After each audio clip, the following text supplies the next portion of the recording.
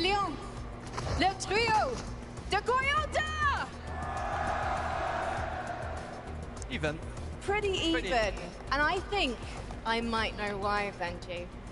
Because the audience here, really, their support and their love is going to any team with a gentlemate on it.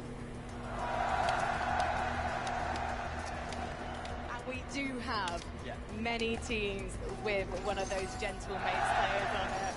And we're going to be introducing them very soon, Benji. Oh yeah, 7 players for N8 gentlemen doing this final. This is the public, this is the crowd that you heard since the beginning of the show. This is N8 fan day, so crazy. Guys, make some noise! And that's just the Gentlemates fans. Before we go back to the desk, Leon, tout le monde, let's do it! Vic, back to you. Listen,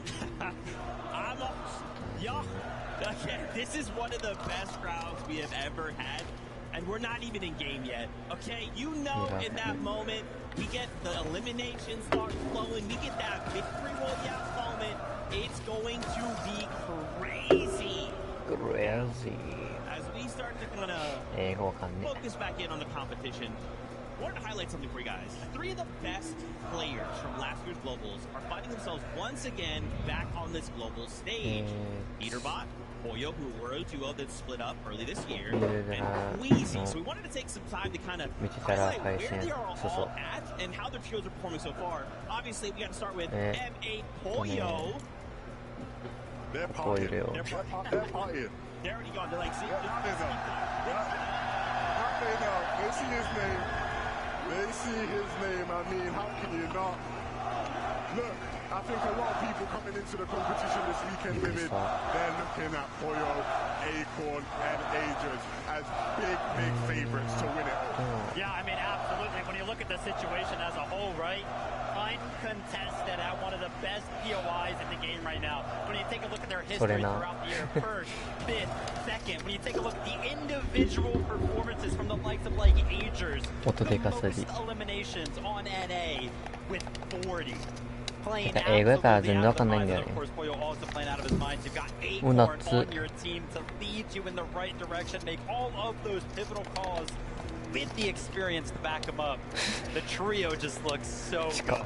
The storyline would just be so perfect, right? Hoyo had to deal with a lot of criticism of people going, what's Hoyo without Peterbot? What can he do without Peterbot, right? He came through at the first major of the year in NA, won it without Peterbot. Can he come to the Global Championships this year, win it without Peterbot? Can Acorn solidify himself as the GOAT IGL in Fortnite? He's won so much, he's done it online, but can you do it here on this stage? And of course, Aegis, an FNCS champion in his own right, who has been underrated at times, but he has been a shining star all throughout this year. Oh man, I'm so excited. Let's move on. Queasy, Swizzy, Merstash. Levin, I'm coming to you. What's interesting about this group is obviously the Swizzy factor, right? Finally getting to play together with his actual trio mates. See, I can't even hear you, Z. I can't even hear you right now. They're way too loud for my guys, Swizzy, Merstash, and Queasy, man. Look. The setup for this team again, the story is so important because you are right. He has dealt with so much adversity in his career. In 2023, he was major free in EU. He can't play at the Global Championships there due to visa issues. In 2024, he gets the visa sorted. He can play. His teammate Vanya can't make it. He has to play with a Phil and Yako. And even playing with a Phil Vivid, he gets top 10. He won't be choosing the eventual champions to win the game in Peterbot and Hoyo. It still wasn't enough. This year, Swifty finally gets to play with his teammates, and he has 2 of the best players in the lobby to be playing with in Queasy and Merstash. Uncontested, these guys, they might go the whole way, man. I really believe it. Yeah, I mean, Swizzy and Merstash, 2 of the best fraggers for sure in the game. Levin loves to talk about it. Queasy, he considers him to be the GOAT IGL as it currently stands in Fortnite. Second of Levin. Second at global events in the past. The win right there. So many times. So close for him. Can he pull it off this year? This really, you would think this has to be his year, right? He's come so close.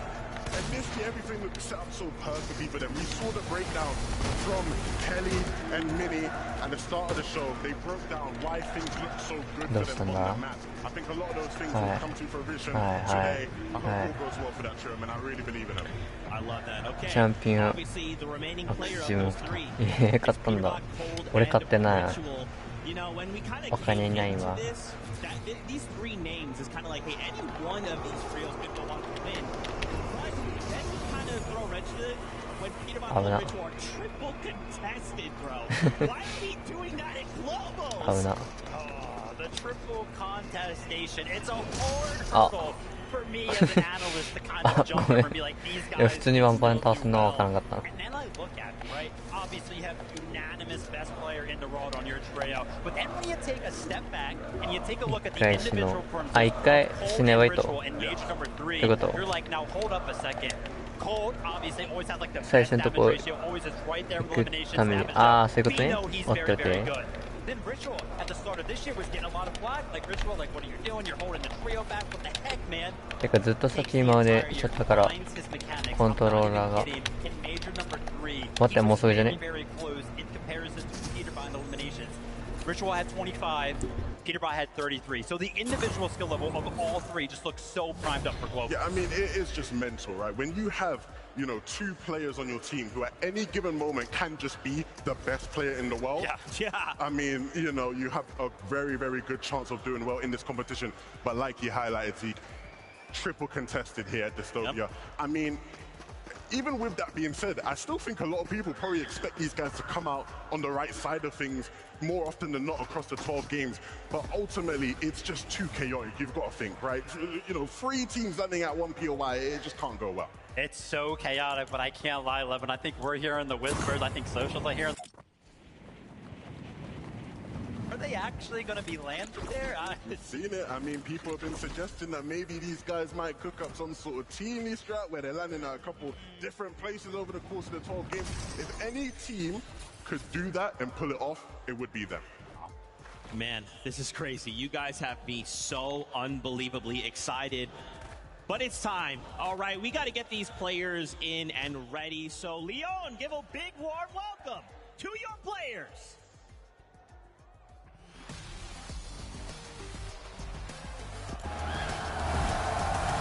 Leon, give it up for Tayson, Chicho, and Atris. They've got plenty of experience, but will it be enough to take them to the top?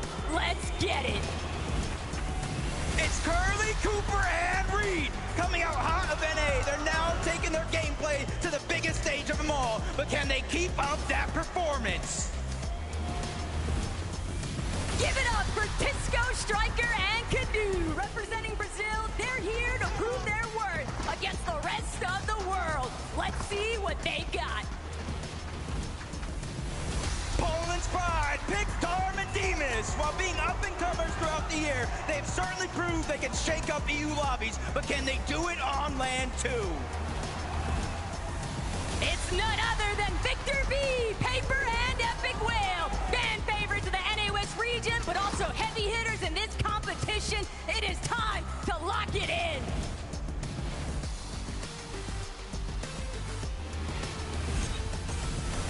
From Brazil, Gazetta, Way, and Scarpa, the major 3 qualifiers are now ready to take the fight on the international stage and show them how lethal their region can be. A few household names of the NA region. It's Kanata, Rapid, and Bolts. This weekend, they'll have to come together to face off against the toughest competitor in the world. Coming in hot, Seti, Yapko, and Panzer. After switching up ahead of Major 3, these guys displayed instant chemistry making their way to globals. Now the real test starts. Malor, Mansour, and Adapter have touched down in France. This Middle Eastern trio is not to be underrated, and they'll make sure to leave their mark on the lobby this weekend. The Wonders from Down Under, Anon, Alex, and Resigns. After a dominating year on OCE, they're taking the battle to the main stage. Watch out, these guys mean business. Far from gentle, it's Polio, Majors, and Acorn. It's been a big year for these guys, and concluding it with the Globals trophy, that's just the icing on the cake.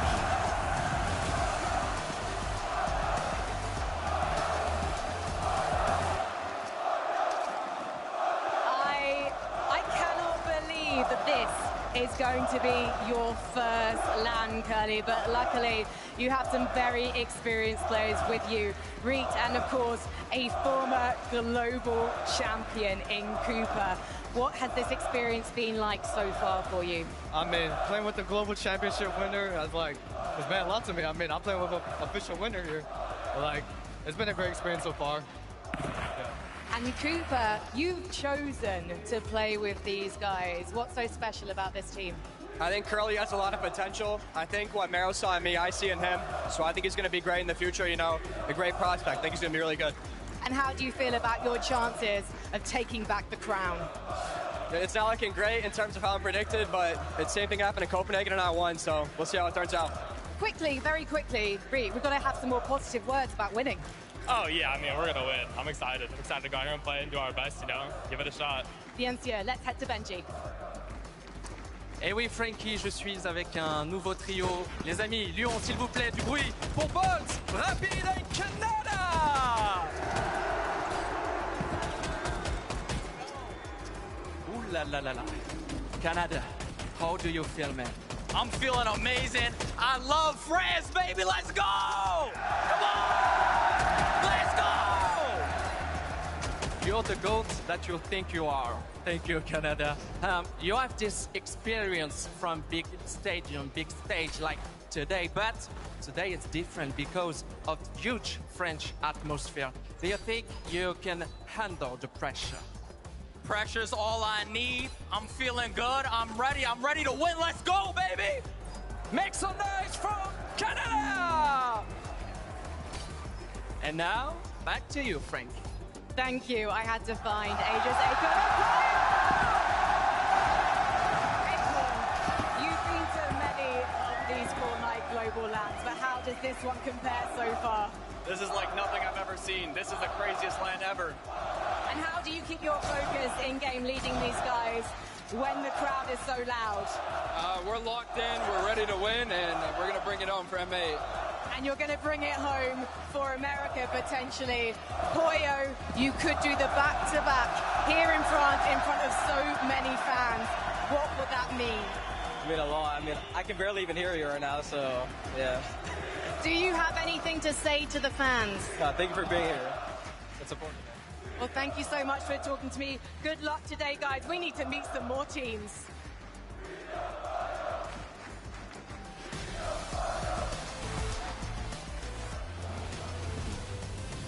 It's your boys, King, Phaser, and PHN. After tearing up both Brazilian and NA lobbies throughout the year, they're here to wrap up the competition in style. Say hello to Vortex, Fountain, and Goofy. Making it to Lyon was no easy feat, but these guys are coming in with lots of motivation to win it all. Put your hands together for Pars, Pump, and Baka. NA West did not stand a chance against these guys this year. The question is if they can keep the same pressure in this lobby. Better late than never. iJob, Cammy, and Hottie have made it to France. And with globals on the line, there's no time to waste. They're here to crush the competition for real. The pride of Middle East, Hero, Halad, and FKS. Proving their worth throughout the year is tough, but proving it on the global stage is even tougher.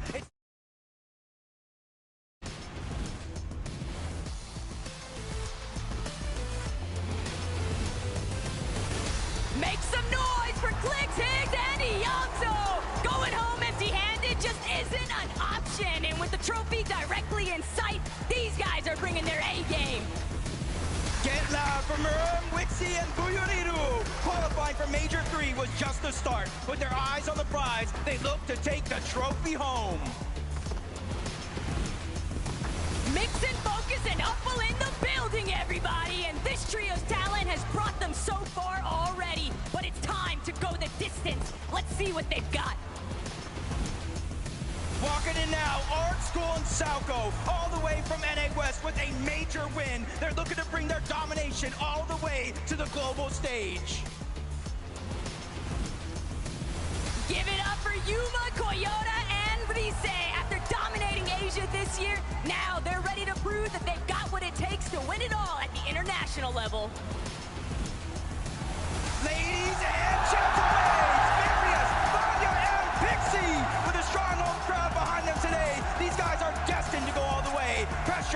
never been higher.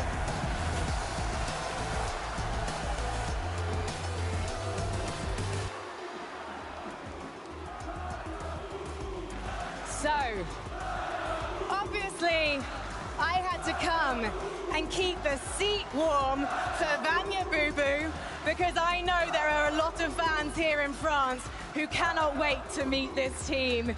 Here they come. Pick seat in front. I know we have some Havoc fans here in Lyon. Pixie, you've been to many of these global lands. How great is it to know you have Havoc fans waiting to see you play? It's amazing. It's the best ever. And I know that you're going to put on a show for them. Let's come over here then. Marius, I know that Germany loves you, but now France loves you too. What's that like? It's amazing, bro. It's amazing. It's such a good feeling. I can imagine. And Vanya.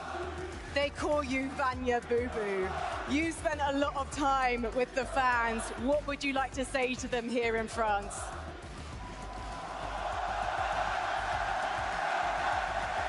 Sometimes actions speak louder than words, which is why I'm gonna say, let's head to you, Benji. Et merci Frankie. Je suis avec un nouveau trio. Ils viennent encore des États-Unis. S'il vous plaît, du bruit pour Higgs, Helpso and Clicks.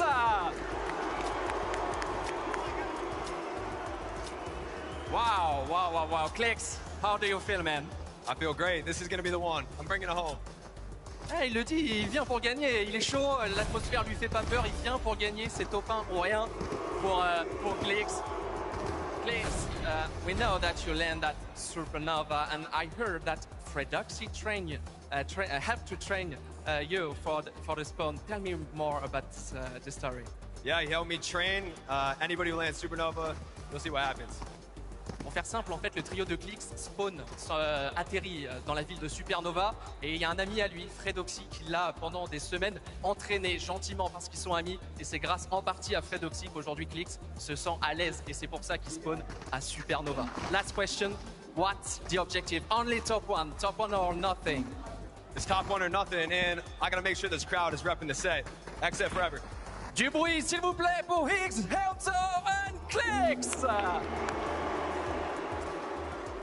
I had to grab King from the Brazilian region, also representing Argentina here in Lyon today. I've got Ricardo to translate. King, you're so experienced on LAN that you won in Brazil and then went to North America because you're taking this so seriously. What did you learn from playing in a different region? So, você foi para os Estados Unidos para melhorar. Por quê? O que você conseguiu tirar disso, dessa viagem? Ok. A gente foi para a NA porque é uma região muito diferente, muito melhor que a Brasil. Então fomos lá treinar para conseguir dar o máximo. So they went to North America that has a better quality. So they were able to have better practice and they show up today the best they can do. And you and Fazer are an experienced duo. Now, of course, you're playing as a trio. Do you think that trios is your favorite way to play this game? Para mim, eu prefiro pouco mais duo, mas eu acho que o meu melhor nível é no trio. So they like to play duo better, but they think that their trio is very strong. I think you're going to be very strong. Thank you so much for talking to me. Obrigada, guys. Leon, please make some noise if you want to meet some more players. Vector Brick!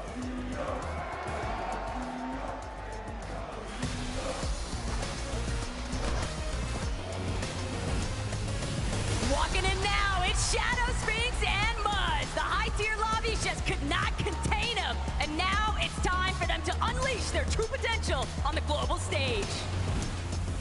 The terrors of EU, Flixie, Veto, and Vico, having established themselves among the best of the best, they only lack one thing, a trophy. This weekend, they look to take it all. All the way from Asia, Razzle, Raito, and Tay-Tay. It's a long way from home, but the Major 2 champions are here to deliver the performance of a lifetime. Hold up, it's Pablo, Fredoxy, and Chino. These guys have been on fire this year. With a Major 3 championship under their belt, they're looking to continue that streak.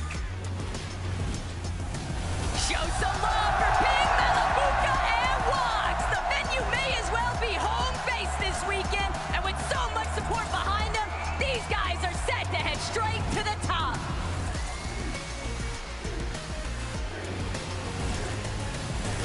Give it up for Chap, Reason, and Mr. Savage. You know them, you love them, and now they're here to impress France this weekend. Let's see them climb to the top of that leaderboard. Never count out at me, because Snowy, Ryu, and Zod are here, and these guys mean business. Plenty of motivation, but now it's time to showcase that the Middle East is all about. Domination is key for Peterbot, Cold, and Ritual. A stellar year for the trio with all eyes on the trophy. They're not playing for second place here. It's all or nothing. Hold on, it's Kazi, Tinka, and Aspect. Representing the Oshi region this weekend, these guys are here to ensure that they'll be remembered for more than just their potential. Make some noise. It's Brains, Visuals, and a Minish. Crushing the competition this year and making it this far comes with expectations. Let's see if they can deliver. Giving you a Swizzy, Queasy, and Merced! After a year of causing chaos in lobbies on EU, now they're ready to bring the heat to Lyon on the global stage. It's showtime!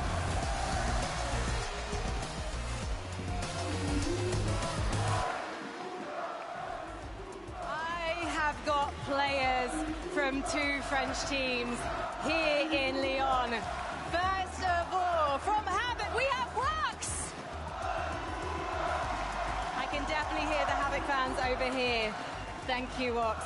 And over here, representing the Gentle Maids, we have Ping and Malabuka.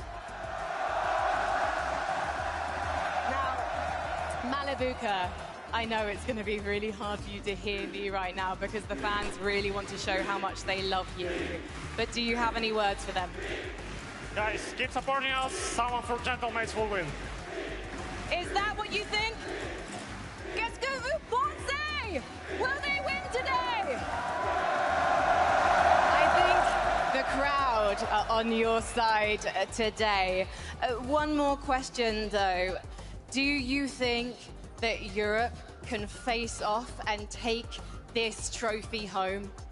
Yeah, 100%. Europe is taking this trophy. Let's head to my favorite European, Benji. Et je suis avec un nouveau trio et pas n'importe lequel. Regardez, messieurs, dames, avec moi du bruit pour Reason, Chap and Mr. Savage! Savage, hi. I remember that you got your call at the last major, at the last game, at the last moment, and now you're here on the stage. How do you feel? I feel great. I'm excited to be here. Bonjour, Lyon. How we doing? Like you can see, you have a huge, massive fan base here in France. Do you have so many words, maybe in French, for your French guys? I don't know that much French, but bonjour, je m'appelle Martin. Comment tu t'appelles? That's all I know in French, but yeah. Une légende dans tous les domaines. Avec lui, je ne sais pas si vous êtes au courant ici, mais il y a quelqu'un dans ce trio qui parle mieux français encore, et même très bien. C'est Chap. Pourquoi? Eh ben parce qu'il vient aussi un peu de France, il est un peu de chez nous, sa maman elle est française, alors il parle français. Chap, est-ce que tu as un mot, ou plusieurs même à dire, un message à transmettre à tous les fans français ici aujourd'hui? Je sais pas, je suis juste content d'être ici et j'espère de ramener la coupe à la maison. Hey! Guys, make some noise for Mr. Savage, Chap, and Reason! And now, back to you, Frank. Thank you very much, Benji. Now, the Gentlemates fans have been waiting for this moment, I think. Because earlier, on the big screen, when we showed their faces, there was so much noise, so much cheering in this audience. And I know they are just getting warmed up. So please, boys, on your feet. Leon, make some noise!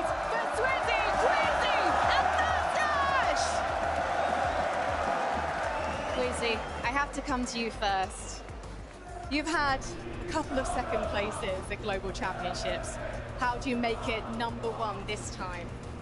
That's the goal. I mean, second twice, and if I have these fans and the atmosphere, should make it. And Swayze, if you hang on a second, what's this? What's this that you want to shake my hand? What's this? Oh, okay, right. Show me how it's done. It's hard with a microphone, but I'm managing. Swayze, it seems like you've already got a good friendship with the Gentlemates. Yeah. And what would you like to say to them as they chant your name? もうすぐ始まるんじゃねえか。 Gentle.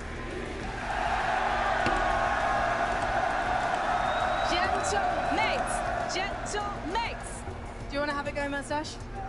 I feel amazing, but I want to hear one thing. もうすぐ始まるぞ。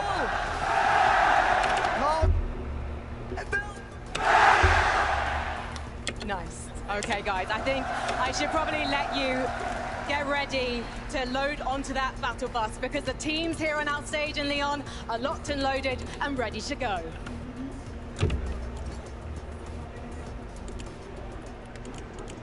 Guys, さあ、もうすぐだ。もうすぐ始まる。 chill. Okay, the もう way すぐ始まる。 this audience is あと1 going 分。 crazy for these players, it's got me so excited. Seeing them now take their seats, interact, getting their thoughts. We're getting close to kicking off the competition. I guess the only 始 question ま I った have ら for マ you イク guys ミュー is トにし who ま do す。 you think will end よ in いしょ。 the top びっくりした。 You know, I'll start with you, これ Vic. で You これ。 got a little, you 聞こえた got 聞こ some え insight. You put together a little Okay. list for us. Why don't you talk us through it? Yeah, I guess that's Yeah, the you must question know. this weekend. Who is going to perform well? I went ahead, I kept the NA bias going. I've got Acorn, I've got Agers, and I've got Boyo winning the whole thing. I mean, I've talked about it before. I think their situation is just too good. Uncontested, all 12 games that remains. I think it should be easy for them. The only thing that people might be looking at is Kanata sneaking in there, top 5. They just seem so confident. Both is playing so well. Kanata's been here before. I think they're going to sneak in. I like how this. I think a lot of people are sleeping on Kanada's trio. I think they have a really good setup. I think Kanada understands what it means to be on this stage on this occasion. I think they could really surprise some people today. Okay, all right. What about you, Lev? What's your top 5? 始まる。 Top 5 is looking, it's looking pretty similar, I'd say. あ、なった12時。マジ? うん。 Because I'm with you, Vivid. I think the team that's going to take it. I think it's going Gentlemates. I think it's going. Let's take a look at my top 5. Right now, I'm rocking with Acorn, Hoyo, and the Ages. I think when you look at how things are set up for them, 何を言っているんだあれ it は just looks too good. It looks too good. Hoyo has the experience of winning. I think it's going to carry them. 日本語ないの I also got Marius Van der Pixie there. They've had such a strong year in EU. They've had adversity that they've overcome. Swizzy, Queasy, Mustache in there. I think the team that maybe might surprise people on my list, I got Eilish, Dom, and Pitts. I think these guys have been unbelievable all year long on EU. And they're a very new, inexperienced team. All 3 of these guys are playing at their first ever LAN right now. And so you might be thinking, Levin, how can you be so confident of these guys? Every time we've put them in a situation where we've gone, you're inexperienced, you shouldn't be able to perform, they over-deliver, and I think they'll do the same here this weekend. あの犬の妹、黄色い犬の。今も売ってる？わかんない。多分売ってると思う。あ、これ買おう。 500V あたりあって。あ、マジか。1300になるで買えんわ。スキン買うために残しとかな。 Prize money, a trophy, Acts of Champions 3.0. It is crazy to think we are finally here. Are you guys hoping to see anything out of today? Maybe it's just something out of game 1. Maybe you're hoping to see a trio as well. What are you hoping to see today? You know, Zeke kind of always asks me this question going into like each one of the majors, right? We spend a lot of time on the desk together. And there's really only one thing that I ever want when we jump into a competition like this. I just want good Fortnite. I want to be entertained, and I cannot lie. I don't think that it's even possible for me to not be entertained. いいなあそこ。俺も行こう。 It's a good moment. That's all I ever want. I think we're going to see plenty of them across the next 12 games, but today I think we're going to see people really make their mark on this lobby. Who's going to come out there and get that first win, man? I mean, that's always the most exciting part. You know, get the jitters out, get that first win out of the way, and then we start rolling. Yeah, again, it's like, you know, obviously there is definitely some players who have experience on land, but this crowd just changed everything, and especially, you got to think you have to come in so locked in. If something doesn't go your way and you're eliminated out of spawn, like you said earlier, you just have to sit there and watch everyone else take one step away from you closer to that trophy, right? So how are we going to try and keep mentals under control under these circumstances? I mean, I've got no idea. How are you going to keep your voices under control, right? The players are kind of walking out. I'm over here trying to scream at them like, yeah, let's go. Oh, wait a minute. Maybe I shouldn't do that so much. I don't know. I mean, I feel like even commenting your teammates might be a little hard sometimes, right? Especially when we get into the end game, right? The crowd's going to be popping off at every single one of those eliminations. That keeps happening. It's going to be crazy. There's definitely going to be some stage of adaptability for every single one of our players. I mean, we talk about it all the time. Experienced players, but you can't have experience for this. 登れるようになってるのかな。ちょっとね、あとちょっとだったんだけど。もう上まで来てるんやけど。ね。奥に行けんのかな。奥に行けんようになってるんか。待って、始まりません？こんなことする？なんか。あ、やってるかね。The very best trios will now begin the fight to the top. Who will walk away as a global championship trio? Who will take hold of the Axe of Champions 3.0 and take home that unbelievable trophy? The competition starts right here, right now. Once again, Leo, let him know, because the competition starts here. ブルー。うわ。ブルーなんていらねえよ。来た？そろそろじゃね。来たー。The time has come. The Fortnite Global Championship Taco all year long. え、あんなマップあった？今のやつじゃない？マジか。もうめっちゃ売れてる。It's all about that player pride, Jacob. We know just how much is truly contained amongst so many of these trios competing here today. But starting things off hot already, this is an awesome fight that we have been expecting to see. And what I really want to know is the shake-up, the outcome. Prodoxy trying to get that first touchdown. Prodoxy gets the first weapon. Sure enough, Nature's on the run. 始まってるやん。スキン来ましてやがれ。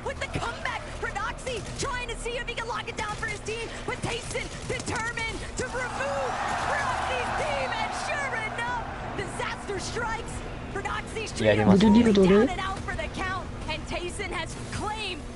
なくねブルリル。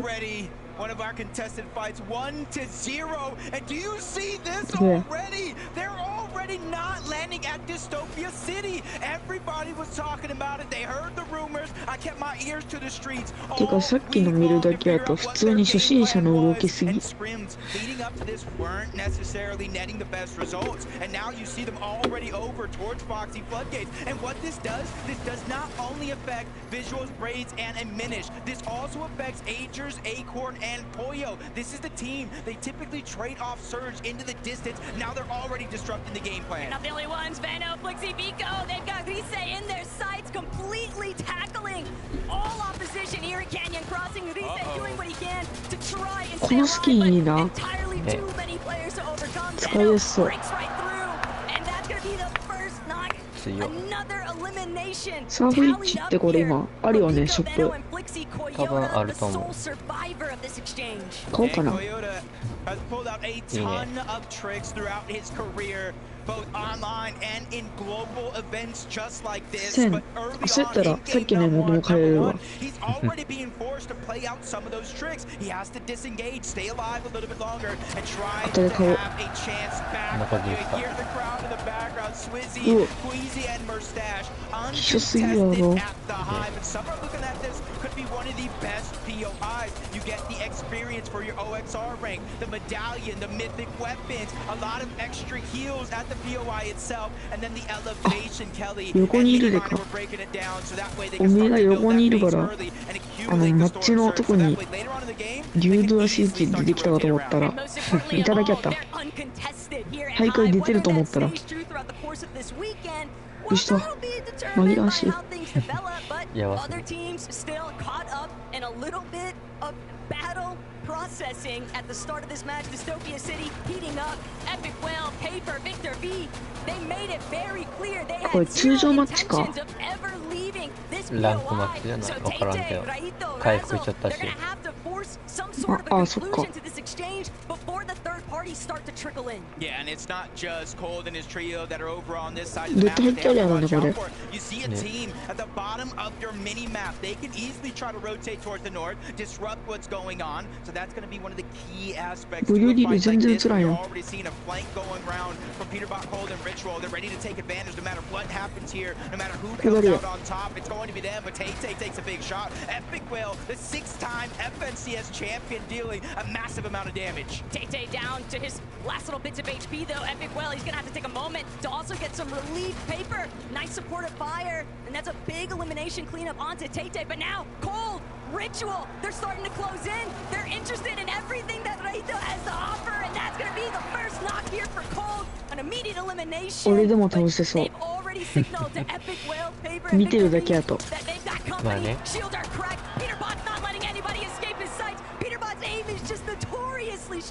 エクうますぎやろ。ね。エム良すぎ。あんだけ当てれたらいいのにな。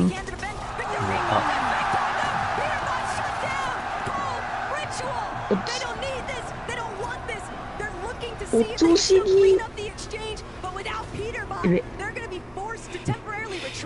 This is almost exactly how it was playing in some of those practice games. これ限られてないやろマッチ。なんでこんな固まってるの？ Victor B does it again. He was a huge part of them even making it to the global stage, clutch after clutch when his team went down through 4 different drop spots. But now the foot has been turned. Cold and Ritual now need to start to think in and outside of the box. How do we get our IGL back? This is exactly what Victor B did from the rebound to end the box, shutting down Peter Bot. Just so greedy there by Pete. 30分か1時間とか。こうやって今日だけでは終わらないの？多分そうだと思うよ。またこれあれ言ってるんかなディアンとか。For his team to provide a little bit more backup. FKS trying to apply pressure from a separate angle. Odd Hero also looking to see if they can get some good aggressive fire through. But things are just picking up at Rangers Ruin.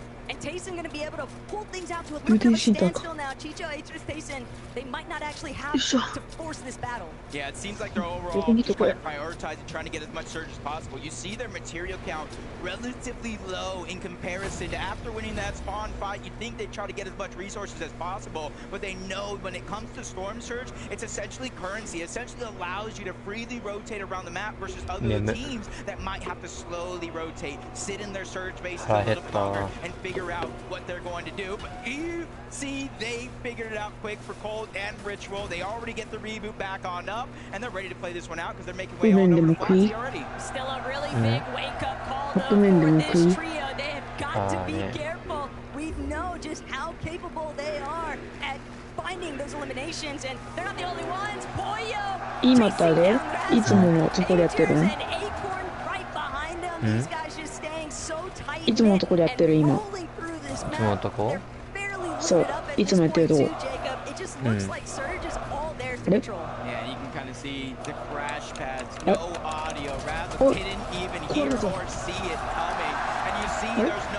？Straight elimination. So that team, that was the third one from Dystopia City is down and out. But fight after fight hard. I did see it in the feed. He already got one elimination. And I was talking to them a bunch. You know, me being an NA West fan. They're game plan all along. They're going to push either toward the north or the south. They feel like these teams are easy to fight and already that confidence continues to build. But Goofy is just trying to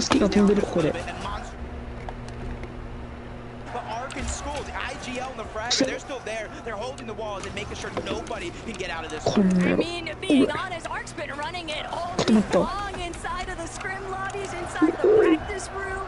He is more than content to take up a box fight with anybody, and especially if he's got his teammates right next to him. You can see the confidence from the NA West boys, but Oshi still doing their best to hold their own despite being down a player. It doesn't seem to be a turn. They know they can't really leave this area because they're likely to be third party. They've got to just find a way to play and hope that they have that little bit of a saving grace from another team entering the exchange. ガチわかんねえけど。俺の配信ついてるからそれ見たら。そうする。How we need to approach this situation, and they're lurking all the way underneath. So it's going to be Salco, School, and Arc, the ones that need to watch out just a little bit. Vortex and Goofy, they're just trying to hold their ground as much as possible. But this is the thing, against a team like Arc, School, and Salco, when you try to hold your ground like this, that's for them a sign of weakness. They're going to continue to put that pressure down. If you look at their material as well, they don't need to disengage out of this fight. They can wait as long as they want, because in essence, they're just denying you time, they're denying you opportunity, and denying the chance to get back. But it might not be as prime as what it initially appeared. Not with Queasy hovering in the distance. You can see they got a little bit of elevation to work with too. They're bound to take notice of what's going down. Elsewhere across the map though, south of Hive, King, PA's in, Phaser getting fraggy up against Scarpa and Way. And that's going to be an easy cleanup there for King's team. Feeling really good about that aggressive start. Now over towards Supernova, and already early on, Taco, you can kind of see where the zone is favoring a little bit towards the north, massively towards the west. So even though Clicks, Higgs, and Yamzo haven't had to rotate just yet, they can focus on trying to get as much storm surge as possible. They run into trouble. There's a speed bump in their plan. That's Reed, Cooper, and Curly, and he was very vocal. Reed was. He said, "Hey, we understand what's going on around the lobby. We just got to make some things happen." They have 2 early eliminations. That comes with storm surge itself, and they're continuing to rotate through so many other teams' loop paths and pathways. There's also just so much confidence behind Reed and just a player that has so much faith in themselves. It's bound to just have that trickle down effect to his teammates. Not to say that Cooper and Curly aren't clearly thinking themselves in the same way, but it is a huge positive. This weekend, Jacob, that we see the Gentlemates, Malibuka, Ping, moving across the screen here, just waiting to find their reposition opportunity. There's domination on Malibuka right now, but tailing just behind Yapko, Panzer, and Seti. This could be disastrous if they don't realize what's coming behind them. Yeah, there's no audio visuals that far away. Try to get some easy surge. See the launch pads coming out. That's a huge signal. Seti and Panzer have to kind of second guess if they want to go for it, because Yapko's just getting beam targeted out of the sky. Just 1 shot left is all they need, but he possibly leaves that render distance and figures out a way to survive. Heads up to Seti and the Panzer. They're not only building that to try to fire back on him, but that coincidentally enough survive. Heads up to Seti and the Panzer to survive. They fully protected their trio mate. And that's just excellent team play. But Baka, Cars, Pump, they're tangled up right now north of Supernova Academy. Sod though arguably in a slightly worse position, but the intention is clear. These 2 teams very likely to clash here, Jacob. They could both definitely utilize Surge. We know just how high those numbers and that threshold can truly climb. Yeah, and these are 2 teams. I think they land relatively close to one another, almost contesting each other even. During some of those practices, they were actually kind of feeling each other out, fighting it out, but neither team kind of won that scenario, no matter if they won the fight or not. So they're trying to take a slower approach, but that means they're rotating parallel with the zone moving towards the north. Stay toward the dead side of it all and just try to make sure they have the best chances to survive what could be a very, very chaotic storm surge if it does deactivate. And that's why you're seeing so many teams taking that proactive approach to try to gain some elevation, some high ground, and even if it means finding it out on the surge base. Hero. He knows Wixie is low. Nobody there to provide a little bit of backup either. That could be the first knock here. Hero. Big opening. FKS. 多分見てそのうち去ったらもらえる的なもしあればね多分1時間とかまあ最高でも2時間か1時間ぐらい見ればもう確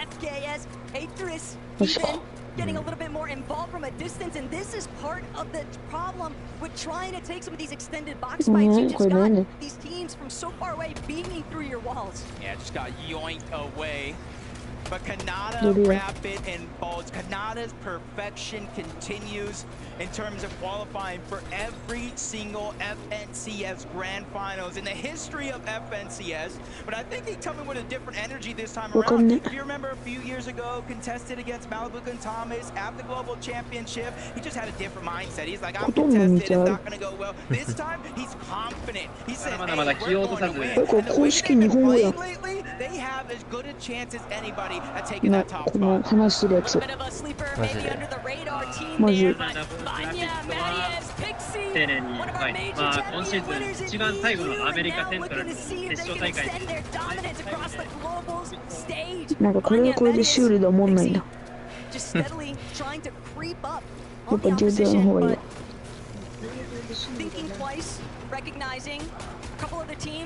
転ぼちょっとカップ麺作ってくるわ。マジで作るんや。いやマジ食ってないから俺。マジ？寝ちゃった。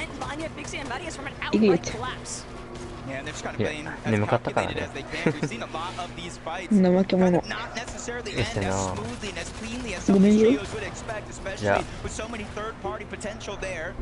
一緒よ。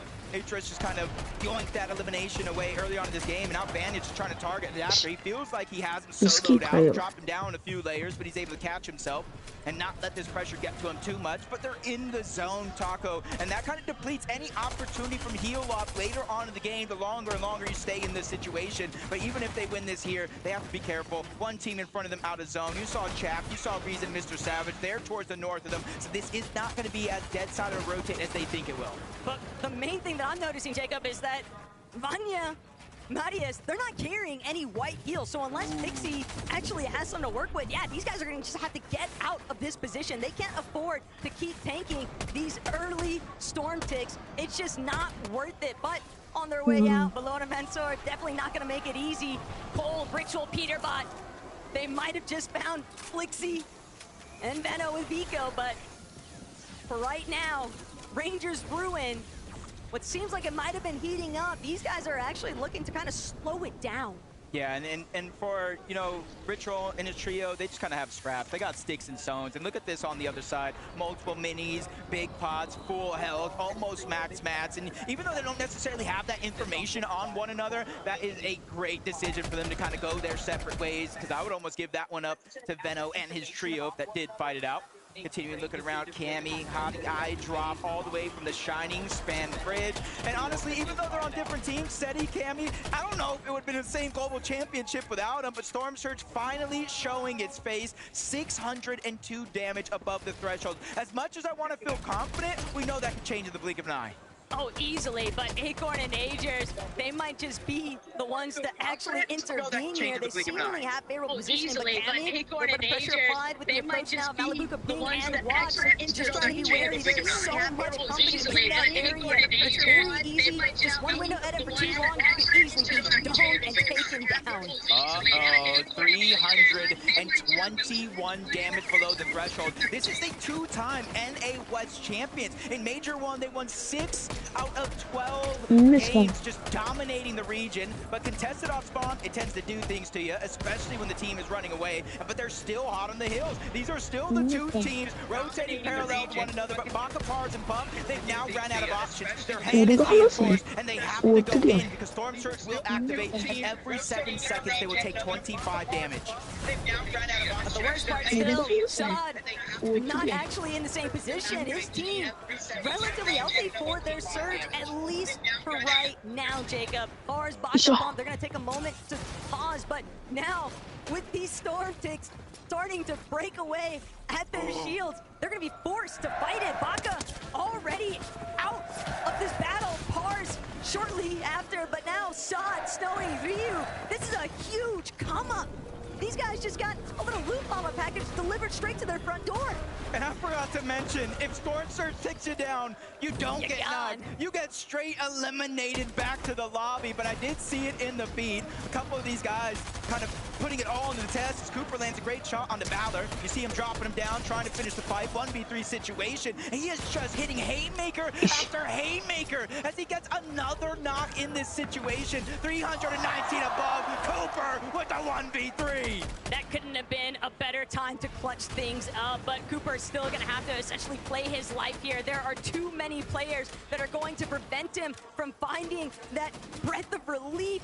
42 below even inside of that damage threshold for Surge. Jacob, it is so sad to see after what a phenomenal clutch he just pulled off, and with Wox, Malabuka, and Ping pressing behind him, that's going to be tough to actually survive. But Peterbot just continues to have to deal with playing the defensive here. Bold, Ritual, and Peterbot now looking to be on the move, but they're still just barely above this damage threshold. They're going to have to turn and fight eventually. They're sitting on a teeter-totter right now when it comes to Storm Surge, and it's knocking them above, below, and it's essentially doing a little bit of mind games for a team like this. And you see his material count, 3 builds left. They almost have to go onto the next team they see, but it's Veno and his trio. It's Kanata and his trio. There's so many dangerous players all around. They're just happy that they're 73 above the damage threshold, waiting for the next zone, but they have to do something because everyone around them is being proactive. They see them out the weak team. Vigo, Veno, Flixie, they're targeting it over. Pole goes down. That's Kanata stealing away that elimination.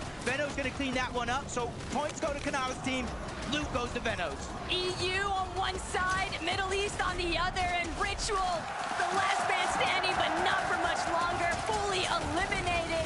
That is a huge blow here in game one, but Vico, Veno, Flixie, now they might have drawn the attention of the lobby. They're gonna take a moment to pause, replenish their shields. Halad and Hero still doing what they can, but they're lingering just outside. They're going to have to still try and push past Jason's trio, and that's going to be hard to tunnel through because Jacob, with the way that the zone is pulling over resistance, so much water, so much exposure, teams are just burning through materials. Yeah, this one's going to get messy. There's one lone team. I think they're a duo on the other side of that island already. They don't have to worry about anything. Meanwhile, they have to make decisions here on this side of the zone. Do you stack up the beach coast as long as possible with different players, or do you try to make that daring play, try to get towards the center? Because who knows, if the zone goes south, that'll be a play that works out for you, but if it pulls north, if it pulls towards the east, that's when they're going to have some troubles. Take but look at what's happening on height though. Queasy, Merstache, and Swizzy.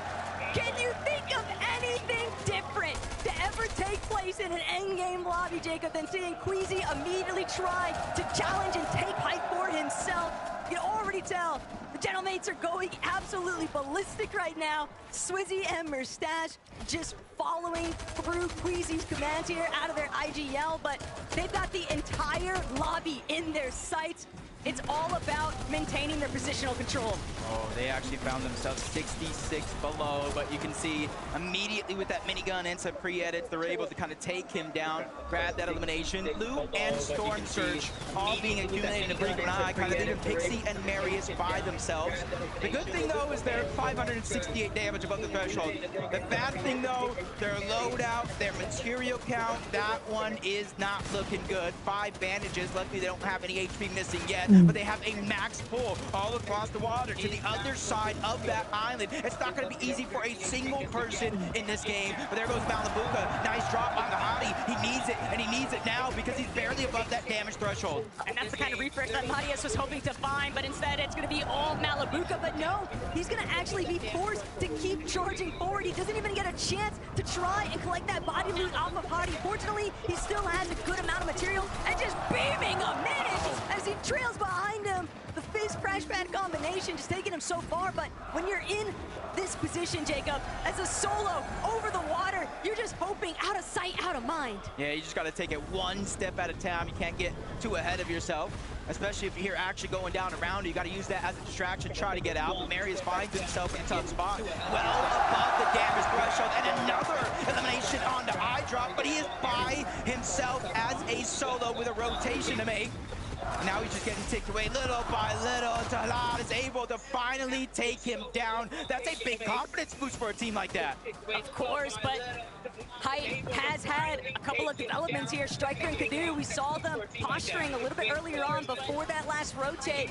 This next pool is going to send everyone packing, though. Reason, Mr. Savage Chap definitely setting up, but Visual's actually going to be one of the first to try and move into the next position. Cisco Kaido Striker, though, right up above. Kanata, Rapid, and Bolts trying to see if they can be a threat. But if you're going to be in this height position, you've got to make sure that you are controlling, funneling players away from height, away from secondary height even. But with the crash pads in play, Jacob, that's going to be so difficult. Yeah, you got to watch out, too.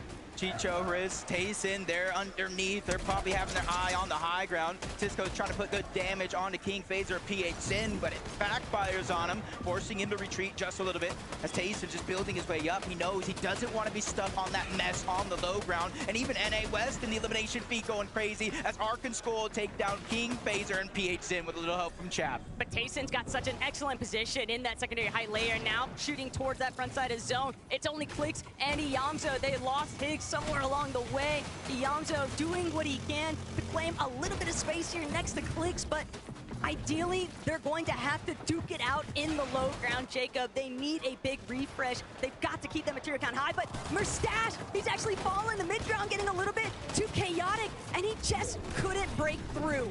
Yeah, Chicho's the one that gets the down, but Kadu's the one that steals away the elimination and getting a lot of loot for their efforts. Queasy trying to do the same thing. Steal whatever is left back from Mustache. And you're seeing there's a decent amount of loot. The Flowberry Fizz, probably the most important part of the entire loadout that he has in that inventory is Benno, Quickseed, Vico. They're still down below. They're trying to claim space, and with a minigun, that's just going to be a little bit easier. But with no extra shield, Vico's got to play a little careful here not to take too much damage. Swizzy, Queasy, same thing, but they have multiple splashes. They got the slurp juice. They got the key to success in their inventory. But they don't have the materials, so that's why Queasy just drops all the way down to ultimate low. They're hoping that they can pick up an elimination or two and then maybe look to try and challenge for a retake on height. They know how scuffed everybody's looking down here, but Vico finds that elimination onto Art. That's going to be a massive refresh here. Vico, though, getting beamed the moment that he tries to make a layer swap. He is immediately pushed down into the dirt. Clicks fighting for his life still in the low ground, but he just can't hang up. Ball's going to be the one to take him out. Yeah, even though Clicks went down, the damage has been felt for that team that he just pushed out two different players in a tough situation. That's Tayson, Chicho, they're trying to look up, but that minigun is just causing so many distractions. They have to focus on getting to the front side of the zone, but they're being persistent. Down goes high ground. This is their chance. They're looking up. Striker gets cracked. He gets knocked all together. Cisco's taking damage. He's going to fall as well. Chicho is absolutely insane. As him and Tayson, they go from the on-spawn battle against Prodoxy to high ground in the end game. But they're still going to need materials. Chicho has 0 build left to his name. All of his material count dropped to Tayson. Swizzy still holding his own as well. Deep inside of these ultimate low ground layers, he's looking to try and maybe cut off Bolts in the process, but Kanata, Rapid, can the double revive actually be a success? And sure enough, it's a fully intact trio versus the sea of duos. Reason finds a big elimination onto Swizzy though, and Chap going to immediately drop back. Tayson still on the high ground. This is looking grimed up for Tayson to bring it home. That was a huge knock for Bolts. They finished that elimination on the Reason. This is a 2v2v2, and the only team alive with all three is going to be Rapid, Kanata, and Bolts. Ow, that's not my fault. I didn't curse him, but it is now just one less player that they have to worry about. Tayson trying to drop down low, but maybe a little too soon. Chicho as well. He gets shut down, and Kanata, Rapid, and Bolts steal the game. Max Nada strikes again, and this time it's for the victory royale. He's been saying how confident he's been feeling all week long. And after that performance, I can't help but believe him.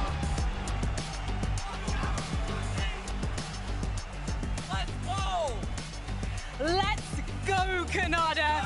You were telling Benji how confident you were going into this competition. You were telling me in the player lounge yesterday you felt like this was your year. Now you have the first victory royale, but you made it look simple. I mean, to be honest, Rapid IG yelling like a goat right now. I'm just following. I'm the minigun in the whole lobby, and we just winning the game for free. Winning the game for free. I don't think the other trio is going to let you have an easy ride in future. for you, Bolt, what was it like being caught in the chaos? The three of you going into the end game. Yeah, I mean, Rapid was just full tarping. I'm literally just looking with shotgun out on my wall. Everything was a max. Guy on my double edit, 120 on height, Nada goes up from the back, dead on both. Literally a go. First game, first victory royale. That was the plan? Yeah. First of many. First of many what? Wins. Victory. 4. Ah, il mise sur 4 victoires. Messieurs, dames, du bruit pour le trio de Canada, Rapid and Bolt! I'm enjoying this, a confident prediction of 4 from your IGL, but Canada, I think you're expecting more wins. Oh, we got at least 3 more wins in a bag. I already said backstage I'm doing at least 4 wins in this entire tournament for free. All right then, well guys, I'll let you get ready for the second lobby of the day. Leon, let them hear you! Bolt, Canada, and of course Rapid. Let's head to the break. We'll be back soon with more Fortnite. Oh boy.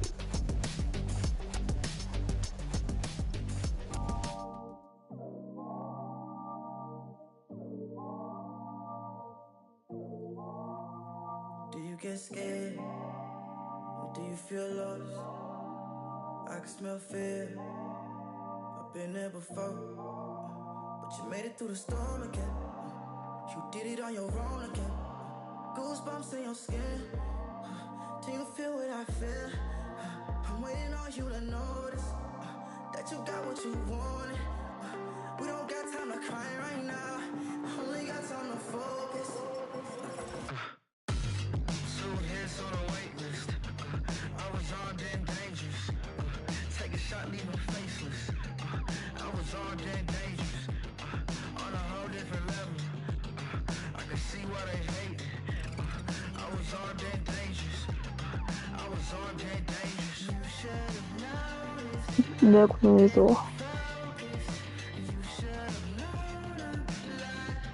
ディスコ？ OK。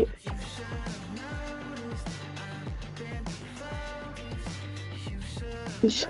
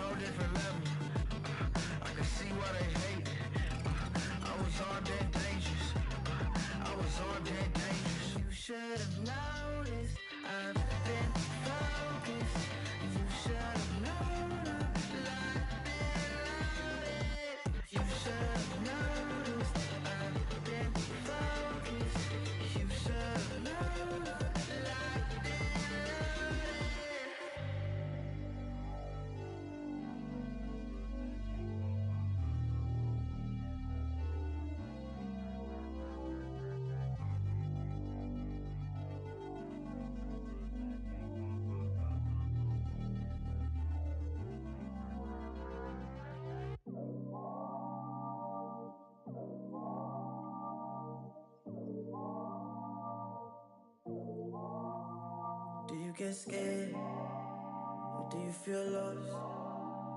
I can smell fear. I've been there before. But you made it through the storm again. You did it on your own again. Goosebumps in your skin. Do you feel what I feel? I'm waiting on you to notice that you got what you want. Canada! Canada! Game 1 of the Global Championship, and we swing for the fences. I cannot believe Canada comes out and gets the first game on the day. Mentals, way up. Canada stocks, way up. Absolutely amazing to see the trio shine in this moment. And I love that we kind of got those interviews right after, right? Because like, and normally in majors, we don't get that. We just like, oh, they're amazing, whatever. To go right to them, hey, talk us through, to get each and every one kind of saying, hey, this is what I was doing, this was my part, this was their part. Oh my gosh, man, Vivid, I love this. Yeah, I mean, that's the type of reaction we wanted. No better person to go ahead and win game number 1. We know Kanata, every single time he pops up on that stage, he's going to let us know exactly what just happened. But Levin, I mean, we're kind of watching through this game. There's so much stuff happening throughout the entirety of these moving zones, and we never really checked in with him. And then I was like, whoa, whoa, whoa, whoa, whoa. Rapid's alive, Bolt is alive, Kanata's alive. The full trio was up. I mean, I love the celebration there, man. Look at it. He actually celebrated more than people who have won global championships. You know, I don't think we've seen people celebrate like this when they even win. And it just goes to show how much it means to them, how much it means to have such a good start. You're right, Vivid. Things were looking so good. I mean, as soon as we cut to Kanata, he has minigun in hand. I mean, I'm getting flashbacks to the end of last year. I mean, things were so good for them towards the back end of this game. And to see all of them be confident, right? We know, like, Kanata's going to be confident. That's a given. Yeah. But Bolts and Rapid, the way they were talking, they really believe that they're going to go out here and win for however many more games. Dude, 11, Zeke. Bolt just being like, yeah, man, I just had my shotgun out and everything was at max, dude. Max, bro. Dude, you got to be feeling good, right? Because we kept talking about it. You got to adjust to the stage. You got to adjust to your setup. The fact that in game number 1, you're already hitting maxes and you know you are. And I love that for Bolts, right? When you look back to last Globals, he popped off. And at the end of the event, every single player that was in that lobby afterwards was going to me, Levin, man, I'm trying to play with Bolts, man. Can we get Bolts in our chair? Bolts has to be the guy. Everybody thought he was going to ascend to be the best player in the world, right? And he's had an up and down year. But to come back on this global stage, and for him to have a first game like that, it goes to show Bolts is still that guy. I'm just... ASMR. I am so happy right now, but honestly, when we looked at those standings, they weren't in first place, right? Yeah. We look over and Tayson is in first place, 13 eliminations. Right? So again, remember, we are all so used to seeing majors, right? We're sitting in our own region comfortable. These are some of the best trios in the world. めっちゃ前やでこれ。いつの映像？まだ4ポイントしか取ってないんだ。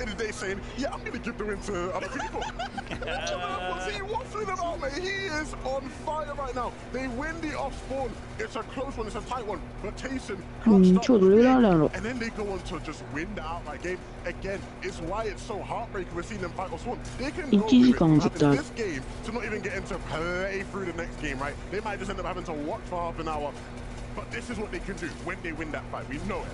Yeah, I mean, incredible stuff, right? Talk about that all spawn. I kind of mentioned, hey, when you win this all spawn, it's not always going to happen where you have all 3 alive, and they had that happen, right? No stalling of the early game, and then, oh my gosh, Cheat Show just putting on an absolute clinic. You're a duo, and you look up and you see 3 people on the high ground. You see that they're only connected by 1 wood floor. You have the confidence to not only go ahead and pressure the team on the high ground, but then knock 2 of them while they're falling from the high ground. Chicho just showing us the aim in full force. This is where I start to really look at the global championships and things get interesting for me. Because I think a lot of people were expecting in this first game to hype to look a certain way. なんかジュース会戦ではさ、なんかあれマヨネーズない牛乳無理しちゃったんだよ。入れとったの？で俺牛乳好きじゃないから勝てない。意外とでもラーメンとか入れるとうまいかもよ。け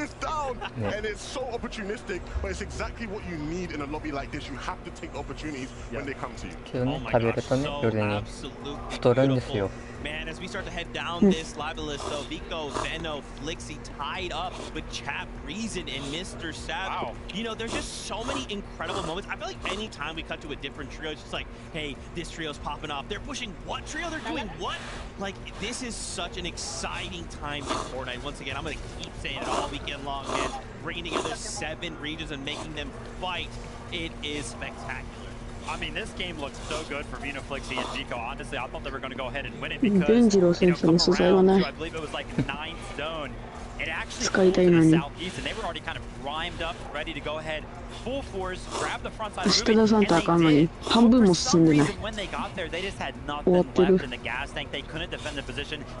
早く作らないと。お断りした。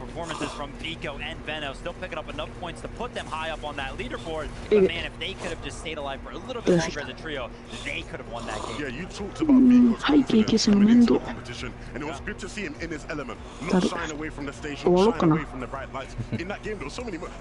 前ので最終話でお願いします。く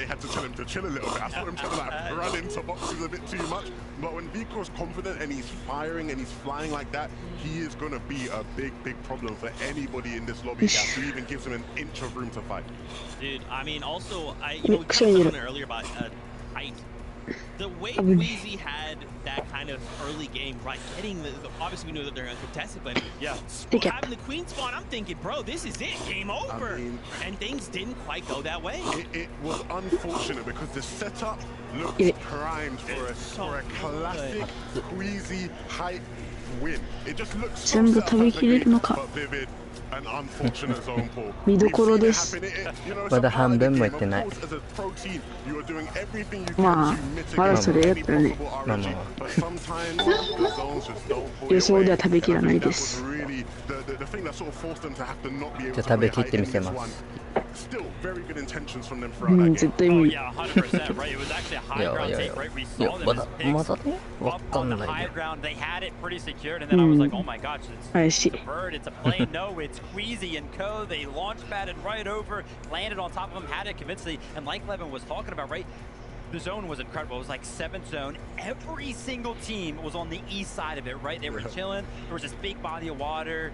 All the way on the west side, there was one set of arrows. Just one little set of purple arrows, and that was Kato's trio from the Brazilian region. And the zone pulled west. So they just had higher ground for free. And Queasy are like, yeah, you guys are not going to go for that, but man, I'm going to hit socials. 1試合始まってるもん。まだ、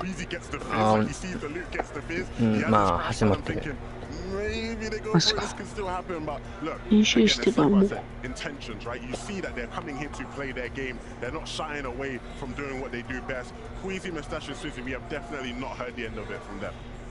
Guys, there's a trio I'm not seeing in this top 10 right now. And we thought they were going to be triple contested, but it turns out they decided to land on the train, kick things off. Peterbot, Cold, and Ritual. And before we go any further, I just want to tip my hat to Victor B.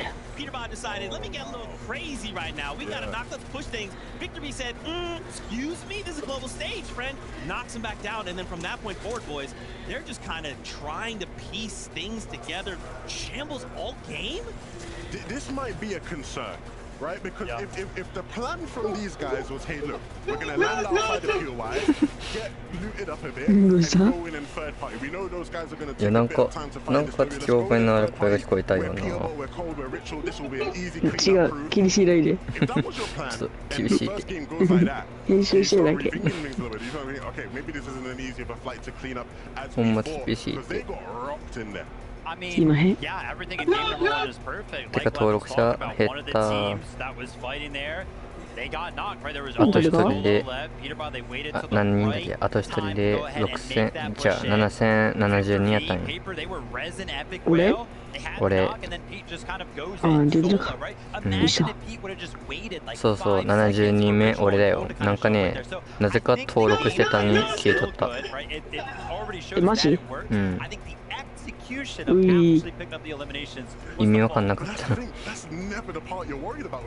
ナイス。解除したらぶっ殺す。でもガチで謎に4人解除されたんよ。なんで登録せんさ、ちょっとだったら外してやろうかね。飽きるんだよ。ああね。俺面倒いで外外したらしい。配信で何人行くぞの時に消して遊ぶぐらい。こ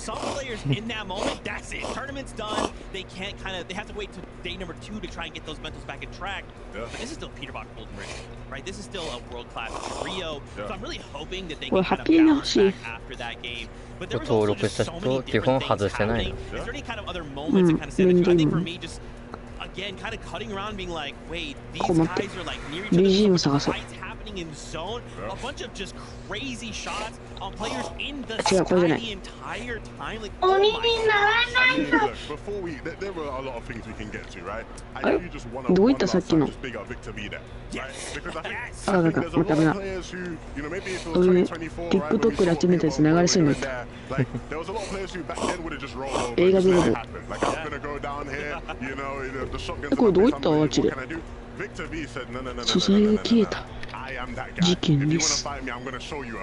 Yeah, I like the fact that you kind of go ahead and point it out because now kind of thinking back to her, right? Epic Will, of course, got knocked by Ritual. They knew that was V coming. Yeah. So Victor V definitely stepped up big right there. Didn't care at all, just to edit 148, finish him off with one AR shot. Incredible stuff. Way to kind of rise to the occasion. And, you know, Z instantly kind of saw that moment. He was like, oh, dude, Pop is crazy somewhere. よし、もっとマヨネーズを入れるんだ。 In those moments where you are kind of put in a situation where it's like, are you going to fail or are you going to rise to the occasion? For Victor V, he rose and now just think that's just game number one. What else is he going to look to bring in these future games? 知らないです。あ、そうだ、銀玉あれ映画あれらしいね。絶対言うと思った。誰が？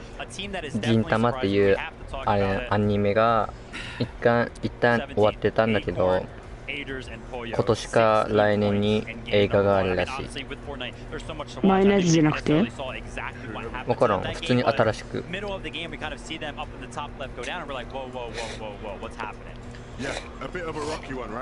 BGM 音でこう。何これ？でかすぎない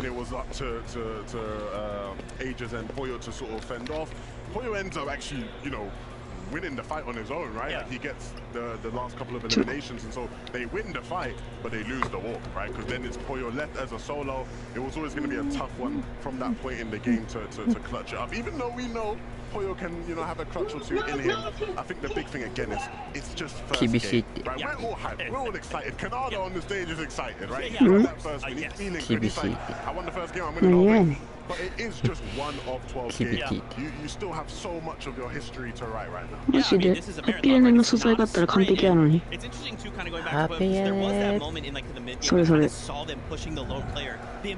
ッピーエネで、あ、無操作計画でね。動き場ね。本家を探せばいいか。そうそうそう。これ、の本人のように見えますが、違うんです。まあ、ゲーム皆さん、これデニロー先生、自分でもハッピーエンド言っちゃってるもんな。いつだって笑顔を絶やさない。Absolutely, and that plane particularly mentioned is interesting, right? Because we know in a Fizz crash pad meta, a lot of the top ENNA teams are going to be making those plays non-stop, right? They're going to be scouting, they're going to be aware, they're going to know, okay, we can jump on this guy right now. If you are one of those, teams who's from one of the smaller regions, it might be almost a bit of a shock for you at times, right? Because they're used to being the big fish on their region, right? めっちゃ経験値上がる。まだ俺固まってるで映像。なんか経験値でなんか3レベルぐらい上がったんだけど。楽しいな楽しいな楽しいな楽しいな楽しいな I think that NA experience that they got did such a good job of helping them out because it was like in NA, every single time we kind of saw them kind of make it to the end game, they were always as a trio. They do such a good job of making it to the end game as a trio, right? They'll kind of make it around to like that place in the game and then continuing after that it's kind of the development that they need, but hey, top 10 right now, pretty good. That's right. Now that was just game number 1. As we continue to prepare for the competition, why don't we hear from the players on their thoughts from the competition and the enemy trio on the side. ブリブリっとさ。何を言ってんの？何も言ってない。なかったことにして。配信のコスからなかったことにできないか。これは残すんよ。まあ見たい人もワンチャンいるかもしれないし。でか。ほぼ途中喋ってなかったけど。まあまあまあ。まあ映像が喋ってるから。برضو عندي تيم بويو وإيكورن وإيجرز من أفضل الأتيام اللي موجودة في الجلوبال. Poyo's team is such incredible because they've been on top of the scene throughout the past year. Acorn is probably the greatest IG of all time, so far in any situation. You got like the EU goats, Taze and Queasy. Queasy's just like, he's a veteran, always making the right calls, and just finds all the young prodigies to help him up to the top. Team, I think they're like the NA version of Cold. 近熱カットしてたら生首になった。おい。Good mechanics, he's smart. I think Kanata Rapid is probably going to be like a very underdog. 誰？今日ここまででいいや。終わろう。めんどくせえ。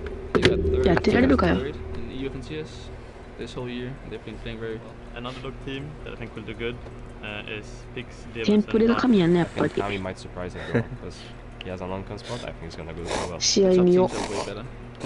でこれ紹介まだ。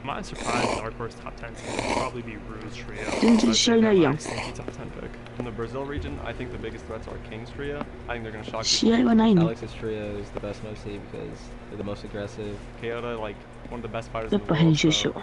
おも we'll ん see ね what he has to bring. He's been getting a lot of hype, but like it honestly still might not be enough. All the Asia boys, like they're nuts. I think that's the most high level competition ever. Name All the people that have qualified really deserve to qualify. これで報酬なかったらぶち切れるで。 Everything like before this has definitely led up to this. We got here against all odds. We made it. We're gonna definitely put on a show.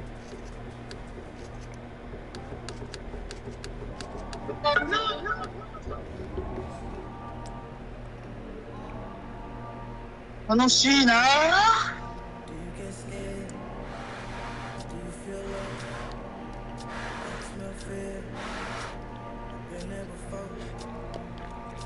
まだ食べてたん。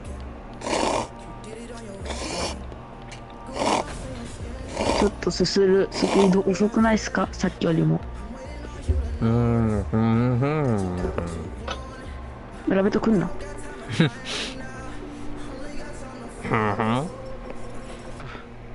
臭い。充電いっぱい。やばい。充電なくなったらどこで話そう。ディスコ？あ、もうスイッチ落ちると。違う、充電がなくなりそう。暗くて充電器が。いや。お、見えない。ディスコで話す？こうしようか。そっちの方が多分いいやろ、音も。まあ、多分。いて。よし。ちょっと待って、背景だけ消すわ、この。マイク、俺が消えるとき、ひろちゃんの声も消えるけどね。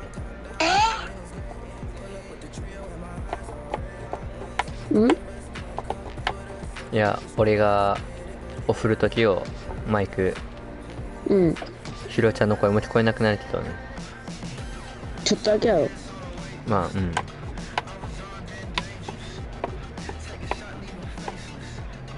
じゃあやろう。オッケー、いいよ、かけて。オッケー。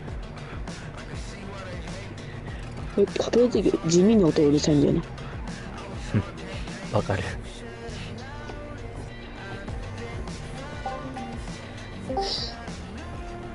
いしょ。いててて。まだ映像見えんの、俺のこれ。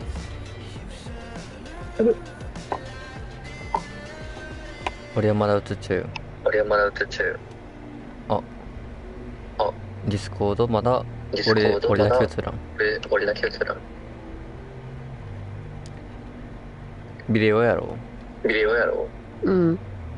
全然映ってない。なんかね、バツみたいな感じになってる。なんかね、映ってない。何も？何も映ってない。普通のアイコン？そう、普通にアイコン。マジか。やっぱ見えんねえな。ひどい。でも今のはちょっと見えてほしくなかったわ。あさと。うん、顔映った普通に。厳しいで。厳しいで。なんで写真送ってきたん？あ、こういうこと？うん、こういう感じってこと。こういう感じってこと。セッチの音消そう。うん。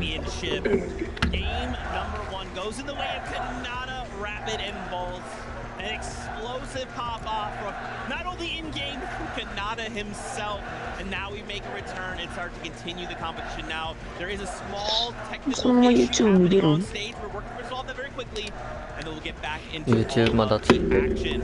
Let's continue talking about what we saw out of game number 1. Mr. Savage having that moment to pop off. That's what I love to see, and I love we kind of had that moment where he's like, hey, I don't know French, I know got a good laugh out of me personally, I'll just say. But you know what I love about that, right? Before we analyze the gameplay, one thing I love, right, we obviously have a very passionate crowd with us here. Yep. And so, you know, obviously they have all their cheers and they love, but they also have a couple of boos in them, right? You know, they weren't showing love to everyone. They were only showing up to MA people. I love how they still had respect for Mr. Savage. Yeah. He truly is the most iconic EU personality, Fortnite player of all time. Like they didn't care that he's not actually on MA. They were just like, we love Mr. Savage. Yeah, yeah. That guy love him. ああ、それで俺の調べればいいってことね。Right there, though, you know, was not a little bit early on. Chad and Reed kind of making it to the end game as a duo, making sure they do find themselves in 4th place. 大好きやん、ヤジ先輩。 Good about that, because we all know the storyline that is so typical and synonymous with the Mr. Savage name.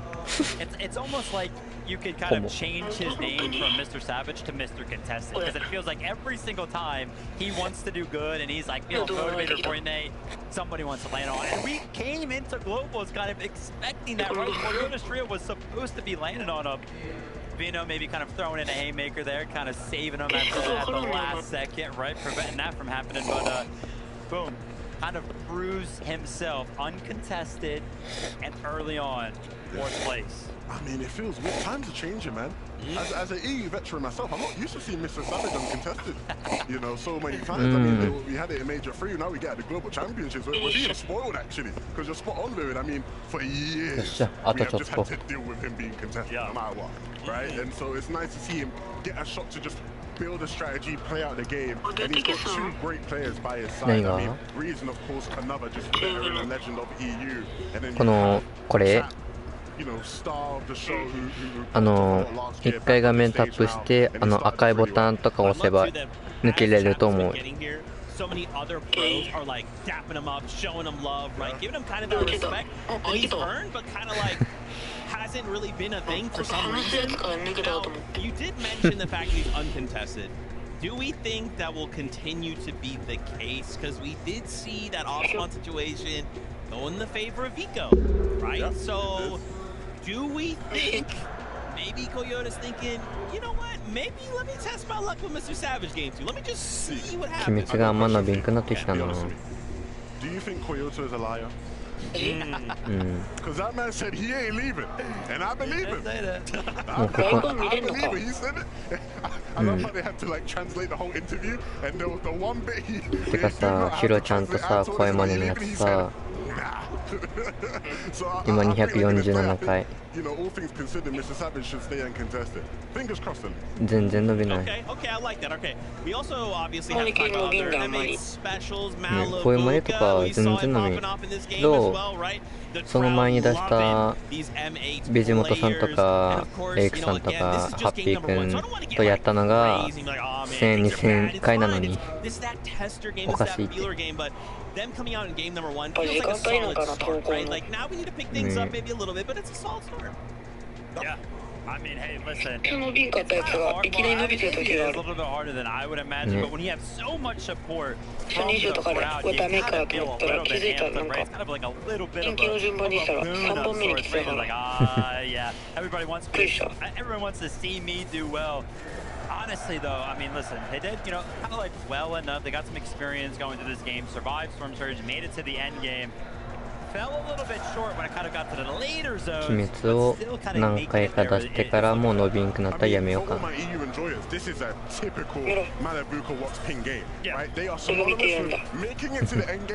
One of them just going down, and then it has to be a dual clutch or solo clutch. It's happened so often, and we've seen them have amazing seasons, right? Amazing finals where they finish, you know, in the top 3, or, you know, almost winning at times.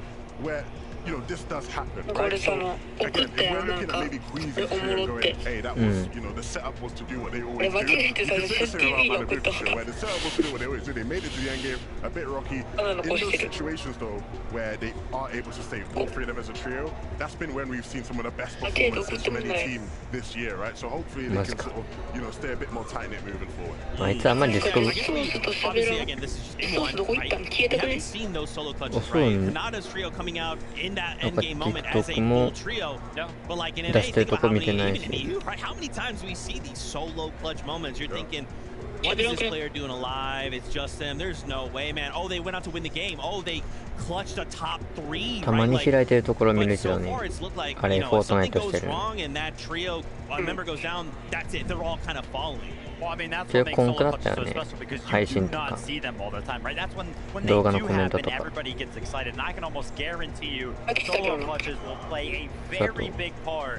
in who actually ends up winning that football game. I'm so glad that this is why I love work. No, honestly, like it's like, and Zeke, that's fine. Yeah, of course not. Zeke, everyone loves you, Zeke. So you're it's so important, right? You know, we always have this thing in Fortnite あれ TikTok でさ、あれ声真似のさアカウントがあるとよ。練習みたいな感じで。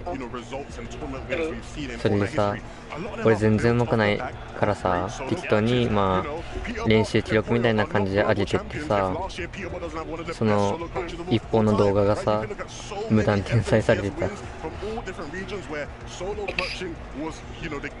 あれマジ笑った。あれ梶裕一さんっていう声優さんのキャラを3人してる動画でさ、それで無断転載されてた。でさ、ストーリーに上げたらさ、多分そいつからブロックされてた。多分バレないっていうかバレたから、それで見れないようにしてるって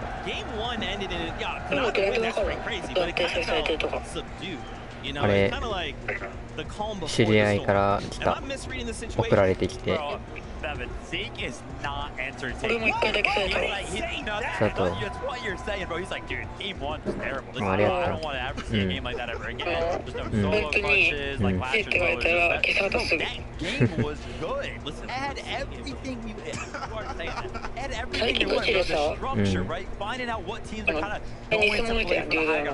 あ、うん、おったね。あーね、多いよね。明らかにさ、字が切れてるから無断って言ったやろってやつめっちゃ見えないけど。だいたいタイトルがさ、もう設定してないからもう日付とかそういう感じやからさ。しかも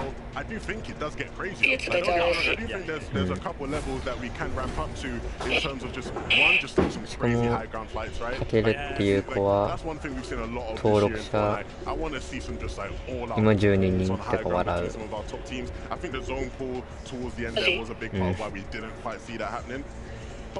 しかも俺の無断で投稿してたやつ消してるけど他の人は消してないよ。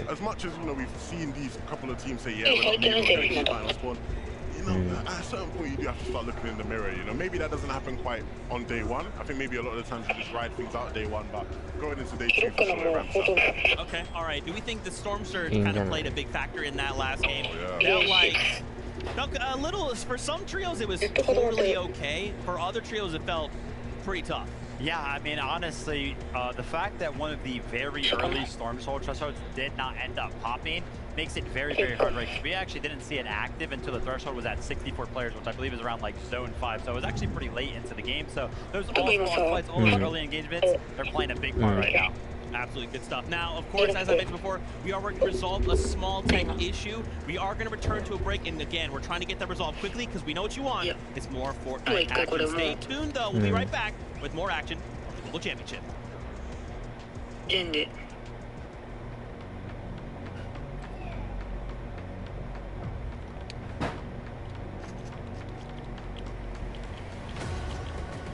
けいけ。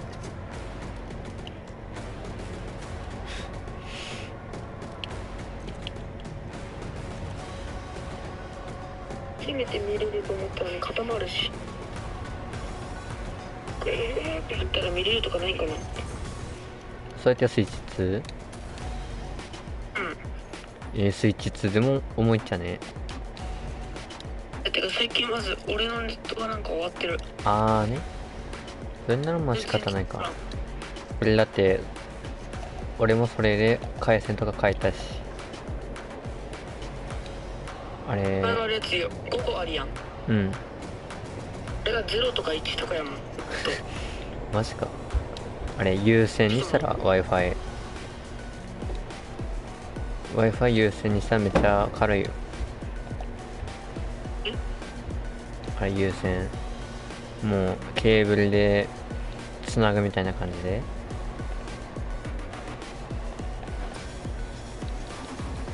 どうかな。うん、俺入りやすくなったマッチ。マジで。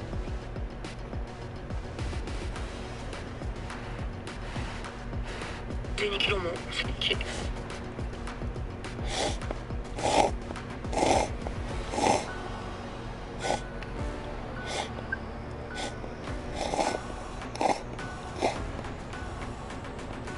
転びながらそこで入れないので話します。いいです。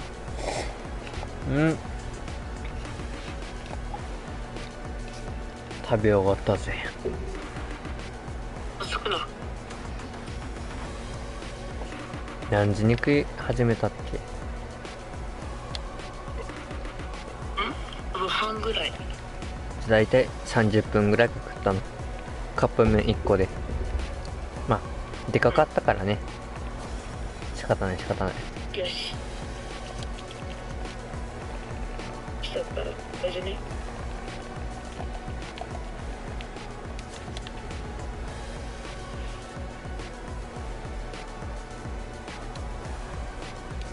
安津ハイパーにちょっと見えた。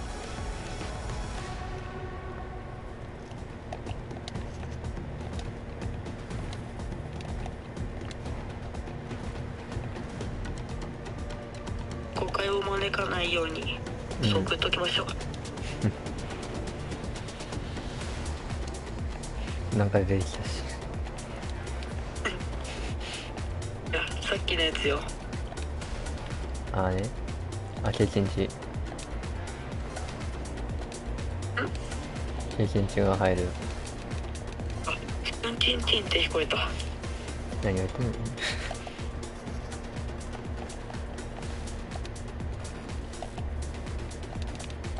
ウルトラがいたから送っとくわ。オッケー。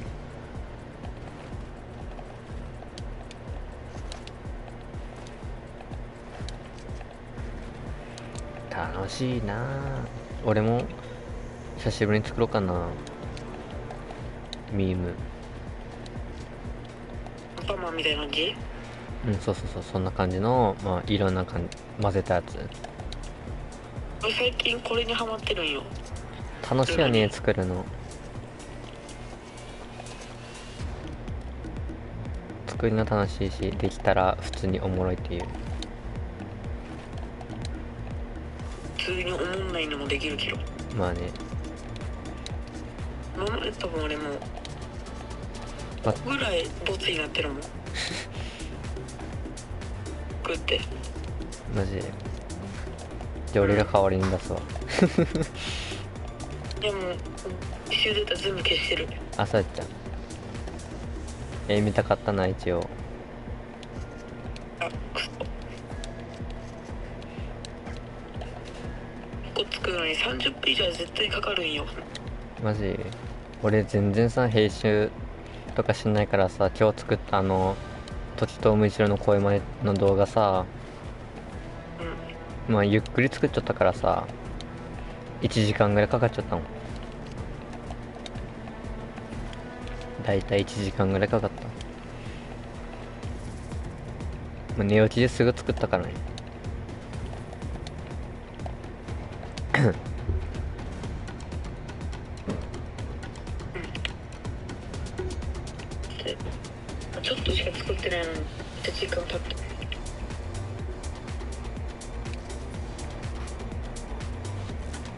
さ、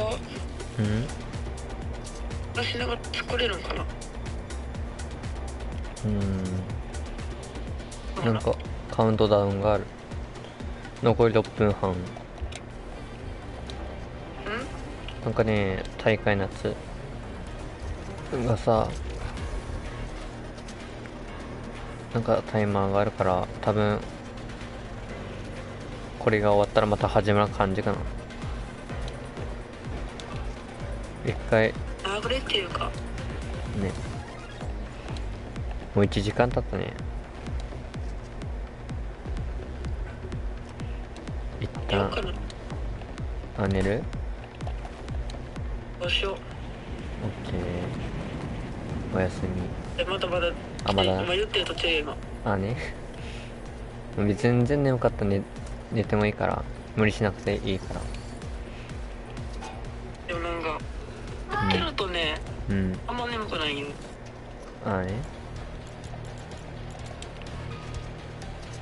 眠くないと思ってたら意外と早く寝れるんですよ。これでプラスマイナスゼロです。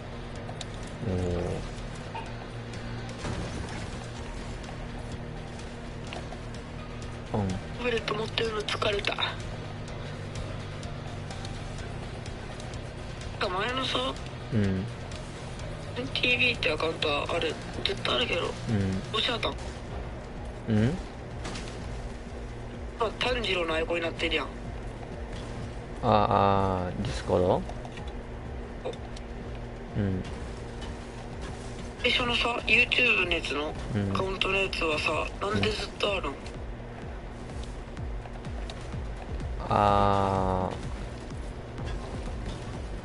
さ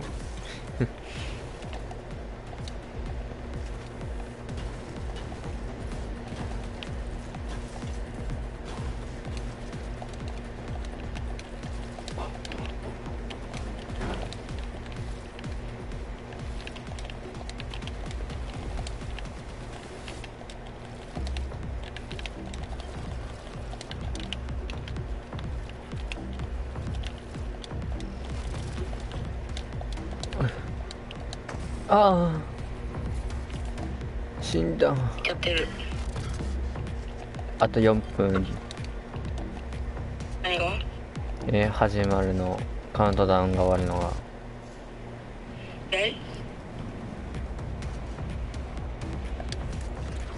残りキャンプ。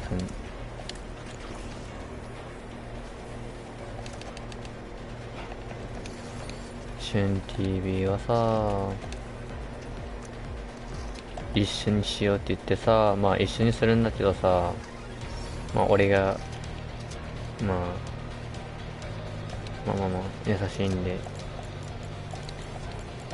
するのは別にいいんだけどさ、あいつさ、俺に負けてからさ、すぐ抜けるんだよね。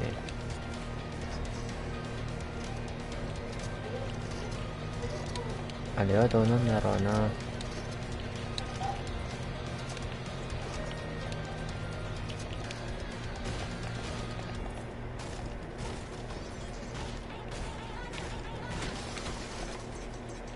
落としたこと忘れた。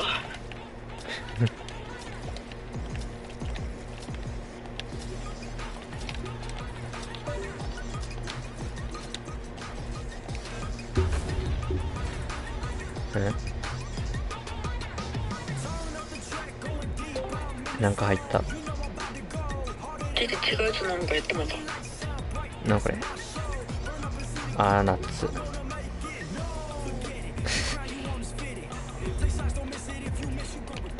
なんで俺アニサキスは抜けたん？誰グループから抜けたん？アニサキス。知らん。やっぱり猿に食べられたんかな。あと2分しか考えられん。そっか、やばすぎ。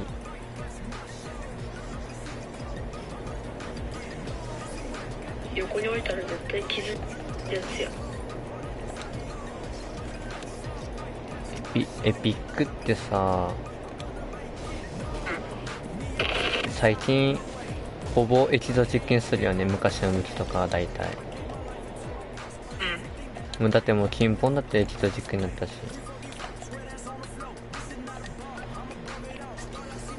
さ、たまにさ、宝箱からさ、エキゾチック5個出るときない？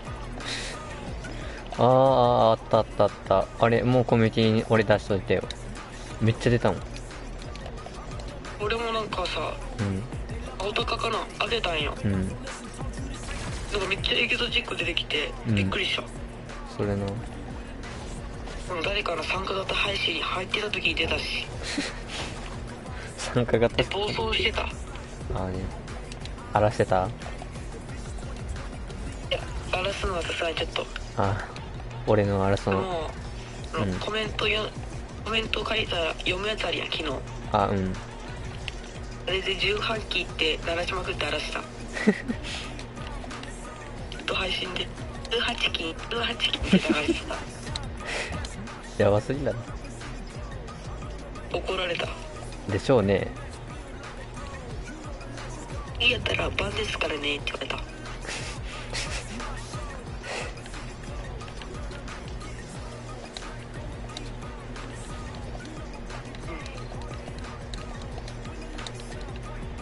春季兄弟か。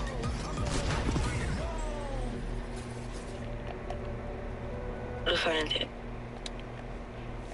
お、始まる。だよ、俺も。YouTube まだついちゃうよ。And we're back to Lyon. Nous sommes de retour à Lyon. Est-ce que vous êtes chaud? ね、止まるって感じよ。でもな、スイッチ見れるんやったらさ、YouTube つけてさ、見ればいけんじゃない？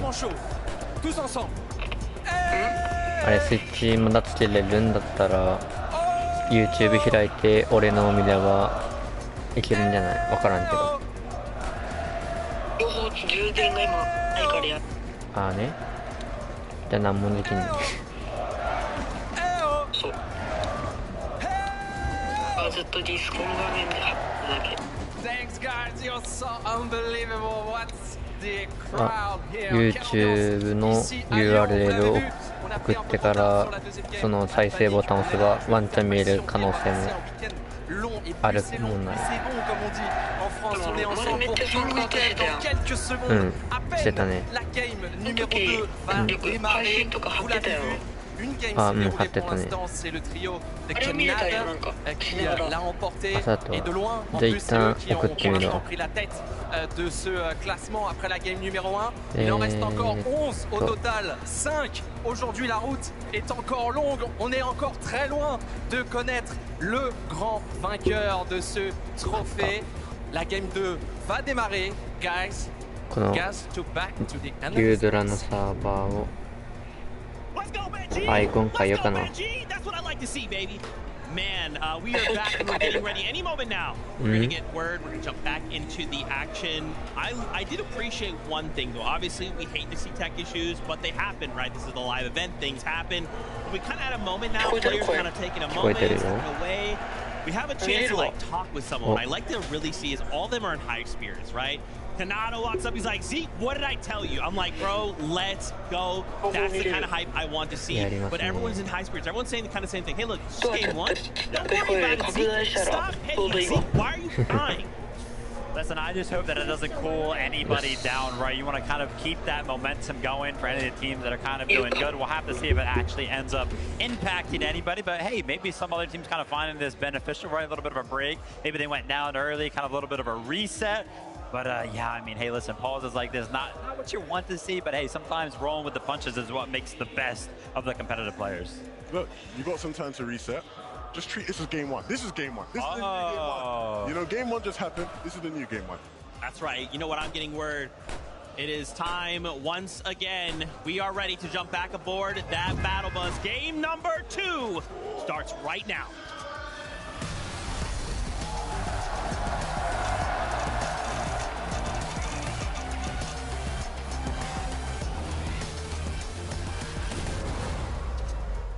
And just like that, we're back Game number 2 underway, and Jacob, after that performance from Kanata, Rapid, and Bolt, a standard has definitely been set. Yeah, it was 9 eliminations.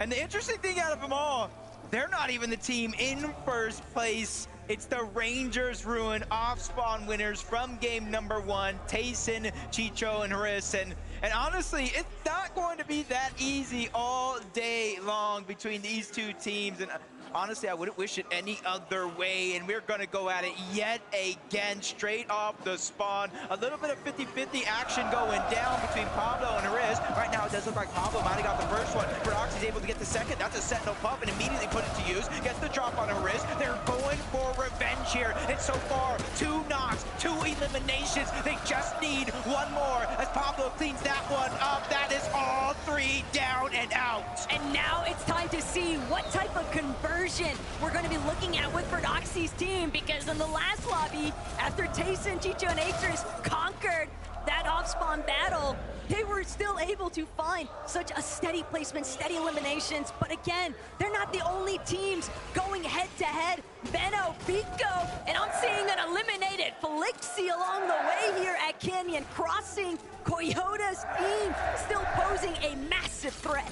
I know we had a translator helping us out during that interview, and the one thing that didn't need it was, are you going to switch things up? No, is what he was trying to tell the world, but this is how it all started off. Vico was able to get the first drop onto Yuma. That opened things up, but unfortunately, that's just the way off spawns go. His teammate got taken down. They go 2 for 2, and now they got to make that conscientious decision. Do you fight, or do you split Canyons Crossing and try to get the reboots later? Something a little bit more devious, though, possibly taking place here with Clicks and Yamzo.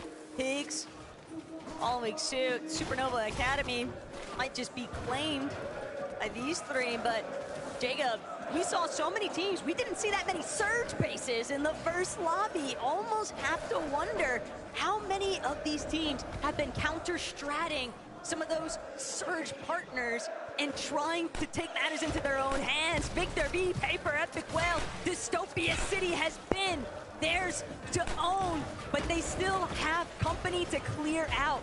Rajito and Tete directly underneath Victor V, but that game 1 momentum swing could be all Victor V needs. But wait a minute. I know everybody at home thinking the same thing. Where is that 3rd team? But back on over to this side of the map, Benno finally able to get the drop onto Yuma yet again. So it was Coyota, it was Reset that went for that revive. They did find success, but the down is there yet again. But he gets dropped right back into their box. So Benno, Vico, their job is not done just yet. They still have to figure out where and when they're going to get these eliminations and how they're going to get Flixi back into the game, because the reboot ban, Taco is down there. Still a massive advantage, though, for Vico and Benno having the high ground hold. Hamad, Kira, and FKS, Peterbot, Ritual, Cold. They might just have to go head-to-head, but Cold, Peterbot, Ritual, they're taking more of a scenic route here, Jacob. They don't seem like they're going to stick to the same strategy through each of these lobbies. Everybody has to be on red alert. Even though it didn't pan out in their favor for game 1, you can never count Peterbot out. Yep, it looks like for game number 2, they had some time to talk about it, but they went ahead and spin that wheel. They said, where do you want to go next? And it looks like could be possibly over towards Foxy Floodgates. We don't know the exact drop, but we know where they have their focus at. We tune on Kanala, Rapid, and Bolts, our Game 1 Victory Royale winners. 9 eliminations, really setting the tone and the pace. And I was talking to you, Taco, during Game 1, saying this is a different vibe from Kanata, this major. This is a whole different feel during the Global Championship, and it's already showing up in Game 1. Touch on that a little bit later on. Right now, we've got Prodoxy, Pablo, Wingo, Gino. They found Yuma. They're looking to finish what Benno and Vico had started originally. Gino definitely getting the better end of that trade. Rise already down out for the count. Gino nearly falling, but a back-to-back knocks, double eliminations. And Gino holding strong here. Prodoxy gonna find the final piece of the puzzle, and that's gonna be a clean sweep at Canyon Crossing. And this is exactly what you need for Chino, Pablo, and Prodoxy. It's almost impossible to guarantee you're gonna win 12 out of 12. They already lost game 1. So when you do win that off-spawn fight, you have to make each and every single one of those games count, and they're already making it sure that they get those eliminations, and they even take down some of the top teams in their path. We'll switch on over to Hive. Kind of business as usual as Merstache gets the down on the Goofy from across the map. But there's too much space, there's too much distance, and you just look at their loadout, they don't have a ton of crash pads, they don't have a lot of Flowberry Fizz that they're using together, so they're not going to be able to easily rotate on over to get the elimination. Also an issue with Swizzy having just been freshly knocked. That's going to mean that Merstache is now on revive responsibility, and then immediately straight back to trying to acquire additional surge from across the way. Oceania, though, definitely sending some presence back towards the way of EU. We'll have to check up and see how well this fares, but the elimination feed definitely picking up and revisiting Dystopia City. Victor V and Epic Whale, but Victor V's got 2 eliminations, and they're able to take care of this reboot no problem, but still bound to draw some additional attention. Yeah, and kind of rightfully so. These guys are just playing out of their minds. Victor V deserves the biggest stage and the biggest round of applause. Honestly, I don't know where Pops is at in this building, but he has to be a part of this loud crowd. And there's the second elimination onto Razzo, and they're making sure they know it. Look, it doesn't matter, M8 or not, they're cheering for this young individual. Can't help but think part of the success that some of these teams are trying to claim, it does start with finding those early eliminations, even a knock, anything to kind of boost your confidence. But Art, someone who was definitely swinging throughout that first lobby. Still, this is a difficult situation to tackle here. Kadu, Pisco, and Striker just continue trying to berate into these walls. They're not going to be able to break into the box just yet, but Southco from overhead, alongside Arc, they're looking to try and make a separate angle approach. They've actually got Striker's trio a little bit trapped, and despite things looking slightly grim here for Arc and Salco, they've delayed it long enough. This might not be that appetizing of a fight. Yeah, and luckily for them, though, down below, they have control of a lot of the pieces, so it's kind of going into enemy territory for Tisco, Kadu, and Striker. They have to be careful. The risk-reward scenario here, and they think they have the mismatch, but no, another team rolls up. Upbull, Focus, Mixin, and they get at least one of those eliminations onto Kadu. That's going to help. That's a breath of fresh air for Art and Salco, because this distraction is allowing them to stay alive as Mixin and Upbull, they clean up yet another elimination out here deep in the zone. Dastardly there from Upbull, and a steep punish to boot. Just a fresh reminder to every single one of these teams in the lobby, there is no such thing as a clean battle if you can't find that quick time to elimination. It's something that so many of these veterans here on land, we're looking at a ton of major winners, right? Even across the international stage, but Watch getting busy. Raito gonna be eliminated. And checking back now with Mixin, Upbull, and Focus, they recognize there's still one more trio member.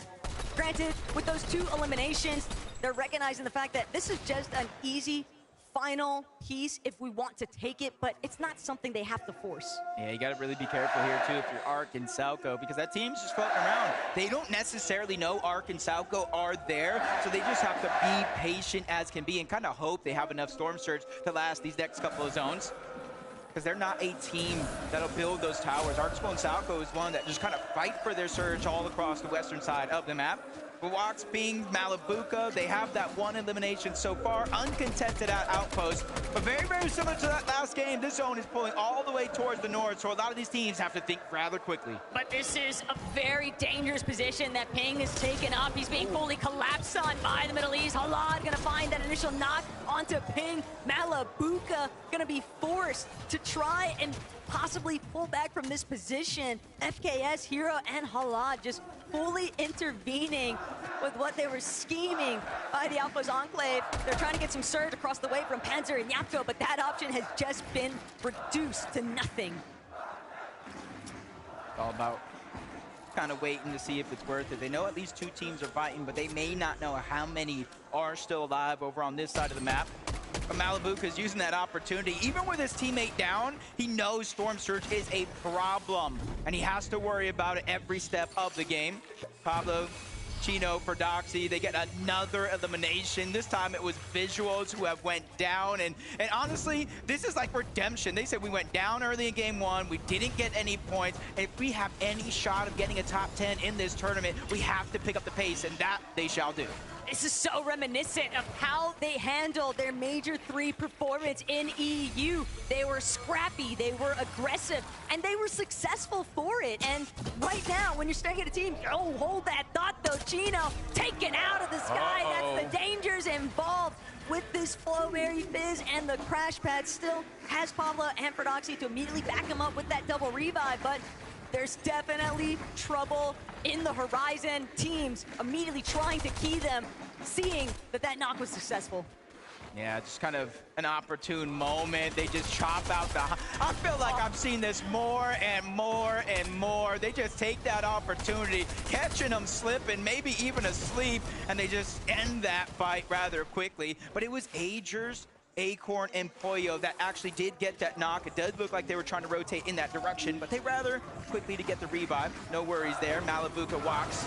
No ping still in sight. There's so many teams here on the southern portion of the map, including Hero, Halal, and FKS. And Alex's team even beginning to rotate over along with Anon and Resigns. This southern portion of the map is looking rather busy. Oshi has just decided, hey, we are so far south, but we need to get surged somehow. So for them to push forward, they might have taken notice of what was taking place inside of that elimination feed. Slightly different tempo though for Marius, Vanya, and Pixie. Just content to farm things out a little bit at OXR headquarters. Spot King off in his own surge base. Decent ways away though. So all this plethora of heals and loot and easy rotations, but surprisingly enough, Arc might have just been able to clutch up big time for himself and Salco. Yeah, I feel like that's almost an understatement. They tried to get the reboot back on the school. He went down again. It's almost no loss because they were able to pick up a huge elimination as Malibuca getting a knock on the Nom, but we're going to jump on board Cooper, Reed, and Curly. They were the ones kind of admitting, hey, for us to get Storm Surge, for us to get that damage, it's going to be a challenge. But now you can see what's landing right next to him. A huge drop, a huge upgrade. And that's something a team like this feeling confident once they get it. Salka and Arc still trying to fight things out here.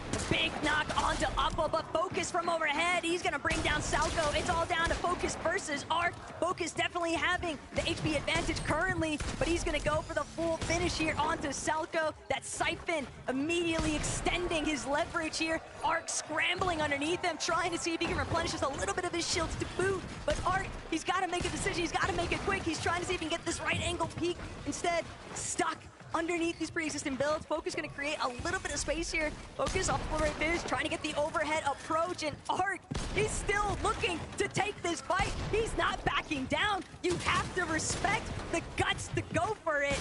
And Focus still struggling to clean things up. Arc might just be able to turn it, but Arc, he doesn't have a lot of HP. He has to reload. He's not going to be able to win it. He had the opportunity, Jacob, if he just had one more shot. Very, very unfortunate circumstances for Arc. He ran out of white heals, no bandages, no med kits, those slurp juices. He had to be aggressive, but that played directly into Focus's hands, and he capitalized on it perfectly. Even though they're out of zone, Taco, I expect their full trio to be back into this game rather shortly. The fourth zone, still relatively early on in this game, but 6 eliminations for Halad, FKS, and Hero. Seeing how they're picking up some of those eliminations. It's Walks, he gets caught slipping, clothesline. Shut down rather easy. Malibuca as well. No knock on the Malibuca, which means they're out of this game. We knew it was going to be difficult, though, for Malibuca's team to have a recovery point. They got so locked down at Outpost Enclave, but this is wicked work by Pablo, Chino, and Ferdoxy, just slowly making the Ferdoxy crouch approach. He's been notorious for this method over the course of this past year, and now, currently, it could be the surprise that Peterbot does not want to have to deal with or Golden Ritual. But Pablo, Chino, Ferdoxy, the patience, the discipline, they know exactly when they want to strike. They could possibly even be looking to try and tackle a couple of teams nearby. 彼氏かオカマどっちあ、どっちじゃないよ。どれと付き合いたいですか。So the number one team from OCE is out of the lobby in game number 2 as Speedbot, Cold, and Ritual looks to ramp things up. But Fixed Arm and Demas, underdog story the entire year. And this is something, I love the underdog story. And everybody, so many people were putting this team in the top 10, maybe even some inside of the top 5. Yesterday, we were watching their games. They were kind of having fun with some sky bases, but now is the time to really put it all to the test. Zone favoring their side of the map. They just had to travel up a little bit towards the north, but now they got a position ahead of everybody's team for the zone. 女装してる男の人か、男装してる人、男装してる女の人、どれなら付き合いますか。ああ、すごいや。Curious if they tried to do that same sort of mentality in the secondary lobby. Height was definitely a little bit scrappy last game, but King, Phaser, and OPM's in a little bit of trouble here. But Focus is in even more trouble. They want to see if they can maybe isolate that solo, keep him pinpointed, keep him away from their position. King is going to need a bailout soon, though. Man, this is a scary situation for the entire trio, for that matter. Finally, they find some heals, but I was just thinking 177 above the damage threshold. It is above the damage threshold, but it is not a ton.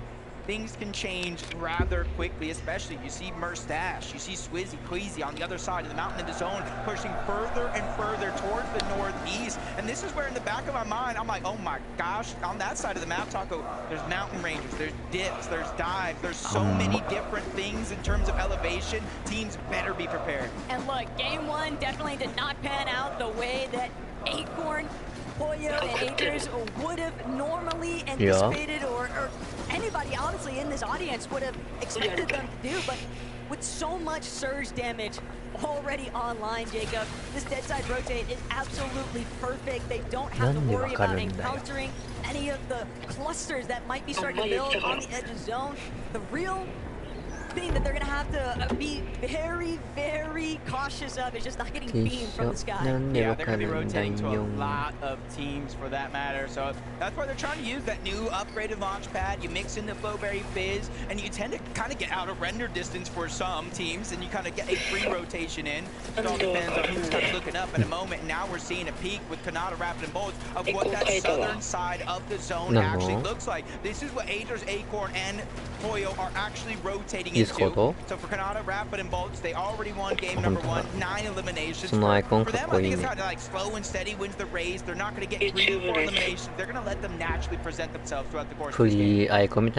Love to see some of these elevation shifts, though. It really challenges some of these IGLs finding the most optimal path for their teammates. Swizzy, Queasy, Merstash. Not going to get too tagged up here by Iyamzo, Higgs, and Clicks. I'm going to miss opportunity. Victor B, though, that's going to finally be a connection there from Iyamzo in the future. Trying to see if he can pop off here. It's going to be tough. They don't want to forfeit their position right now, Jacob.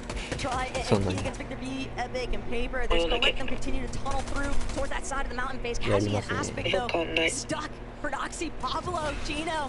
They're not gonna let these guys go. They got the exotic Slapberry Fizz, they got Slurp Juices, they got Splashes. I know you start to think a little scared, like how much do they have to stay this deep in the zone? It is going to be a 2-tick, but they have more than enough, and 2 potential eliminations, which will grant them Siphon, so that way they can save those heals even more. As Prodoxy's doing his lurk, patented lurk here coming out, up above. Chino's not going to need the help that he thought he did. They're going to clean up those eliminations. They have 11 eliminations. What are we witnessing out of Prodoxy, Pablo, Gino? They're making up for lost time. That last lobby, they had 0 placement points from being wiped off spawn, but 44 elimination points is absurd, Jacob. And they're not looking to slow down anytime soon. What I'm worried about for them right now is they are taking a lot of storm damage. Storm sickness could definitely pose a problem for them later on, but we'll just have to see how they continue to move through this lobby. Meanwhile, Peterby, Ritual, a little bit stuck. We're so used. Everybody is used to seeing Peterby, Ritual, and Gold be super stacked from those divisional cups, but here in the global stage, they just haven't found a home. 男もあるやろ。もう男は男で女は女みたいな会話はまああるじゃん。そんな感じ。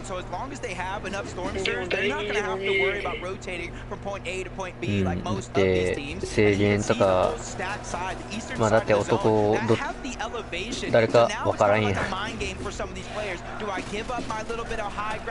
まあ話す人とかやったらまあ分かるけど、まあいいや。あと、あんまディスコードの設定とか分からんし。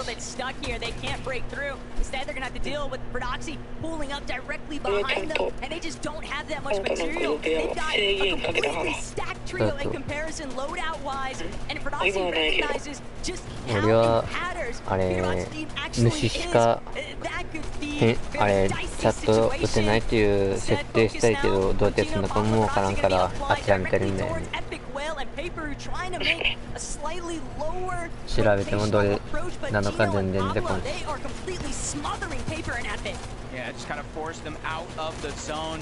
And it's not a ton of damage each and every second, but that definitely adds up. Look at Paper, HP absolutely diminished in the blink of an eye. But it might have been worth it. It pulls towards their south with a lot of these teams, but Proxy knows they're trying to put down pressure. 10 HP, barely surviving. There's a second too quick beacon. That's Ritual. That's Cold and Peterbot. One's going to go down. Cold's going to fall as well. Ritual by himself yet again. He's able to get the knock onto Pablo, but there is no chance of him getting the elimination. Ritual's gonna opt for the trade of revives. He loses Cold entirely, and he's not able to actually stick it to Peterbot. Peterbot's gonna be left behind. Ritual gonna be forced to play it out as a solo now. Gino, Pablo, and Prodoxy, they might even look to hunt him later on. They know he's somewhere tangled up in this lower layer, but still, they are just so heavily looted up, Jacob. The world is their oyster right now. From 11 to 13, big numbers in game 2. Agers Pollo trying to do the same thing, but they just run into speed bump after speed bump. Both get the elimination. Active Storm Surge on the Agers. He does have some heals, but he needs to start figuring out where he's going to get the damage from as a solo. You see in the numbers just kind of tip and top, up and down, 30 to 20. He's trying to figure it out, but every 7 seconds, 25 damage. He lands just a chip shot, but it's enough to get above the damage threshold. But as soon as he starts to try to rotate in, High Ground just focuses him and beans him down to 58 HP. Exactly what you'd expect to see from Hyde, but Agers still found this little pocket, this little bubble of breathing room, that is, until the surge damage starts to tick away at his life again. Agers just trying to see if he can come up with anything. Sure, they managed to dip a little bit into the placement points, but it's just not enough. They've got to go on a massive recovery tour again. Swizzy, Queasy, and Mustache, though, they've already found their spot in this line, and it's straight towards Hyde. Queasy has one motto. Take, fight, don't get eliminated. And obviously in the first game, they gave it up because they didn't want to go down. This time is their chance. 400 plus damage above the threshold, and it's continuously counting upward, and they hold the zone. That is the biggest difference from game 1 to game 2. They now have the front side, and they have the ball. Gets knocked down, and now it's up to Pablo, Gino, and they're not immediately trying to drop down low. They're trying to assess the situation and figure out if they can take it. Gino's been on fire. Pablo, still 3 eliminations too, but 11 elims despite losing Proxy. This is still a classic scenario for Pablo and Gino. They might still be able to make it work. でもね、画質が悪かったから顔がめっちゃぼやけてたの。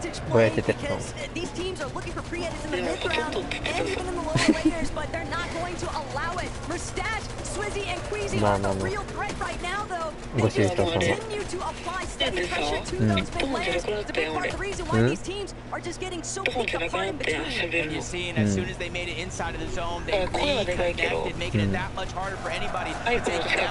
At least they're in front of the curve. Quickly looking towards the right, Curly, Cooper, and Reed. That was their momentary target, but they realize they have to stay ahead of the zone. They cannot get too greedy and fall behind. But nobody can come close to Queasy and Mustache. They're just still overtaking the high ground. King, big time though. Pink's eliminated. Pink's in. Soon to follow though. If he's not careful, he's gonna be forced to pull back here. But King and PH hit by hip. Low there is. punishing as much shield as they possibly can because they have to keep moving forward, playing back of zone because they have no materials. They're going to be forced to drop another layer. Height's not going to allow them to press forward any longer, and they might just drop directly into Epic Whale's hands. We're seeing a lot of the damage again. Hight's goes down. Pixie cleans that one up. Queasy gets the knock onto Iyamzo. They're making sure that they make it count, that they got high ground in this game. 5 eliminations, and once again, they're connecting it. They're reinforcing. They're making sure nobody has a chance to contest them on the high ground. Everybody underneath them is just a victim at this point, Jacob. Marius, Vanya, and Pixie seemingly undiscovered for the time being, though. Kanata. あれサーバーの YouTube 配信っていうところにも貼ってある。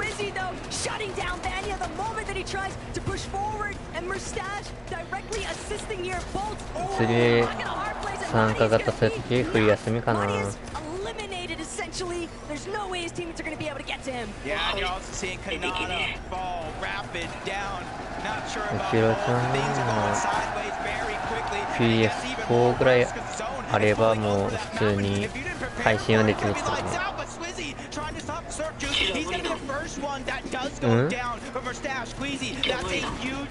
スイッチはあれ PC とキャプチャーボードがあればできる。ああ、それでもいいし、俺も最初直撮りやったし。ね、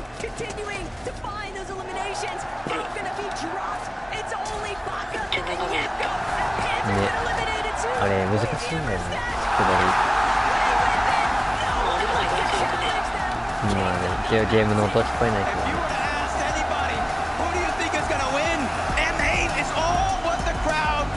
スピーカーにしてもフレンドとは話せないし。話してもゲームまあまあ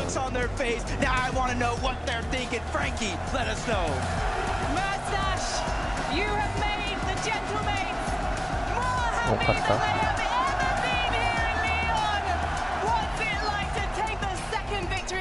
これは日本が見たいんだ。And they're gonna scream more louder with every game. I think they will. Queasy, it felt like in game 1 you tried to take the high ground maybe a bit too early. You couldn't hold it. This time round, there were no mistakes. How did you make sure the plan went flawlessly? I mean, it's never too early. Like, even first game, if we got some lucky pulls, we could have had it. 4 pulls we had. And then they pulled over the water and was kind of unlucky we couldn't get it, but game 2 we got some favors in our way and that's it. You don't need luck to win this, Queasy. Cette fois, ils n'ont pas laissé passer l'occasion. Il a dit cette fois, ils l'ont pris cette hauteur et ils sont allés au bout. What's the plan now for the next games? Keep going high, playing our game, that's it. Le plan de jeu il est clair, on va jouer la hauteur à toutes les parties et on va aller chercher d'autres victoires. Big shout out, bravo to Queasy, Mustache and Sweezy! Now, Mustache, earlier on we did practice the Gentle Mates chant. Do you want to give it one more go? Yeah. Are you ready, guys?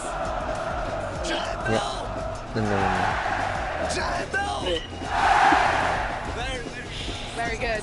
Very, very good indeed. One more time though. Gentle. We're going to hear so much more from these crowds and these players after this short break. Do not go anywhere.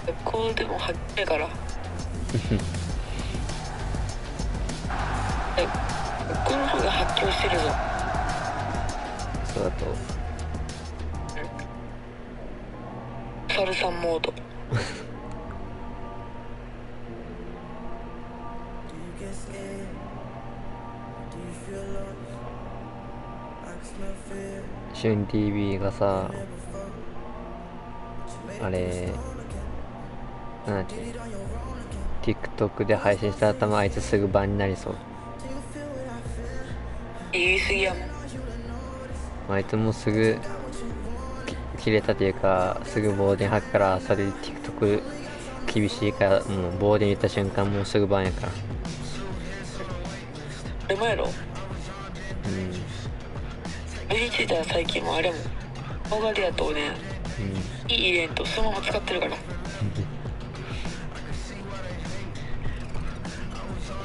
あれまでね、じゃなくて、とかにしてたやん、ティネって。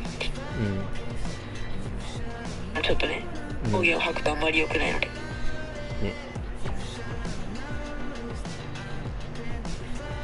お猿さんの場合は、死ぬ。ほんとすぐ冒険吐く。ね。よりも多いやろ絶対。よりも絶対多い。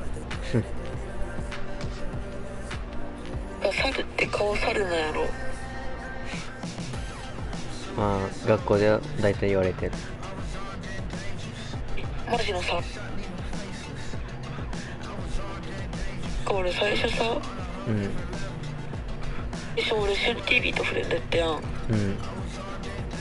の時俺最初さ死ねって言って抜けたやん。あの後入ってきたやんまた。最初俺シュン TV のことおじさんかと思ってた。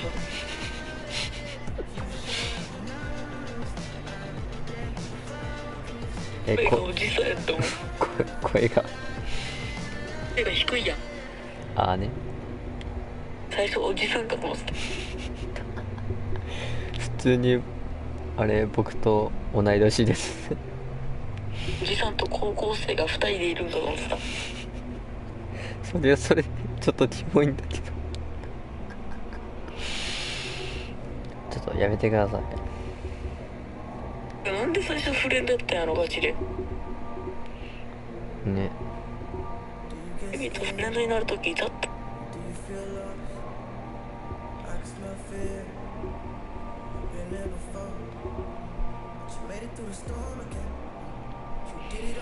おもろ。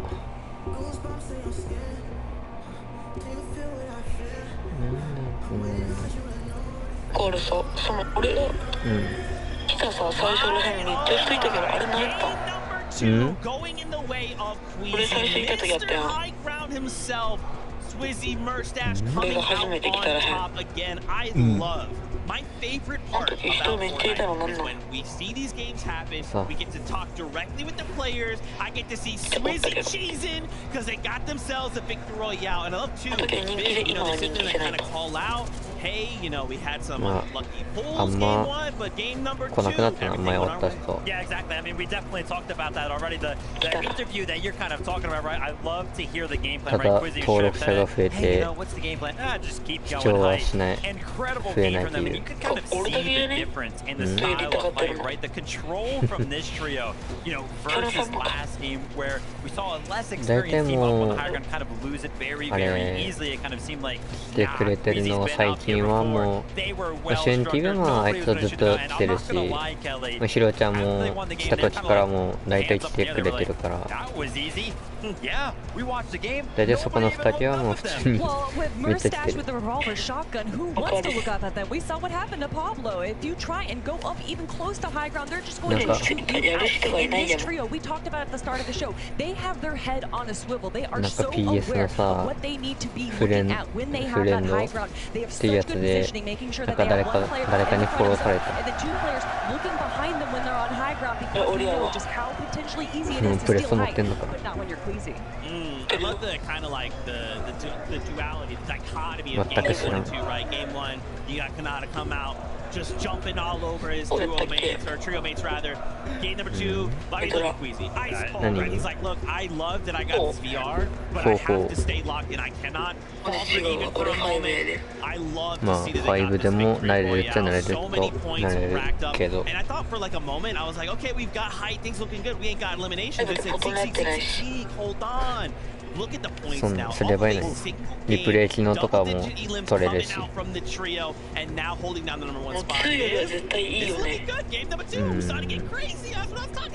I am a little bit worried, right? The game plan is coming to fruition, and I'm not gonna lie, I'm a little bit worried as well. 6th place, Flamingo, Chino, and Fredoxy winning the off spawn in game number 2. Of course, going down the first game, getting the opportunity to go ahead and showcase exactly what they can do. And Kelly, this is kind of like, you know, after major number 3, EU, they kind of hit the pause button, right? They showed up on the stage and then they hit the play button again. They were like, listen, we know what the game plan is.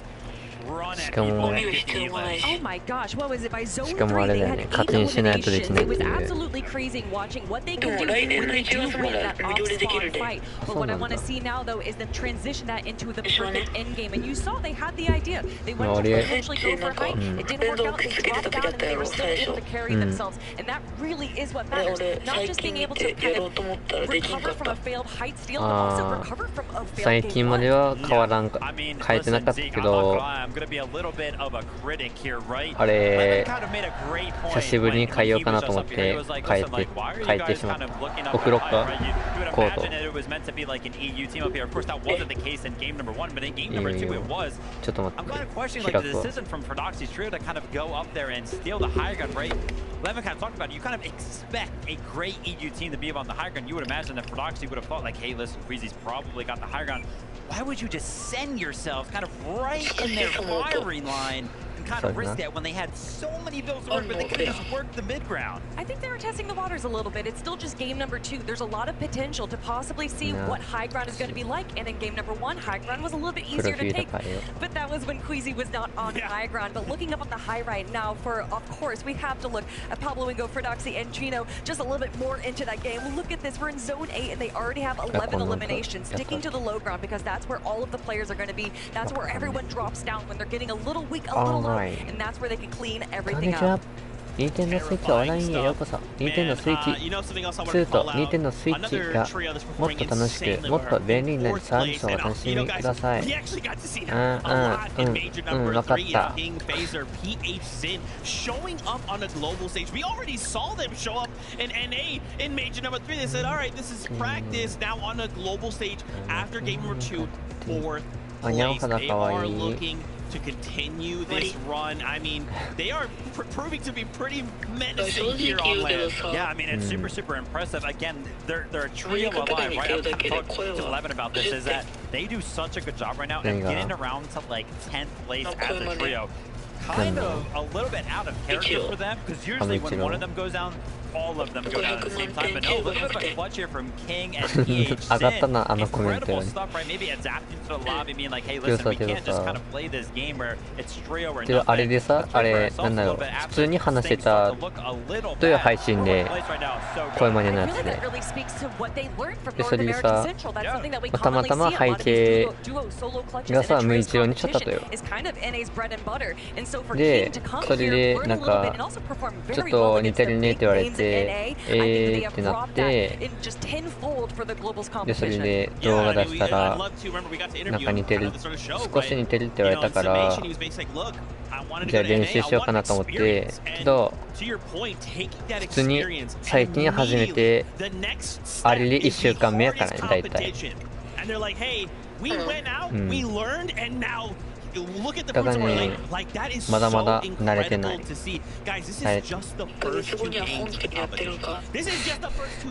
だったら嬉しいな。だからもう、無一郎のシーン見まくるわ。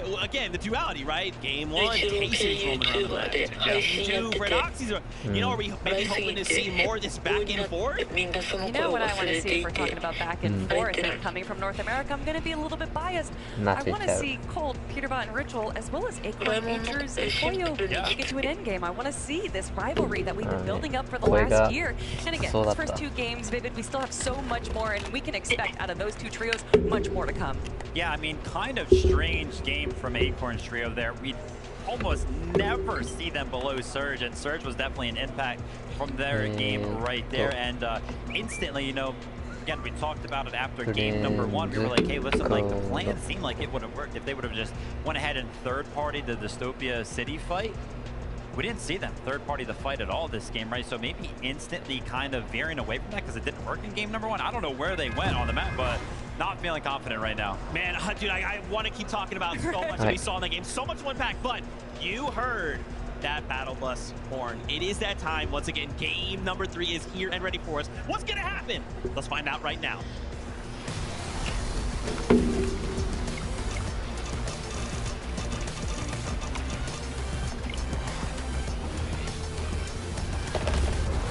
Here we go. Game number 3 is among us. And so much is going down around the map. It's kind of hard to keep focused. You got the Rangers ruin Osbon fight 1-1. そういえばワトロロイヤルスナイパー来てるらしいね。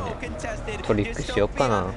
You got drop spot roulette being played out as well, and you got Queasy's team and Kanada's team at the top of the leaderboard. But we just saw Prodoxy and Tayson on the big screen here in Lyon, and they are going back to back with these off-spawn contests.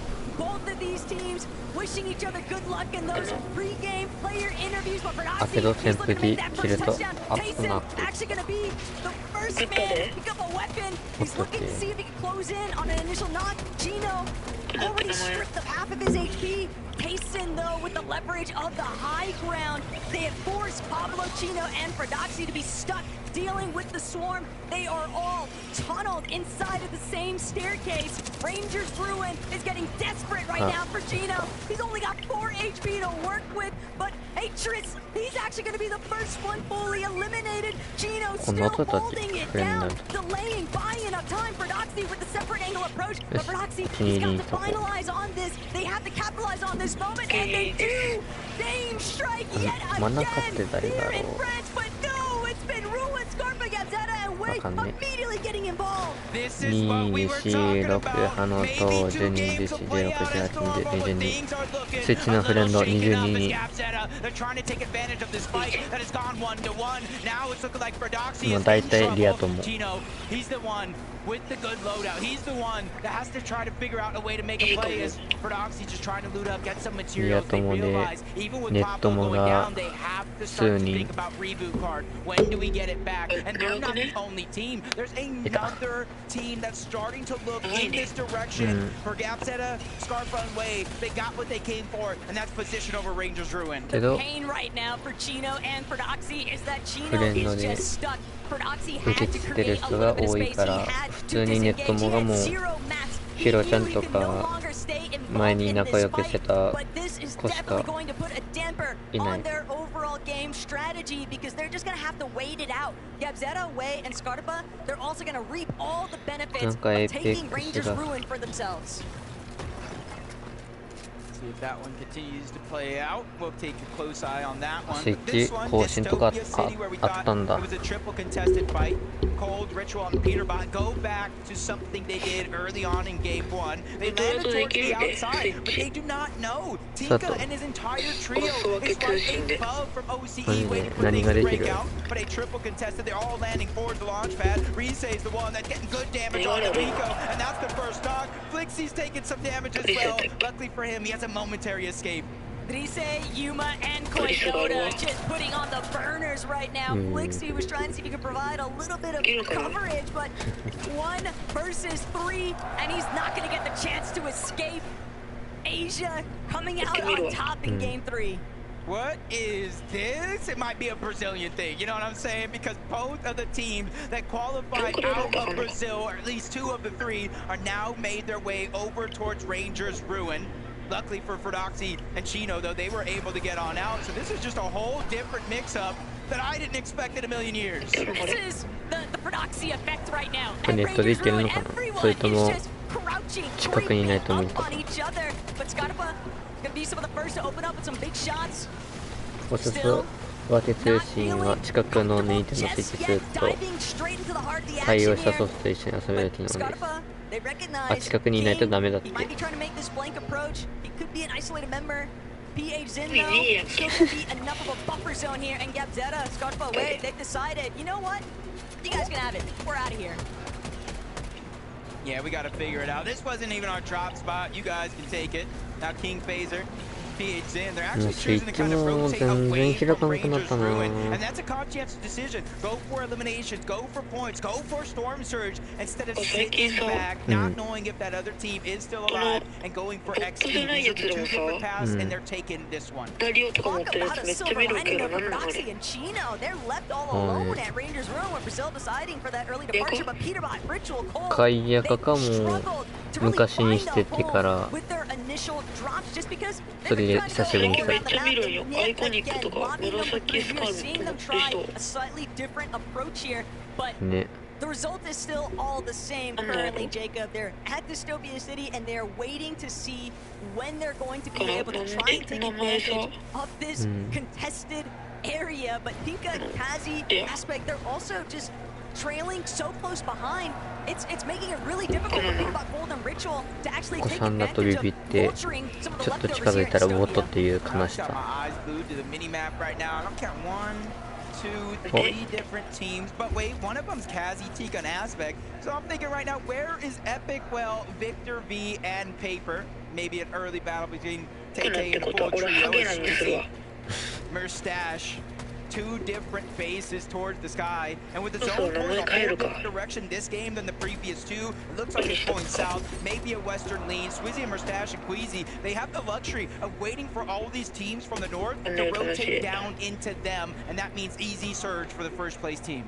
And Merstash wasting absolutely 0 time alongside Swizzy, locking in some of these early surge tags.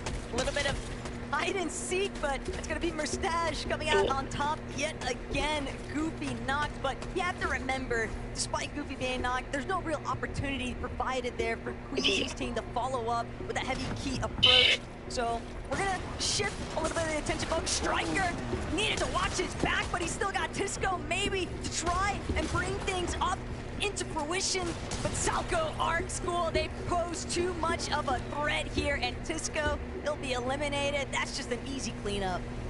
Yeah, for a team, you said it yourself, Arc is playing fantastic as an individual the entirety of the week leading up to this, taking 1v1s against anybody who's taking that challenge, and now something coming from him, NA West. This could be a big make or break moment for his entire Fortnite career. As Reed Cooper Curly, same position we saw them in that last game, just at the edge of the zone. They're just trying to get as much storm surge as possible. Not sure who that is on the other side. Baka's team, Mansour's team. Those are the 2 possibilities it could be. There's one thing that Peterbot certainly got intentions leaning towards. It's maybe trying to keep out his Mania Pixie, but underneath, does he even know? Does he even realize? Well, they've decided maybe we should just bring the battle straight to Peterbot Gold and Ritual. Why are we the ones waiting to see whether or not they're going to stick around and hover inside of Dystopia City? Still, Epic Will, not necessarily primed with that loadout for fighting, and for that reason, and probably knowing that there's another team in that area, it's just best not to take that fight. Yeah, it's just not easy to get the loadout that you want, especially when you're triple contested, and then a 4th team makes their way on over, so I think they made kind of the heads-up play to focus on staying alive, prioritizing position, realizing we can get a loadout, we can get Storm Surge elsewhere, Visuals, Braids, and a Minish. Business as usual for them. They land over towards Foxy. I think as soon as they realized the zone was pulling in their favor, they immediately jumped to set up their own surge base. And this is kind of a little bit of different kind of pacing of the game that we're seeing in game number 3 here. Instead of the all-out aggression, it looks like they're kind of playing more to what a lot of teams at practice, which is storm surge bases. Yeah, but Cooper finding that first knock just gave the green light for Curly Ree and himself to actually find those additional eliminations. That's some big surge that they are getting online super early, and a handful of teams that have managed to have some success with these surge bases. But we have seen so many interventions, so many other teams, and that's something that Chad Reason and Mr. Savage don't take lightly. They're going to spend a little bit of extended time inside of these early storm picks. They don't mind it, and it's giving them a good idea of which direction they actually want to head, especially when you're scouting out some of those surge bases in the distance. They know there's going to be teams looking to try and hold on edge of zone. Yeah, and they kind of add in the fact that neither one of these 2 games that we've had so far has went down to heal off. So it's kind of giving you more and more of that confidence, like, hey, I can stay a little bit longer in towards zone. I can try to figure out Storm Surge, especially if you're uncontested like they are. You can always go back for those extra heals. As OXR HQ, just as busy as we last left it. Pixie, Marius, and Vanya, they kind of got a huge base, basically a 3-room apartment. Everybody gets their own bathroom. They're just kind of replenishing a lot of those builds that they used to get there. You see the extra hills in and outside of their base, and they're just a hop, skip, and a throw away from the actual zone. The only thing that we do not know yet, Taco, is do they see Peterbot, Ritual, and Colt? Do they know that team is there? They're likely pretty aware that there's somebody lurking. Whether they know that it's Peterbot, Cold, and Ritual directly, that'll have to be answered later on. But Victor B, Epic Whale, Paper, they diverted that initial path, and they find themselves directly underneath Reed, Curly, and Cooper, trying to see if they can apply some pressure, get a little bit of damage going. But Victor B gonna get the worst end of that trade out. メッセージ来たけど読めん。 They just infiltrated the base that Reed, Cooper, and Curly once held. 読めない。 Yeah, I like the decision though. Reed, Cooper, Curly. They saw the zone kind of pull towards the south, a little bit further from where they're at. They say, hey, we got to focus on this. なんだろうこの文字。僕には読めないな。 This time around, they're getting to play their メッ side セージ of コ the ピーし overall て。 map.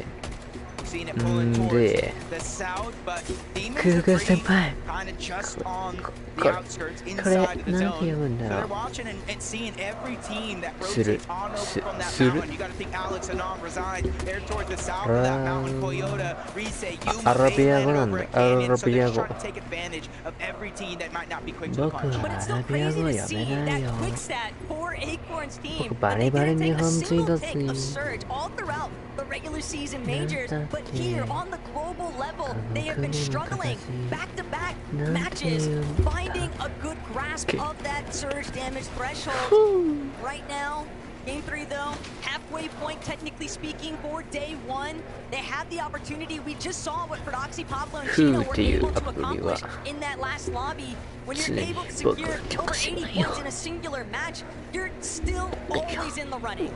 Yeah, on pace. Outside of maybe getting that victory royale where you do get the 9 extra points going from second to first place. So all you need is, a win.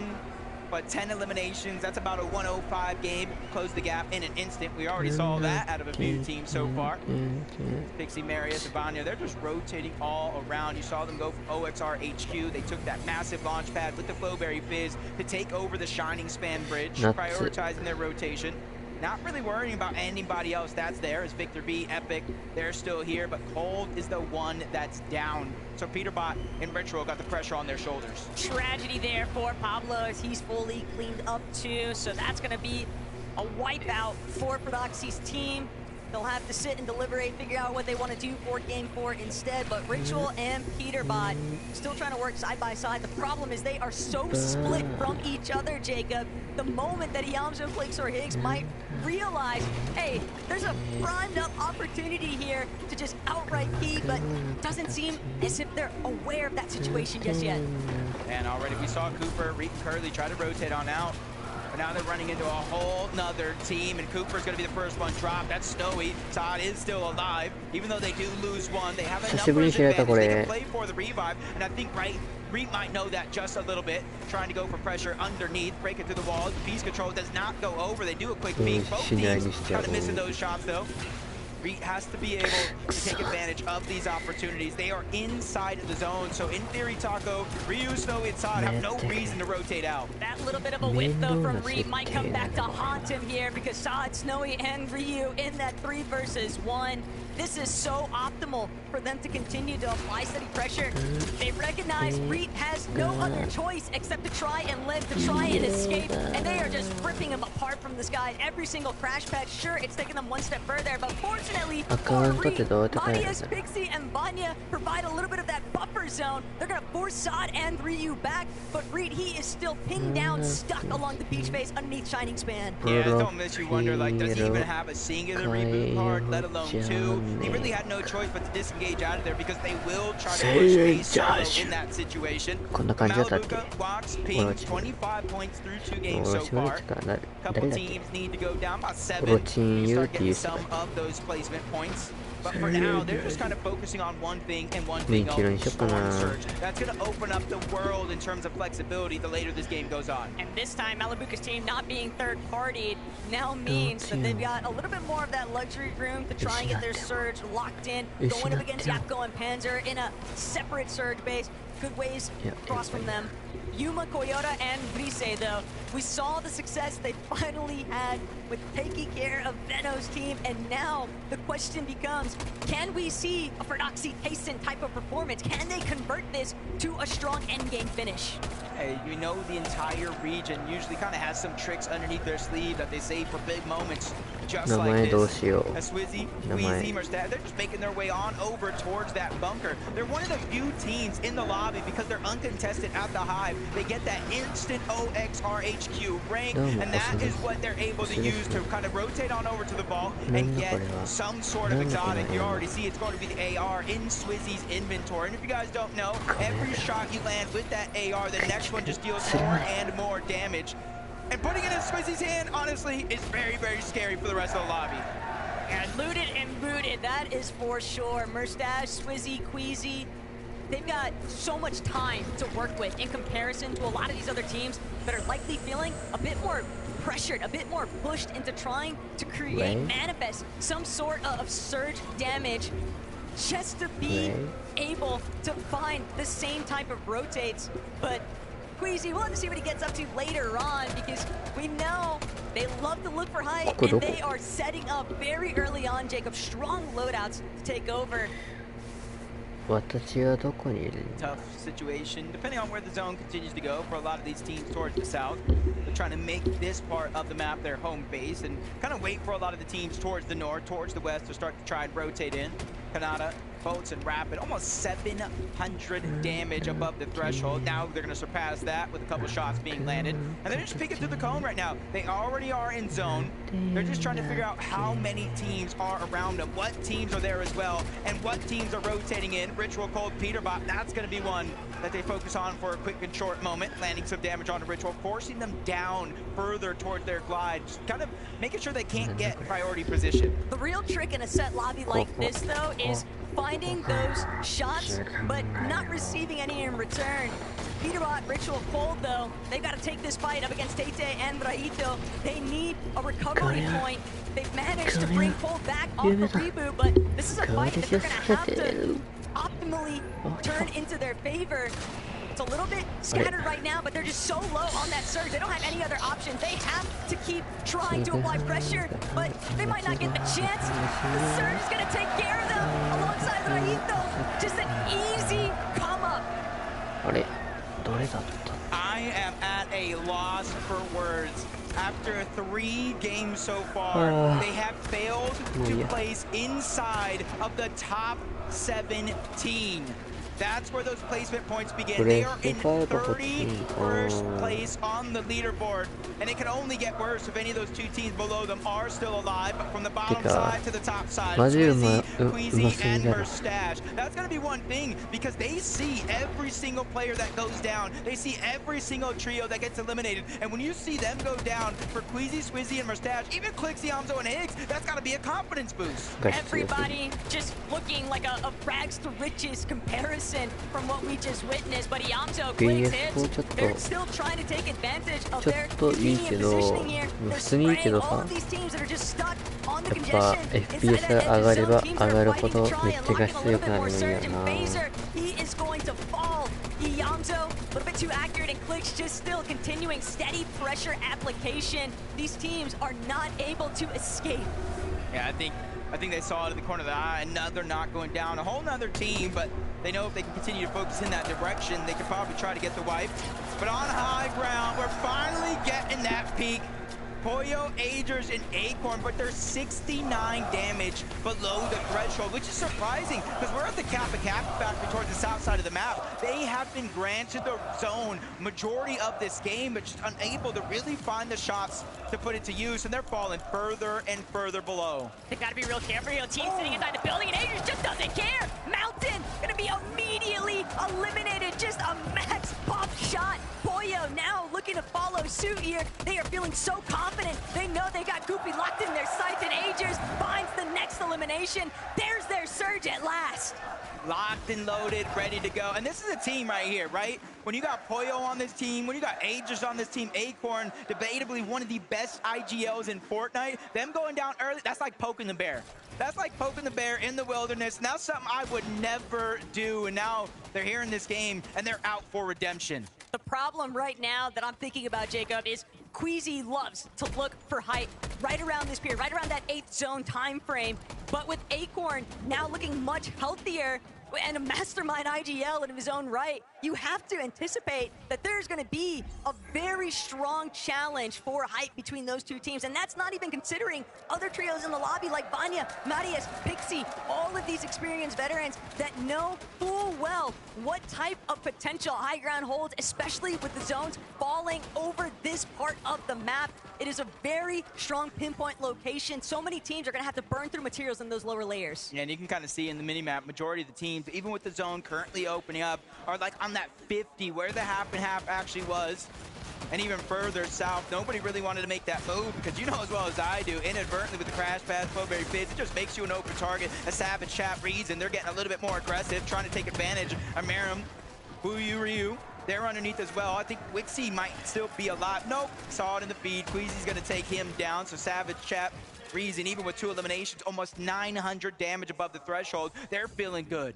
Agers, Poyo, Acorn, depending on which direction they head next. I was going to say they might need to be wary of Mr. Savage's team, but instead it's going to be secondary height as the focal point. They're just getting sprayed out, though. Their builds not being allowed to fully lock through. Yuma, Grise across the way, but no! We thought those 2 eliminations that Agers just secured would be enough, but the surge threshold, they just climbed to such a high level, Jacob. They're still sitting 99 below, even with 3 eliminations. Finally, they're going to tick over into just 3 above, but it's still not enough. They can't find a footing until they get more surge. They are just burning through materials. Even with that elimination on the Rise, they are not going to be able to get a lot of that loot. It's going to go to the wayside, and now they have to worry about their rotation, feeding them the punch. Arc Skull and Salco, they might be below the damage threshold, but Poyo, Agers, Acorn focusing on this rotation because they know it's not going to get easier. In fact, only 7 builds onto Agers. It's going to get harder and harder unless they find that key refresh. But look at Arc School and Salco. They're a little bit beat up here. Still, Mr. Savage, Chad, Frieza, and they're immediately trying to cut straight to the front side of zone. Might have been a little bit too ambitious here, though. The lobby has taken notice. Chap, no shield, no time to recover it just yet either. Mr. Savage doesn't have any white heals to his name. They've got to just fight it out with teams directly behind them. But Chap finally getting the opportunity. He's trying to see if he can replenish just enough to really frag out here for his team. Saw it, Snowy, Ryu, though, doing a great job holding him. And Poyo stuck in the same booth. Not good for Braids and Visuals. They're going to get eliminated, but Poyo is going to get dropped. Agers still taking a lot of damage. They're trying to use the crash pad to get out, but just stuck in zone. They go down, and it's Queasy, it's Swizzy, and it's Mustache yet again. Not only the Kings on top of the castle, but the ones lighting up the feed. Down below, a whole different ball game. Iamzo, Clicks, and Higgs, they are in the mud right now, having to figure out where they're going to go because Zone is slightly moving up over that mountain. They realize no other team is in their path. It's now or never. But the problem is they've got Swizzy, Queasy, and Mustache on height, beaming everybody underneath them. These guys are applying so much steady and consistent pressure that nobody's having a chance to look up just yet. They've spotted out a team tunneling through. It's Malibuka and Walks trying to see if they can break through from that secondary height position, but with Queasy now overtaking the front side, overtaking front side height. Now everybody else stuck underneath. This is everything for Queasy, Mustache, and Swizzy. And just in the back pocket, you see 6 flashes, the exotic Slapberry Fizz, which heals HP, a just in case, but up goes Pixie. They're trying to go for that opportunity, but Mario says, no, no, no, we need to disengage. We cannot go for it, at least not right now, but he's taking so much damage on his way down. But Swizzy distracted for a short moment. A lot of his shields go out the window. Luckily for him, his entire trio is still there. 2,000 damage above the threshold. They won last game with 12 eliminations, and they're well on their way to do it again. And that's the problem for everybody else in this lobby, is that Queasy, he is just tarping fully unleashed. Nobody there to stop his pad. 2 of them, the best fraggers in the world by his side. And Kanata, he is down and out for the count. Bolts, Rapid, trying to see if they can secure a strong, at least break into that top 5 placement maybe. But Iamzo, Higgs, also a little bit scattered here. Iamzo's gonna fall. It's Higgs who's trying to come up big time here. Big elimination though for Higgs. Gonna buy him a little bit of a lifeline. He's doing everything he can to try and play through this backside of zone. The Siphon's still carrying him just a bit further. But Marius, Vanya, Pixie, they're looking to layer swap. They know they don't have enough, and Marius taken out chop through.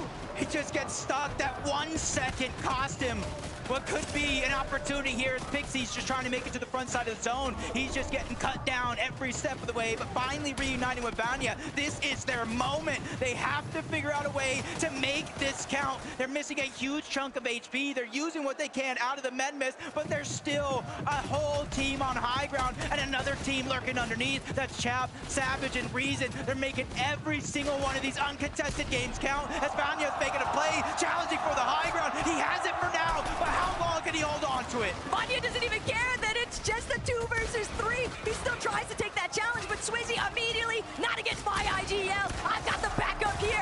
Swizzy taking him out. Vanya, sorry that it's a fellow gentleman, but it's just business, not personal. Cammy also eliminated for Stash. Now trying to see if he can take out Chap along the way, but Savage, Mr. Savage still making it work.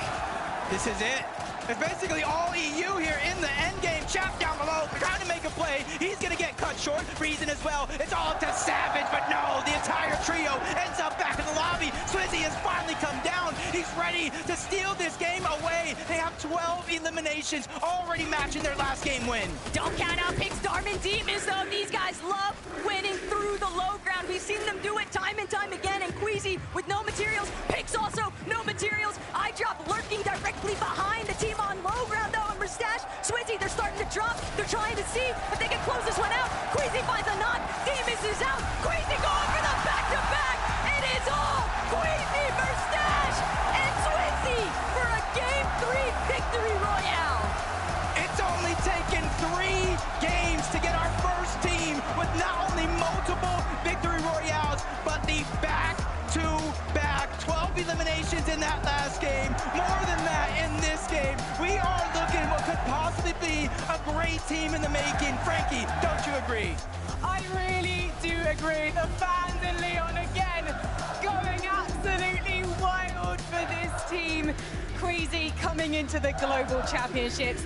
They said that this competition was going to be owned by North America, but right now it's being owned by the High Ground Kings. How was that game? Just a complete repeat of the second. I mean, we're just playing our game, that's it. Just playing end game, playing height, and that's it. Nothing more. But why isn't anyone able to challenge you for that height right now? We've got huge names. In fact, in that last game, all of our top 5 trios made it to the end game, but you still came out on top. I mean, I feel like it's the hardest of the hardest. It's hard to have a good mid game. A lot of teams are contested, so just hope we stay uncontested and we'll probably win. You mentioned being uncontested. You may regret that. Benji, à toi. Yeah, Swizzy, excuse me, Swizzy. Man, 3 games, 2 victory royale. What's your secret, guys? What's your secret? Take height, don't die. Le secret, c'est de prendre la hauteur et de pas mourir. Have you got any words for your fans, for the gentlemen fans? Gentle. That's it. Gentle. Gentle. Thank you, guys. Mustache, what an incredible Global Championships for you so far. Is it all about the calls that this man is making, or is it all the chants that the M8 fans are making? It's everything. Crazy, agile gold, fans, crazy, just best fans ever. Can't ask for better fans. They're definitely proving themselves to be some of the most incredible fans in esports right now. However, we're halfway through our games today on day 1 in Lyon. We're going to take a short break. When we come back, we'll be evaluating everything so far.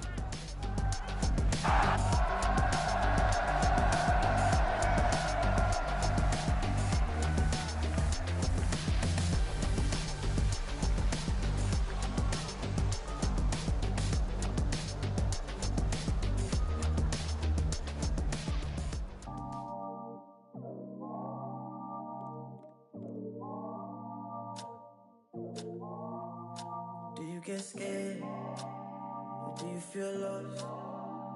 I can smell fear. I've been there before. But you made it through the storm again. You did it on your own again. Goosebumps in your skin. Do you feel what I feel? I'm waiting on you to notice that you got what you wanted. We don't got time to cry right now. Only got time to focus.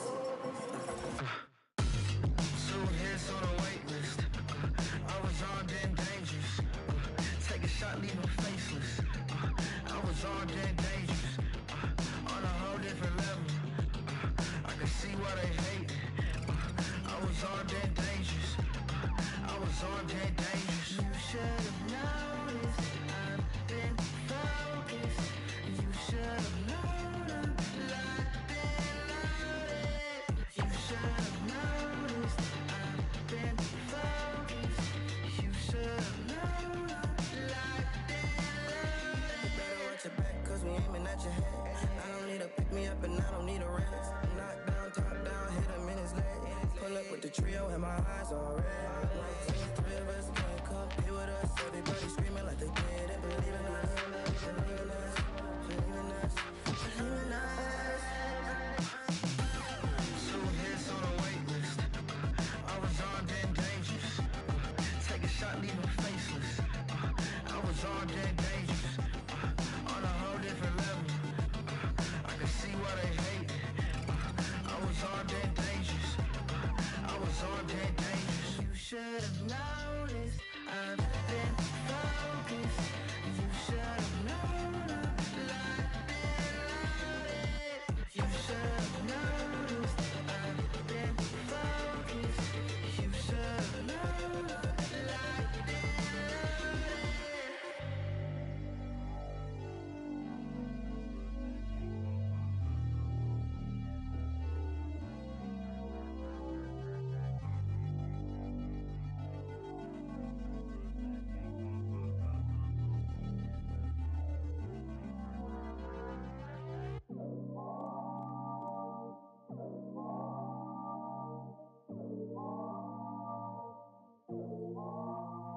Do you get scared? Or do you feel lost?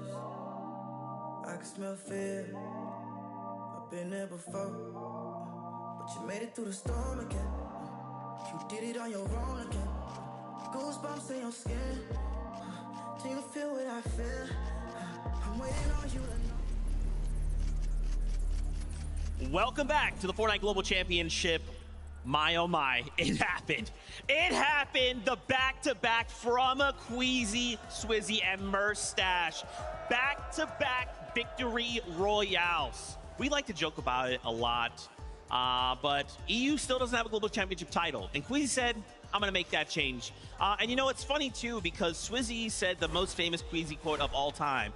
Take height, don't die. Guys, take height, don't die. That's what I'm talking about. I mean, Z, Kelly, it just looks so easy right now. They're getting everything they want. I mean, Quizzy pretty much said, he was like, hey, listen, we're just playing our game right now, and it is working to perfection. I mean, you just take a look at them, right? They're sitting up there, no worry in the world. They do such a good job at applying pressure to exactly the right teams, right? Keeping an eye on not only the second height team to make sure, of course, you know, the most likely team to go ahead and try to pressure them off the height.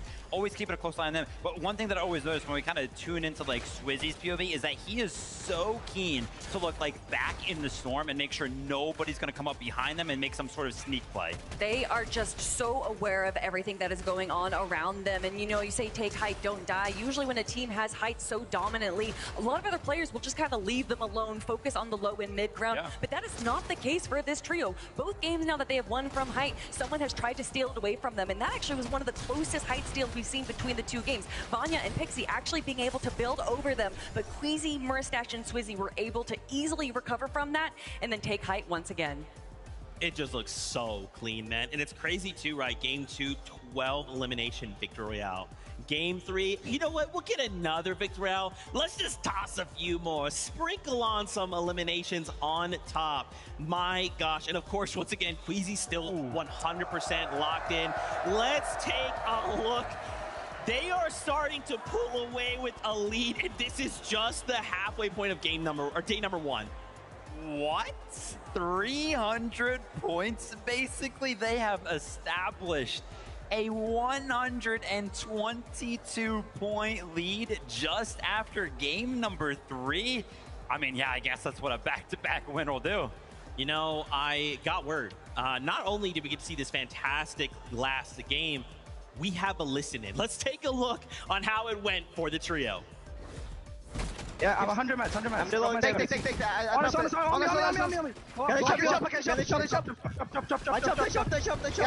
Shove this low. I'm playing zone. Yeah, chugging, go. Yeah, me too. Go up. I'm high. He's here. Yeah. Crack. Nice. Dead.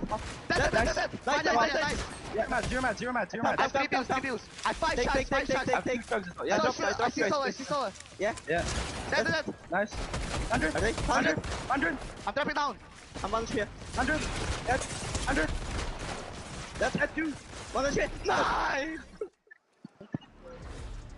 I mean, literally the whole thing that makes that entire thing work, right? Obviously, we've been watching the high ground for, 2 games now. It's kind of been the same playstyle. Queasy and Mersash kind of play that high ground while Swizzy kind of drops down and looks for those eliminations. Because Swizzy was actually on a lower level, he instantly called out, hey, I'm chopping it out. Like, if they want to be above you guys, I'm just going to chop it out. The fact that those comms come in so fast, but the reaction from Queasy and Mersash to just instantly kind of move themselves to a safe spot to make sure they don't get chopped out, played to perfection within an instant. It is that veteran mentality that Queasy is able to bring. You said that, yes, EU has not been able to get a global championship spot, but Queasy's gone second place now twice. He has been right on the cusp of being able to claim an international competition, and he really just provides and shows time and time again his knowledge of the game, and not just the game, but his knowledge of a LAN setting, of what kind of win position you need to do, and he gets his teammates in that position every single time. It's just so cool, man. Just watching the way they play, how they move, how they're jumping together as they're calling out things. It's not like, we're gonna move this and I'm going this way and you're going that way. No. The moment they start to move, they're one single entity moving in the same direction, calling out targets. They are so impressive. This is scary, guys. We got 2 victory royales back-to-back from the trio. Now, of course, in second place, though, the trio that won game number 1, Kanata still holding strong, right? This is still Kanata at the end of the day. They are still putting on a performance. They want to make sure they're like, okay, Queasy, you got a VR, but Kanata said, hey, look, I'm going to get 4 wins on land, okay? It's going to happen. Big thing for me right now is that the trio is making it to the end game right now, but I'm not going to lie, like, game number 1 was super, super good. The follow-up games kind of feel like they're kind of just like picking up points, being a little stragglers, right? Not necessarily having that great trio, everybody's together, we're healthy going into the end game type of game, which I think is kind of a good thing when you think about it, Kelly. It is. Like, they haven't really bounced back after game number 1, but they're still in second place. Well, if you look at the dichotomy of Queasy's trio and Kanata's trio, where Queasy's going on this ultra aggro, he's just controlling the high ground, Kanata's playing a bit more passively, and we saw that in games 2 and games 3, and we already knew that he was kind of playing a passive early game, but what I really appreciated in this end game right here, they were in the best position, so they were kind of actually staying in the back of zone, and there was a moment there where zone is pulling up a hill, and everyone was getting congested trying to climb over that hill, but Kanata bold scrap it. They stayed back a little bit, waited just a moment, maybe took a little bit of storm damage there, but then they were able to kind of pass away through the congestion and be able to make it into the end game. To me, I say this so many times, to me, what makes a top player isn't what they do when everything's going their way, it's how they're able to handle it when things aren't. Oh my gosh, that's so sick. Guys, I don't know if you saw 3rd place there. Seti climbing up 2 placements, taking over 3rd place. Now we're gonna break down a little bit of what we saw, but why don't we hear from Seti himself, who's hanging out in the player lounge. Obviously, it wouldn't be a Fortnite Global LAN if we didn't talk to our 2022 Invitational champion, Seti, and I'm so happy it's because you're in 3rd place right now, Seti. Is this something you were expecting going into today's competition? I wasn't expecting for us to be that high because obviously we're contested those spawns, so it's definitely harder for us. But we ended up surpassing our limits, and now we're 3rd and going just small break, then we're going to focus even more and hopefully finish 3rd as well at the end of the day. And it's really interesting to me that this trio was formed as a last chance trio for Major 3. Yapko coming back from his time in North America. Panzer being a player everyone wanted to play with, despite his lack of global experience. How have you managed to make this team look like a championship contender so quickly? I think we all are very experienced, especially my IGLing skills are like, they can literally push us to the limits in end games. To get us through the mid games, and Yapko and Panzer are just both crazy fraggers, both support each other and do their roles perfectly, so we just match each other so well and it works. I don't know how, but it works. Il se demandait comment ils étaient aussi forts après si peu de temps ensemble et il dit que c'est surtout qu'ils sont très expérimentés et qu'il a deux très bons fragueurs avec lui. Now, how will you keep consistency during this whole week? I think we just have to focus on ourselves and just get through the mid game because it's the most difficult, getting the surge. And then whatever comes. We're just going to focus every single game like it's the first game that we're, and yeah. Your old teammate, Cami, is also in the top 5. In fact, he's 4th place right now. And then we have Dimas Diamond Pix in 5th. What is it about these Polish players that makes them so successful on LAN? I think it's, again, the experience. I think we're all very used to playing on the big tournaments. And I actually predicted that like Cami and Pix are going to be high up. So I'm very happy that they are behind us as well. Can I ask what it's like to be at a LAN and not having Cami by your side? I don't think it changes much, but...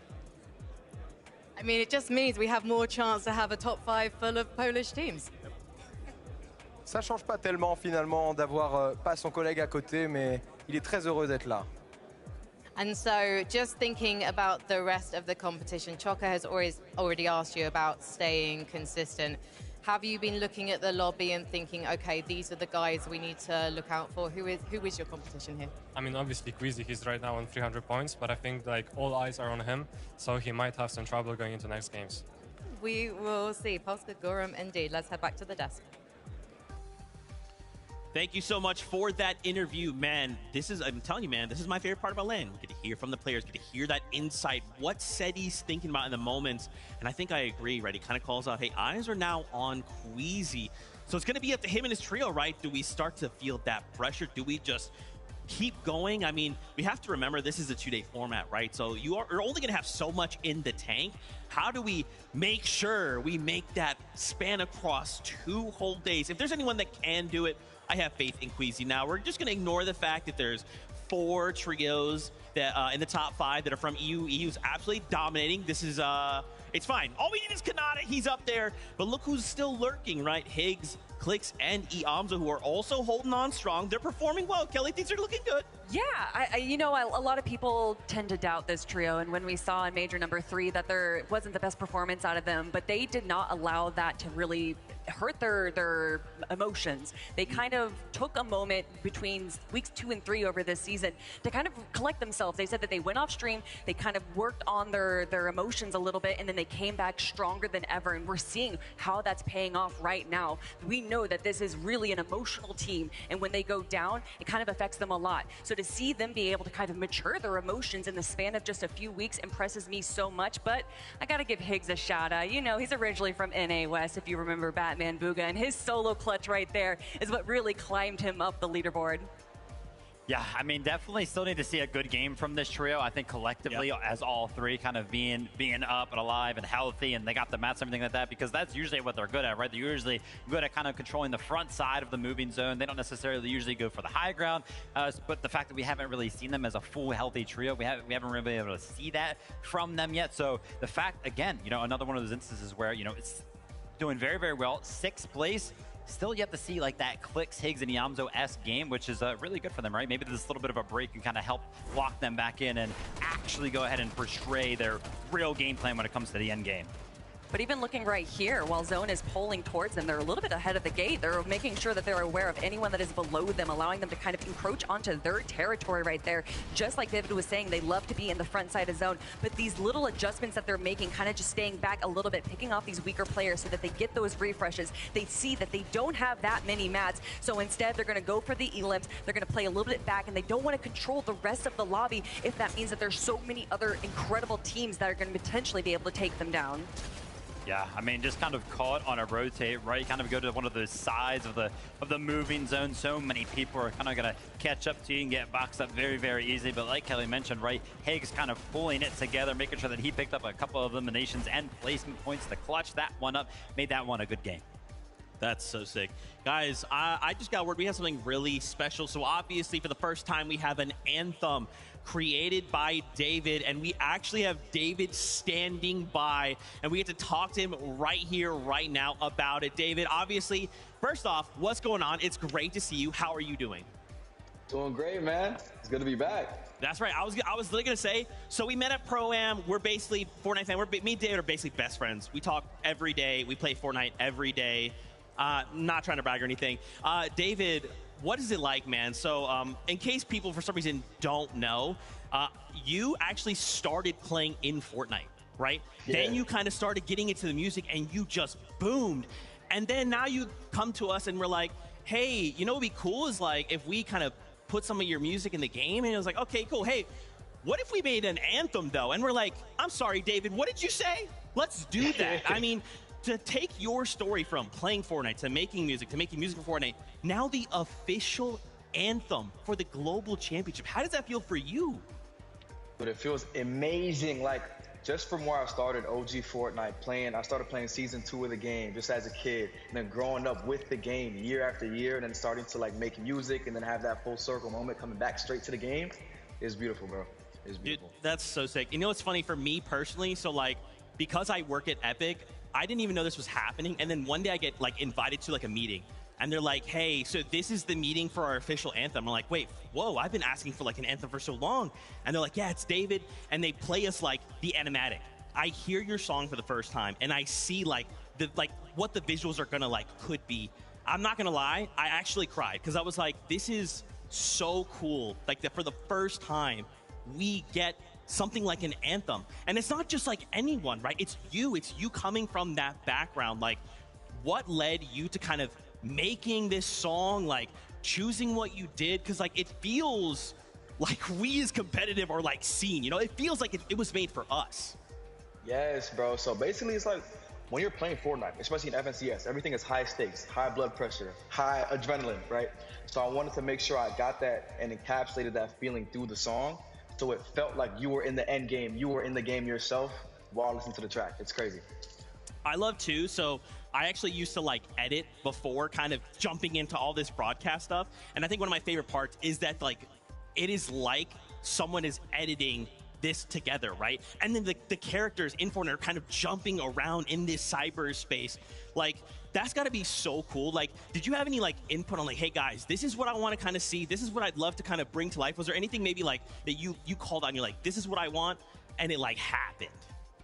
Yeah, I mean, it was a very collaborative effort. I feel like with my love for animation and just animated things in general, especially the game's animated style as well, going through that mixed media format where we're showing the clips of MCS players, the match of the game, and the 2D animation, and just how they encapsulated my character as well inside of the video. It was just like insane to see all 3 formats come together. It was insane.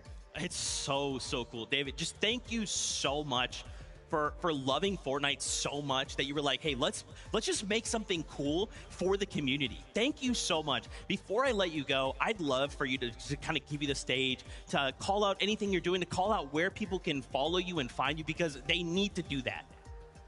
Thank you guys so much. Shout out to Fortnite. Shout out to everybody that made this possible. Shout out to you, the fans and the players. Shout out to the pros. My name is David. You can find me everywhere at D4VDDD. Love you guys. Love Fortnite. We out. Thank you, David. Thank you so much for your time. And again, thank you for one of the coolest anthems of all time. It is so sick.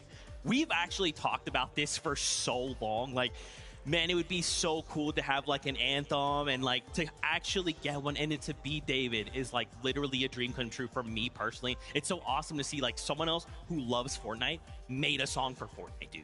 What I love is, like, you know, usually, oh, we'll gas people up, whatever. We've literally been singing this song for the last 4 days, and it's like stuck in our head. It's in a little earworm. We can't get it out, and it's just so good. And when we all got to watch that video for the first time together, we just kind of were astounded, stunned, and silent a little bit. It really does just kind of is the perfect combination of what you think a Fortnite fan is really bringing. Like, what you can tell that he loves the game, and that makes me love the music even more. And what I love personally is all of these players behind me getting back to their stations, because Zeke, I am so excited for 3 more games today.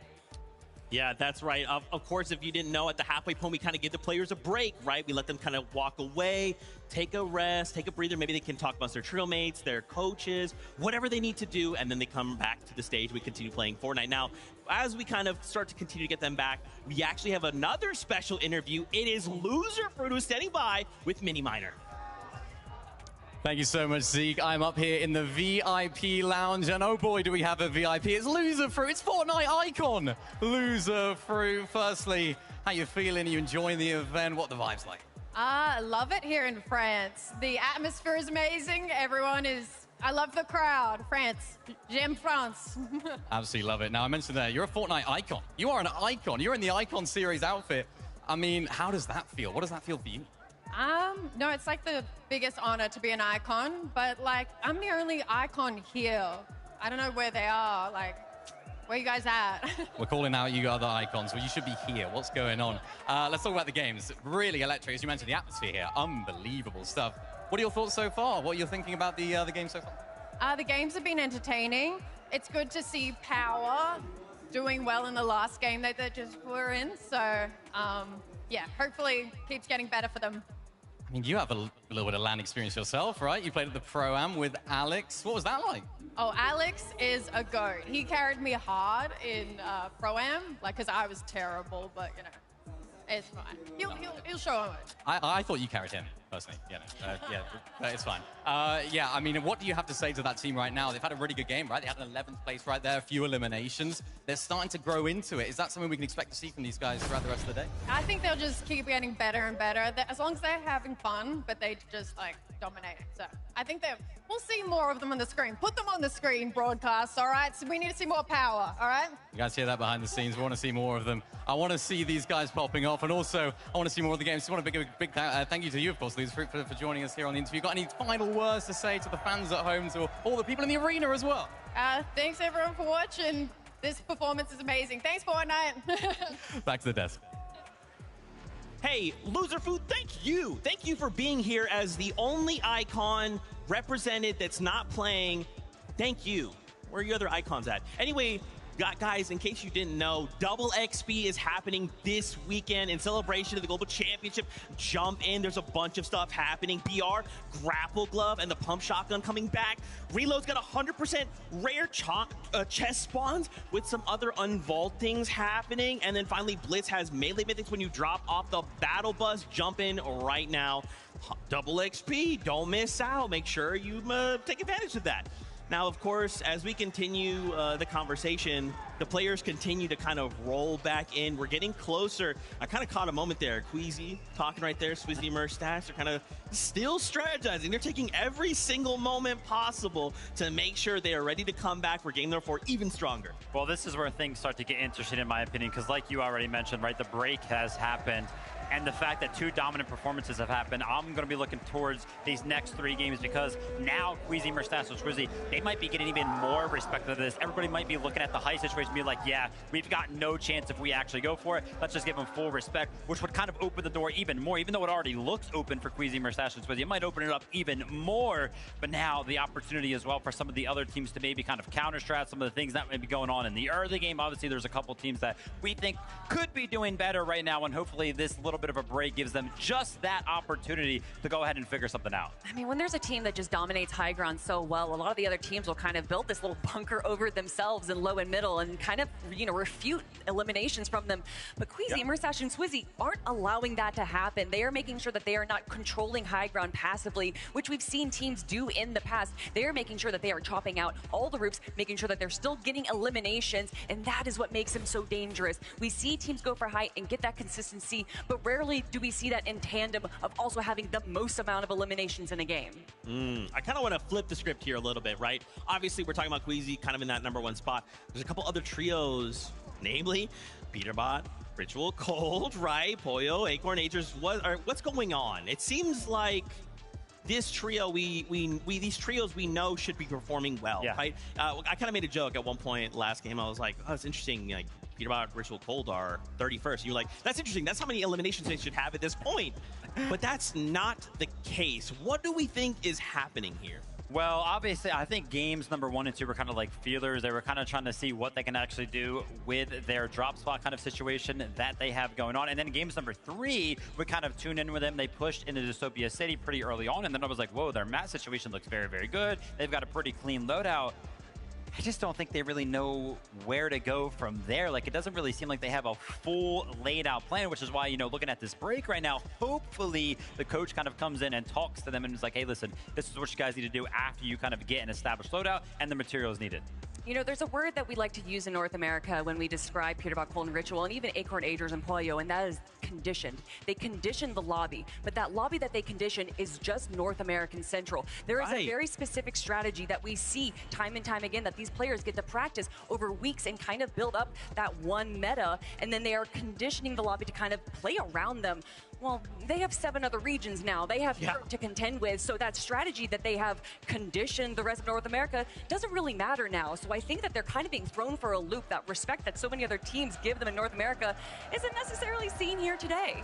Yeah, there is that meta within the meta, right? And it kind of, we usually talk about that around these times, right? On LAN, when players have kind of time to come together, meet each other, say what's up, and then practice, right? And I love that you call that out, Kelly, because that I didn't even consider that even for a moment, but that's so true, right? Everyone else is going, oh, here we go, finals, Pollo, Peterbot running around doing their thing. Got to make sure we respect them. Everyone else is like, hey, no, this is a global stage. Like, I'm trying to win. I'm trying to walk away at the end of this as a global champion. How different things are here in a LAN setting. Yeah, 100%, right? That could be playing a factor, right? Obviously, we've kind of talked about the situation between Cold, Ritual, and Peterbot, switching the focus over to Acorn, Pollo, and Agers. They've got, like, it's like an easy task, but a hard task at the same time. They know kind of what's going wrong. It's Storm Surge, right? But Storm Surge is one of those mechanics in Fortnite competitive that's pretty much the hardest thing to kind of figure out for any one of these teams, right? They know what they need to work on, but it's like, man, how do they? And you know, we were talking about the start of the show, especially Miniminer was pointing out how Queasy on the northwest side will build up that pillar, or will build up Storm Surge on top of that pillar. And then we actually saw it in game number 3, Agers, Acorn, and Pollo doing the exact same thing. But then if you look at that drop map, there is not that many teams that are landing near them, and a lot of the teams that are landing to the west of them are fighting each other. So there just isn't the same opportunity that someone like Queasy, who has a similar starting strategy, is able to pull off that they aren't. That is so cool and crazy at the same time, right? These almost like micro strategies these players are trying to utilize. Now, of course, both of these trios are world class, right? I'm not worried. But at this point in the competition, we only have 3 games left to go, right? And the idea is we set ourselves up with this first 6 games, then day number 2, we only have 6 games, right? To try and make a fight for that #1 spot. So for both of these trios, I kind of want to see, like, we need to get into this. We need to make some moves right here, right now. But with that being said, it's almost that time to hop back into all of the action. We want to toss it on over to the casters to say what's up before we get things started.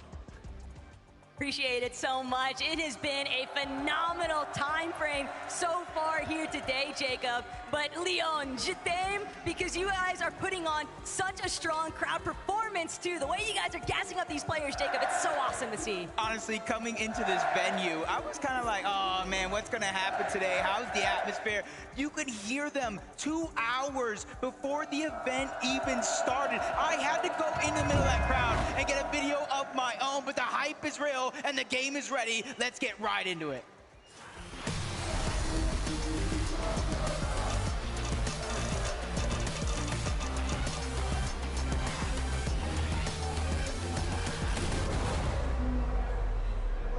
And we're back. One more battle bus ride taking us in to game number 4 here, Jacob. But the important steps are starting to be made. The players have had a slight opportunity now, revitalize themselves, see if these strategies, revisit some of those strategies even for a good portion of our teams realistically. But for Doxy and Tayson, this has been the early game theme so far here today, because these guys have just been clashing nonstop. But we saw that Brazil interference take place in the last lobby, so both these teams know they have got to be even faster with this outcome. It is all or nothing, because if Brazil continues to intervene, they're just not going to be able to build back up from Rangers' ruin. Yeah, and it wasn't just one, but it was two different teams, but the drop remains the same. The 50-50 on one of the chests. For Doxy, he's going to have to disengage and try to find some floor loot elsewhere. Chicho was taking a good brunt of that damage, but it's Pablo who does get dropped first. Chicho as well. And this is a good opportunity as Chino and Verdoxy are in a 2v2 situation. They're trying to close the gap, but Verdoxy goes down. Tayson, the 5-time champion, is going to fall as well. Now Chino's in a peculiar situation as he gets eliminated in the 1v1 against Riss. It's a tough break there for Verdoxy's team, but hey, Triss, what a come-up. Chicho and Tayson are both very likely going to be revived, but they gotta be very quick because still other action across the map. Veno, Vico in a very tough position, but Yuma, he's not gonna be able to escape. Veno finds the knock, finds the full elimination here, taking full advantage of that siphon, but he still has Rise up above. Veno trying to be very wary here. If he goes down, that is the end of it for Game 4, and they still want to be able to strike inside that top 10 for the leaderboard, but Veno wrapping around underneath Rise, even though he's overhead, Veno has the shield HP advantage. Veno still breaking through, doesn't get the shot that he wanted to, but Rise taking a huge chunk of his HP now. Koyota still seeing if he can apply a little bit of pressure on the backup section, but Veno, even in the 1 versus 2, he refuses to budge. That is Aura. Oh, he finally gets the knock on Rise, and that was huge. That was 200 IQ coming out of Veno, because Vico was down. Koyota went down to finish off that elimination, which gave him a huge 1v1, and with a third party coming in, Alex and Rise have had enough, as Vino's going to be the one that cleans up that elimination. But what do you do from here? You do have the chance to get the reboot cards, but your POI has now just went to someone else. The problem in the red alert there is that everybody knows that it's just Veno by himself. That reboot is going to be tough to make it towards, but Gabzetta, Scarpa away, already tangled up here. Snowy on the loops, trying to get the runaround, but completely caught off guard. Gabzetta, nice knock, transitioning into the elimination here. Way, Scarpa to Gabzetta, they're now in the driver's seat, and Ryu, Sod, potentially heading for the hills instead. No, they're willing to clash head on. They still don't want to depart. We're getting 4 times the point in that last game, but for Ryu and Sod, they gotta really try to figure out a way to win this fight or get the reboot card and disengage. 80 points, they're on their way up that leaderboard. For Way, Scarpa, and Gabzetta, this is almost a must. They've been landing all around the map throughout the earlier games so far. Last one, you saw him lurk up on over to Rangers Ruin, but they just haven't really defined that success. And this is a great opportunity with a mismatch and a numbers advantage to try to pick up these 2 more eliminations. And most important, the loot and the position to build those surge towers. But Way, Scarpa, Gabzetta, they're still not done with this just yet. Sod and Ryu are causing enough of a delay, and if both of these teams aren't careful, a third party could definitely enter the mix. They've got to find these quicker eliminations here. Sod, though, having a very tough time. The material count's running so incredibly low. Nobody's really had a chance to recuperate anything just yet, but Way, Scarpa, Gazetta now approaching from a separate angle. Sod completely pinpoint isolated. He can't get the backup he needs. Way just continuing to close in here. Scouting out. Okay, Sod overhead. No, it's just Ryu instead. Sod taken out. Ryu nearly out of this one, but just doing his best, and it's just not good enough when you're dealing with the full trio of Way, Scarpa, and Gabzetta. Yeah, with those eliminations, you see the rank upgrade drops coming in. It's not going to be the biggest difference maker, but it's definitely a good more loot than what they had before. Dystopia City, Peterbot, Ritual, and Cold, they've had enough of playing the drop spot roulettes. They knew coming into this event it was a triple contested fight, and now they're taking the fight to Tay-Tay. This one's personal as Ritual gets the first knock. There's back-to-back. Cold's putting in some work as well. 2 or 3v1 situation here on the Rhino, but it's not going to last too long. They have finally woken up. Enough poking the beast, because now they got what they wanted. I mean, you're talking about poking the bear, and take a look at what Veno's managed to do in some of that downtime since he found those early 3 eliminations against Koyota's team. Flixie, Vico now back up and in the running here. This is a real opportunity, Jacob, because they've got a couple of other teams that might be a little bit too prioritized with each other, a little bit too fixated elsewhere to scout these guys out inside the tunnel way. Yeah, I was looking at the mini-map right now. I saw another team potentially rotating in this direction, but it was outside of the mountain range instead of in. So not too risky just yet, as Muzz, you see just a huge chunk of HP missing, along with Sphinx. And to start the game off, I did see Muzz get at least one knock. The drop spot for that team on the other side was just too far, giving them that advantage. And that's just kind of that early surge, and that's early confidence building for a team like that. The real unsung hero, though, for Queasy this weekend so far, Jacob, has just been the fact that he's uncontested. If this is what an uncon Queasy can look like on a global stage, then I cannot wait to see exactly how the entirety of this weekend plays out, but don't want to get too ahead of ourselves. Reasons, Alex, Anon, just taking a more slow and steady approach.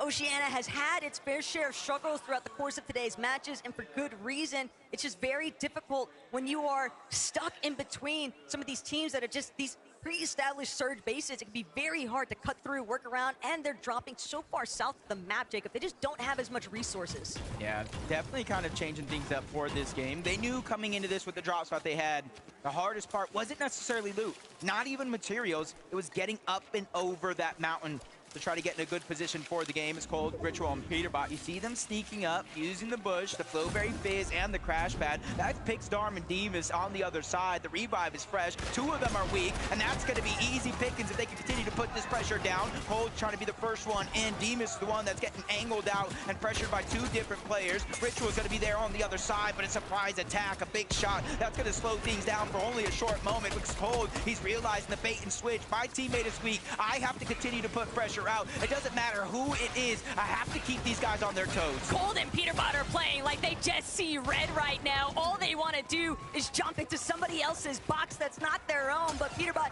he's going to be forced to take a halt. He knows that he has to try and fight this team underneath them or just leave entirely. Demas, Darm, and Pix, they've done enough. They have pushed back, and Peterbot is pushed out of the location. Kind of get a little bit confident there for Cold, Ritual, and Pete as they continue to kind of rotate on out. Surprisingly enough, they didn't kind of continue to stay over toward Dystopia, but what they left it, Baka, Pars, and Pump actually moved in. They're at a contested drop for themselves, north side of this actual POI, so they're just trying to get scraps. They're just trying to get any bit of surge, and right now, they spotted Cold and his entire trio rotate back toward Dystopia, and they're just trying to lurk. They're trying to get the heads-up play and an opening damage shot so that maybe they can finish it up. Take a little peeksies, though, at what's breaking down with Kanata Rapid and Bolts. The elimination feed might be telling an entirely different story there, though, for what's shaping up here at Dystopia. Pump, Pars, Baka finding that elimination onto Peterbot now means that they are all good to go for trying to key in onto Ritual and Cold. Pars already overhead, Baka right next to him, Pump, separate angle as well. There's just so many flank attempts here, but Cold, Peterbot knows that he's got to depend on his other fragger here, and Cold could come up big time.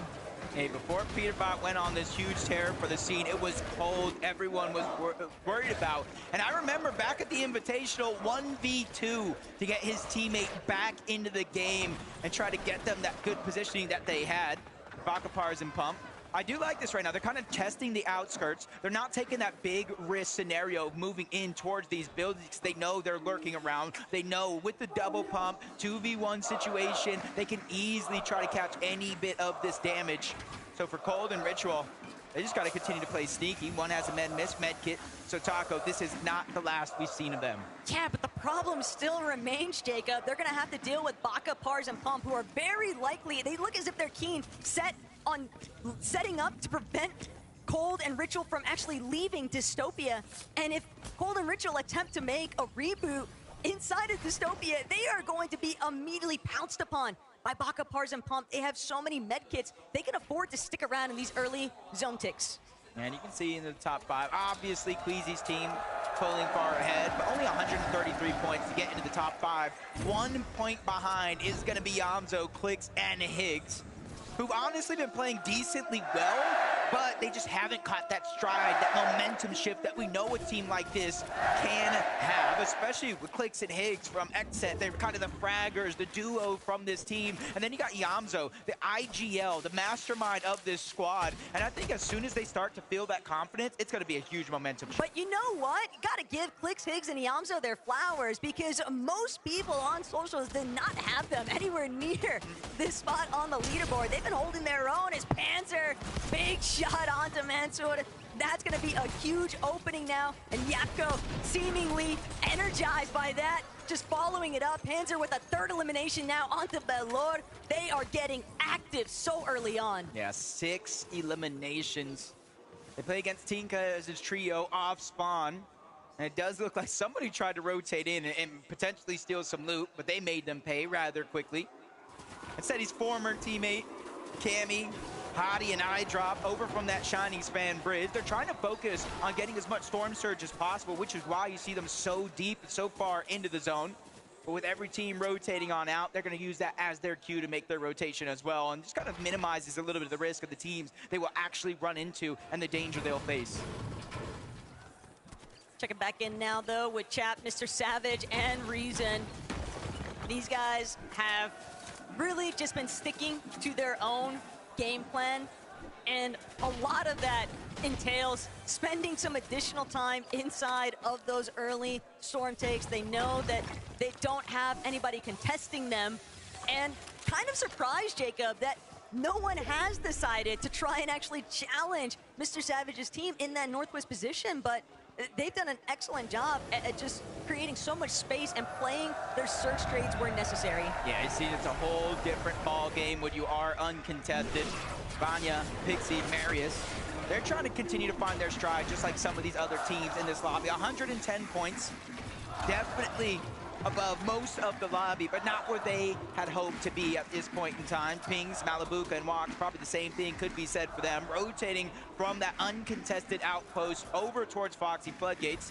But even though they're not in zone just yet, Taco, you're seeing they're running into so many other trios. Baka's team, Pixstorm, and Demus as well. And even if they find a way to get to the other side, there's a 4th team on the mountain looking in this direction. But the real problem that I'm recognizing right now, Jacob, is that you've got several of some real heavy hitter trios surrounding Foxy Floodgate, and I'm thinking about Cold, Ritual, Peterbot way back over towards Dystopia. They're gonna have to eventually break through these teams who are already fixated in much better positions. It's gonna be tough on that side of the map, but taking a little bit look closer towards the center. There's a little bit more flexibility around, just a whole different game here. There are a couple teams into the mix, but you're seeing no one in relatively close danger. King Phaser, P8 Zin, they have their surge base. You see not too far off, Ager's Acorn and Poyo. They're gonna be able to get a little bit of that hive spot because you see Mustache, Queasy, and Swizzy rotating yet again to one of these bunkers. And the interesting thing about this team is because they do get the hive, because they are uncontested, and you look at the Demon's Debris and the Dystopia where it doesn't necessarily spawn there, Ranger's Ruin too far away. It's so early on in the game, but they're rotating all the way to the eastern side of the map to get these bunkers that they know no one else can get. And this is the 5-head type play that's coming out of Queasy, and it almost makes you wonder if he wins here to this weekend, is he #1 in the all-time list? Undisputed GOAT of IGLing without a singular doubt in my mind, Jacob. He's already considered one of the best, if not the best, IGL in the world based off his past couple of years with Global's performances. And it's just impeccable to think of what they've been able to accomplish here today, because sure, you can be first on the leaderboard, but to go back-to-back with victory royales, that's a different beast entirely, and it's going to be very difficult for anybody else to play catch-up. But you have to remember, there were teams in this same position. Queasy was in this position. He was the one down below, but can't finish that thought just yet. Striker, Tisco holding their own here. Art, School, Salco, they need a little bit of a recovery point, a little bit pinched here at Sakura Stadium, just so far west of the map. They know it's only a matter of time before a third party makes the intervention here, but Art, School, Salco, they've got one knock. Striker, just seeing if he can try hold the wall, but he's not gonna be able to break away. Art just relentlessly chasing him down, and sure enough, it's gonna be 4 eliminations now in total for School, Salco, and Arc. Hey, they're sticking to the game plan, but the game plan has now have a wrench into the mix. Veno, Vico, Flixie, they're making their way on over. This could be 2 of the most aggressive teams in their respective region going head-to-head, but Veno, he makes the call, maybe a little bit too close for comfort. They try to disengage just a little bit, but you see, they didn't take the full distance onto that crash pad. They have some materials they want to get back, but they want to control the pace of them and that team of Art, School, and Salco. I mean, the ball's in their court. Vico, Veno, Flixie, they're just going to continue to play for positioning. They know that Arch Trio is still locked in at Sakura Stadium, so they can afford to just kind of take those peek backs, see if they can keep applying tag pressure, but they are still trying to be wary of that team up on height on the mountainside peak. Payson, definitely a massive threat if they are not careful, but Poyo, Agers, Acorn, finally witnessing them be above that third threshold, and not just that, but 1,400 plus above, Jacob. It's got to be such a huge relief. Yeah, to start the day, this is honestly the position I thought I would see this team in game after game after game, especially in game 3, where the zone favored over towards their drop spot. They were just unable to convert and really make it work, and you see the leaderboard with 51 points. They find themselves in 23rd place. I think you could have quizzed anybody in the Fortnite community and they thought that would have been impossible, but Peterbot, Cold, and Ritual probably in the same spot, only 77 damage above the threshold, and it looks like they're going to try to take the fight to Baka, Pars, and Puff. Remember, this is the team that initially got that knock onto Peterbot, probably causing this downward spiral of that Storm Surge being a worry, but they're taking it personal, box to box. They're ready to go in, and this is the style of fighting that we know Peterbot, Cold, and Ritual look for, but he takes another massive shot. I don't know what Pump and Baka ate today, but they are ready to play. The problem is nobody is backing down from Ritual, Cold, or Peterbot. Baka, Pars, and Pump have them fully squeezed inside of this tiny little crevice, and if that wasn't bad enough, they're also having to deal with a third party up on the high ground. Cold, Ritual, Peterbot, they're doing everything they can to try and buy themselves a little bit more time, but they know the clock is working against them. They're only just short of 200 above that damage threshold, Jacob, but they need more, and they need builds. They don't have any materials. It's all on Cold. Peterbot is just left in tatters because of that start. Yeah, it's just a tough situation to be in, because it's almost playing that mind game, the tricks of, hey, maybe I do have to fight. I need a refresh. I will not be able to get materials elsewhere. And with a team that's honestly been a terror to the entire NA Central region, this is kind of a surprise, and you've been saying it, nobody's backing down. Honestly, Papa Pollo said it as well. Peterbot plays mind games with all of you guys. He gets into your head, and that's why he's so successful. But guess what? No more mind games. I think everybody is ready to fight back. Well, it doesn't need to be mind games, because with Queasy, Swizzy, and Mustache making the approach, Peterbot, Cold, Ritual, it's now or never. They've got to either dive in, or they're going to find themselves getting absolutely pincered by several different teams. Baka, Pars, and Pump also know that same pressure could technically be applied to them if they're not careful.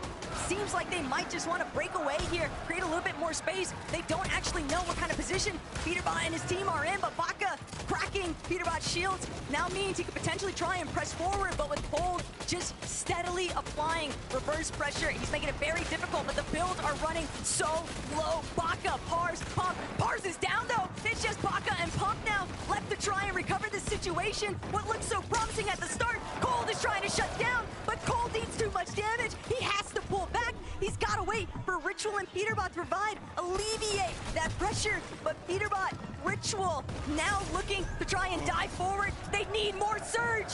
Oh no, from bad to worse. Baka and them on the other side. They now only get the reboot, but the first knock on the Cold yet again. Earlier in this game, they took down Peter, they took down Cold, and they took down Ritual, and a West on top. Baka, Pars, and Pump have just won the hearts of the crowd here in Lyon. And not only that, Jacob, but they just continue to make it feel impossible for Cole, Peterbot, and Ritual to perform here. But Clicks, Yamso, Higgs, on the other end of that note, they're still trying to see if they can leapfrog their way into that top 5 position from the leaderboard. How many times have we seen strong performances convert to a big jump in placement? But Swizzy, Mustache, Queasy, as long as they stay tried and true to their strategy, I mean, if it ain't broke, don't fix it. Yeah, and they got such a good spot, not only because the high ground, but Taco, take a look. Where is the zone going? Over Foxy Floodgate. That means there's going to be so many different elevations that if it pulls all the way towards the east or even towards the north and then back down to the south, it is going to be a roller coaster of emotions. And Veno, Flixie, and Vico throughout the day has been going through just that. 269 below the damage threshold. Even with Vino hitting a nice shot, it's not going to really change what they're facing right now. And that's why you see them scrambling, looking all around, trying to get information, figure out where they need to put their focus at. They're likely going to have to drop to ultimate low and maybe try to play a pre-edit off of a back tarp. That would maybe be their best opportunity to find some big damage. Still, other teams are absolutely feasting here, and Veno's not going to get the chance from overhead. It's unmanaged. This is their backyard, essentially, and Foxy Floodgate now really heating up a Vico. He's not going to allow it. You take down one of my teammates, I'm going to take you with them. Braids having to play for the revive visuals, just not going to be able to do it, though. And Flixie, Vico, this is a dynamic duo, though, Jacob. They could really make it work. Yeah, they've kind of put an all-or-nothing situation going after the high ground. Even though they picked up eliminations, got some points, they have a max pull on the other side. And this is what I warned you about, the different type of elevations that are going to start to come into play as Vico does it again.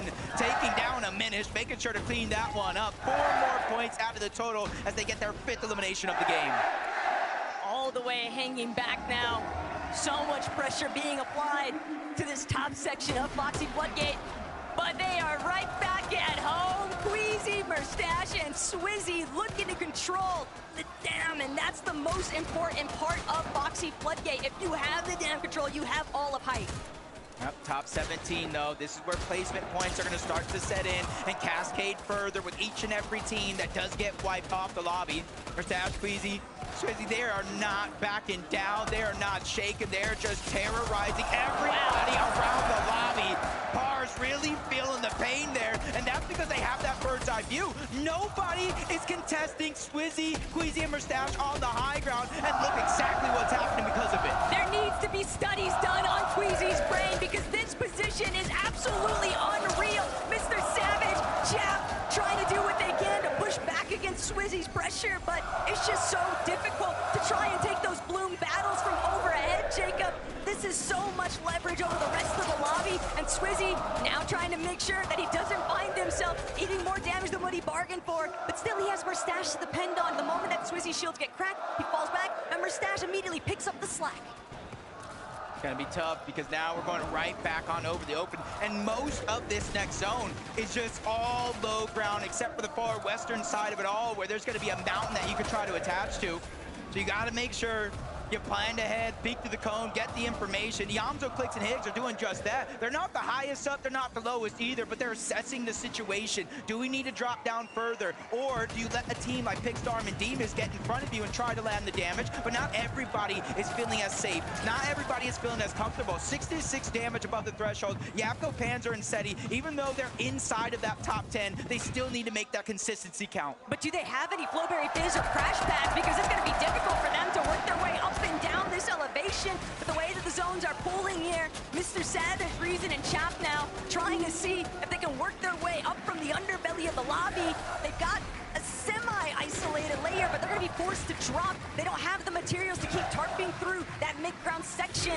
And underneath, where all of the congestion is very likely to start pooling into, that's just open season now for Queasy, Swizzy, and Murstache. Savage team 2 points away from hitting that top 5.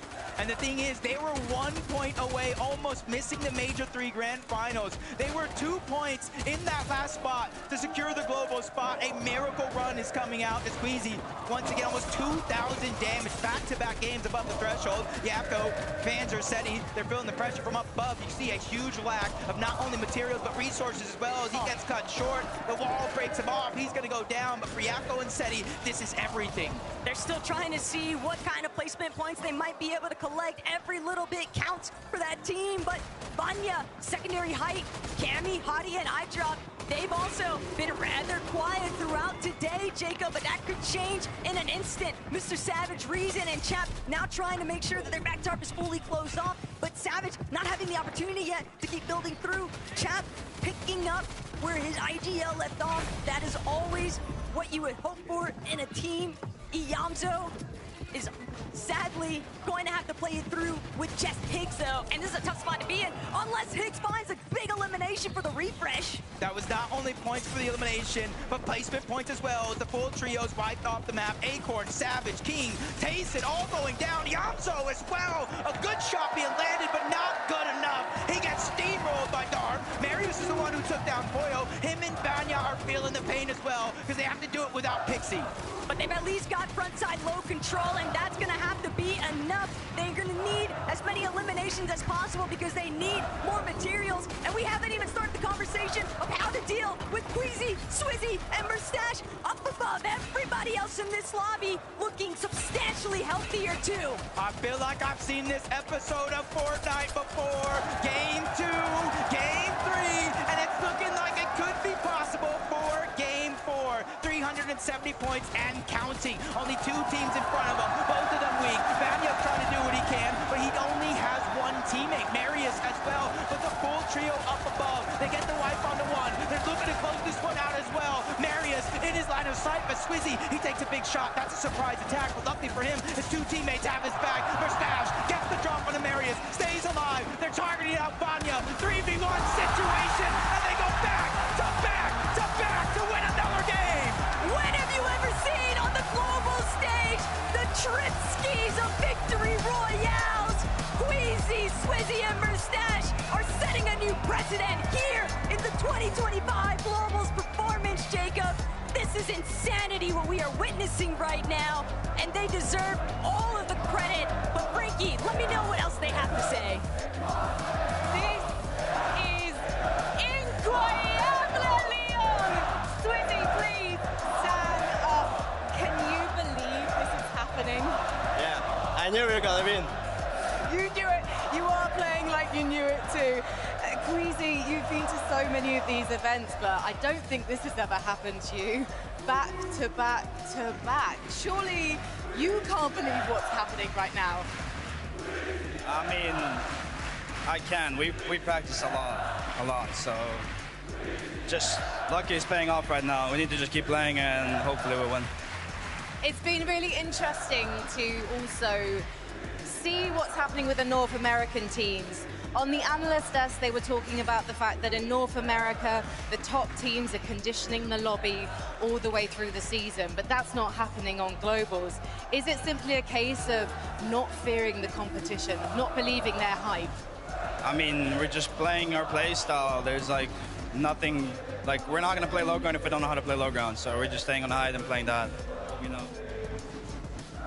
Actually, you did well for 3 games, for your team, but also for the crowd. Are you proud of that? Yeah, I'm so proud. I'm proud of my fans, I'm proud of my teammates, like, they're crazy. And for you, will you keep the high ground for the next 9 games again? I mean, the strat is take high, don't die, that's it.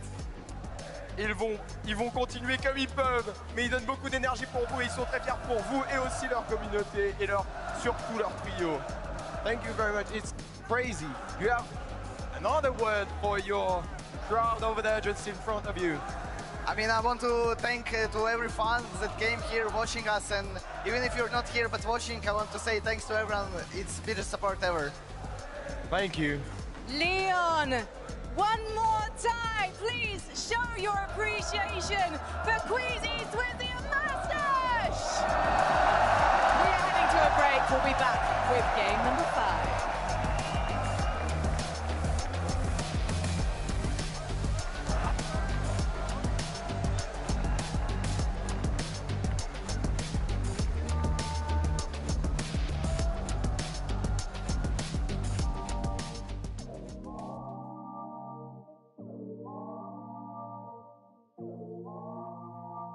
Get scared? Or do you feel lost? I can smell fear. I've been there before, but you made it through the storm again. You did it on your own again. Goosebumps in your skin. Do you feel what I feel? I'm waiting on you to notice that you got what you wanted. We don't got time to cry right now. Only got time to focus. On a wait list, I was armed and dangerous. Take a shot, leave them faceless. I was armed and dangerous. On a whole different level. I can see why they hate. dead dangerous. You should have noticed I've been focused. You should have known I'm locked and loaded. You should have noticed I've been focused.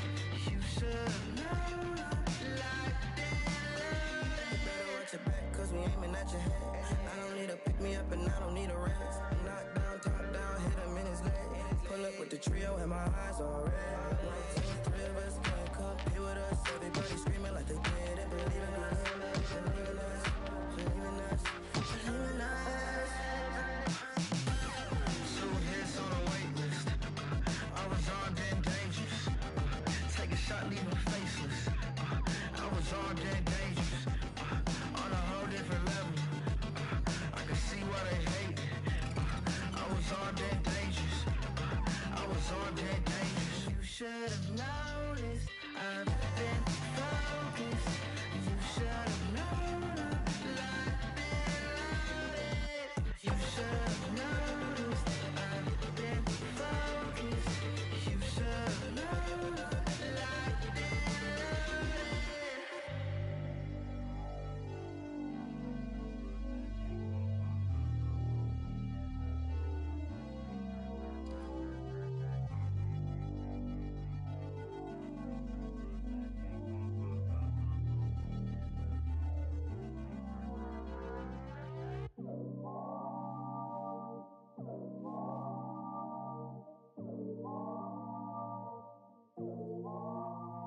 Do you get scared? Or do you feel lost? I can smell fear. I've been there before. But you made it through the storm again. You did it on your own again. Goosebumps in your skin. Do you feel what I feel? I'm waiting on you to... Welcome back, Fortnite fam, to the Global Championships. My name is Zeke. Joining us here on the analyst desk, we've got Mini Miner, we've got 11-2K, and man, oh man, did we just have another game won by Queasy. The three back-to-back-to-back. Zeke, you know what's happening right now? What's happening? I don't think you know what's happening right now. Tell me. The last time Queasy played a major final and won 3 games in a row, he won 6 out of 12. Oh! He went on to win the next 2 games after that. He won 5 games in a row back in Chapter 4, Season 2 when he was playing with Veno. These guys don't look like they're slowing down anytime sooner. Our EU savior. Our EU savior, Queasy. Thank you. We might finally get one. Oh my goodness. It's beautiful. It's absolutely beautiful. They're playing perfect end games right now, perfect height. Just Queasy playstyle personified seeing them play right now. And, you know, we mentioned that 6 out of 12, right? They played a very similar style of play, that high ground. But I think they sort of they were a little bit adjusted this time. I think in that time, when they were playing for that 6 out of 12, and they won 6 out of 12, they were doing very, very well at retaking high with Bennett, right? This time, they're taking it a lot earlier. We can see it right here, just building up really high and taking it early as the 8th zone here. One thing I really loved, right, is, you know, Frankie was asking Queasy about the timing of when they take height, and, you know, a lot of the time he's received criticism in games and maybe people perceive them to take it too early, and he said it's never too early to take height, right? I know what I'm doing, and I mean, at this point you just have to trust the guy. My mind is blown. 3 wins back-to-back on land. Wow. Like, I don't think people are really clocking how insane this is right now. This feels almost like a major tournament, right? Feels like I'm going back, but then we remind ourselves, this is a global championship stage. These are some of the best trios from around the world, and he's making this look like it's just a normal, everyday game for him. I mean, they're taking it early, but the way that they actually hold on to it is so, so good. When there's people crash panning up onto high, they don't panic. A lot of teams that are new to high, maybe don't play it so well, they will panic. They'll struggle. They won't deal with it as well, and you can see it right here. Vanya tried to take it right there at the end to try and take over the game, but they were calm, they were cool, they were collected. You even saw it in the interview there at the end. Queasy's just won 3 games out of 4 on land, and he's like, yeah, we're just going to keep trying to play our game. Like, he's so chill. I don't know how he's doing it. We saw Canada jumping around after the first game. I like that from the IGL, though. It's what you need. Look at the numbers here, man. Wow. Before this game, I'd be curious to see what the updated stats are, but I was looking at the numbers before this game. Swizzy was leading damage, right? He had about 6,600 damage. The next person, second place, had like 3,000. Wow. Right? So he was already leading damage by double the second place. I can only imagine now it's even more. It might be triple at this point. These guys are going crazy. They're playing the best Fortnite of their lives at the perfect time. It's so crazy to just think about, like, how this team is looking to attack any problem that is coming up. And I gotta say, this last end game was actually kind of crazy, right? It's like M8 versus M8, and you kind of don't know who to root for in that situation. M8's just like, ah! You know?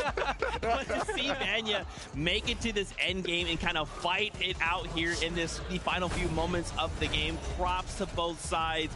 And still, right, maybe they didn't get the victory out, but they still placed second. That's so much in terms of placement points. Yeah, these guys are unbelievable, right? But these guys are doing a great job of staying in this competition, fighting in this competition. You know, early on, maybe a bit more quieter, but they're starting to show us their prowess. I think the great thing about them as well is that we've seen them at times this year struggle when they try to go for height, and it doesn't work out for them. In this game, you know, they tried to take it, didn't work out, but they still make a good game out of it. Yeah, and that's absolutely crucial. It's Marius, it's the fraggers that are doing a very good job. Of course, Pixie went down a little bit earlier here, so Vanya had to do a really good job, but I'm really impressed with how Marius is handling the pressure right here. Of course, there's been a lot of eyes on him over the last couple of years. Is he this sort of big fragger that everyone knows him for? Yes, proving it on the big stage. And this is, of course, a big moment for him being on LAN as well. So lots of questions going into this. They're answering it so far. The problem is, Queasy's just doing so well that they're struggling to catch up, but it's a really nice game, so they're moving up in the stand. Let's take a little peek at the second page, though, right? Let's just kind of roll things down. How are things looking, right? We see Agers, Hoyo, and Acorn. What's crazy is I kind of didn't expect to see them this high up in the leaderboard, right? They're kind of lurking in the shadows. We haven't quite seen them have the game we're like used to seeing on NA, but we still have 2 more games left to go on the day, so maybe they can piece something together. A good time to try get some momentum. I feel like at competitions like these, when you start slow, you almost are out of sight, out of mind, right? These guys now, if they can sort of creep their way back in towards that sort of top 8 range going into tomorrow, they're still going to be, maybe not a good shot for contention if Queasy keeps playing like this, but they're still going to end up, you know, put themselves in a position to end up way up there in the leaderboard by the end of game 12. Yeah, and they have the firepower, right? We talked so much about their drop spot at the beginning of the show, how powerful that really is. Of course, the team as a whole, the way that they can play, we know how well they can play end games as well. So all it takes is just 1 or 2 things to go their way. We all know about how good Hoyo is when it comes to those end game clutch situations as well. And I think maybe a little bit of the pressure aspect was coming into it, you know, walking out in front of this massive crowd, chanting your names. It can be difficult and it can be really, really tough to adjust. And I'm telling you, man, well, we'll save that for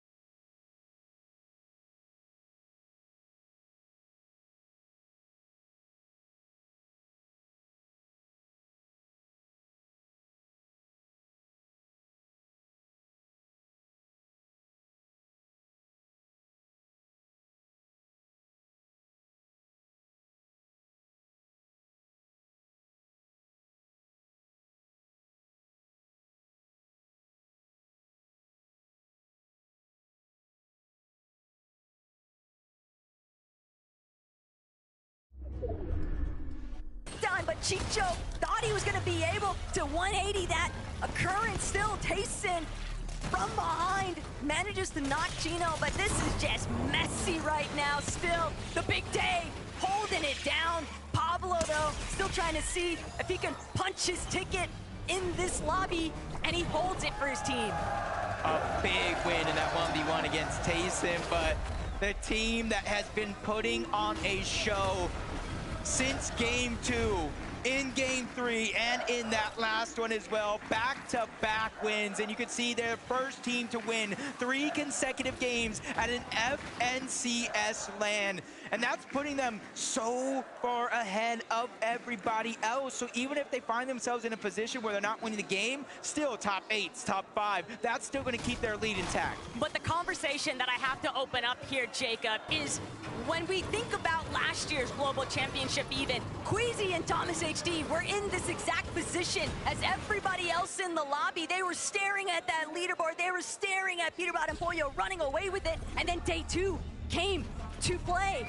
And Queasy manifested a huge performance to play so much catch-up. So while it might look very, I don't say impossible, but unlikely, I still think that there's opportunity for somebody else to try and play catch-up. But day 1 definitely seems like the momentum is riding high for Queasy's team.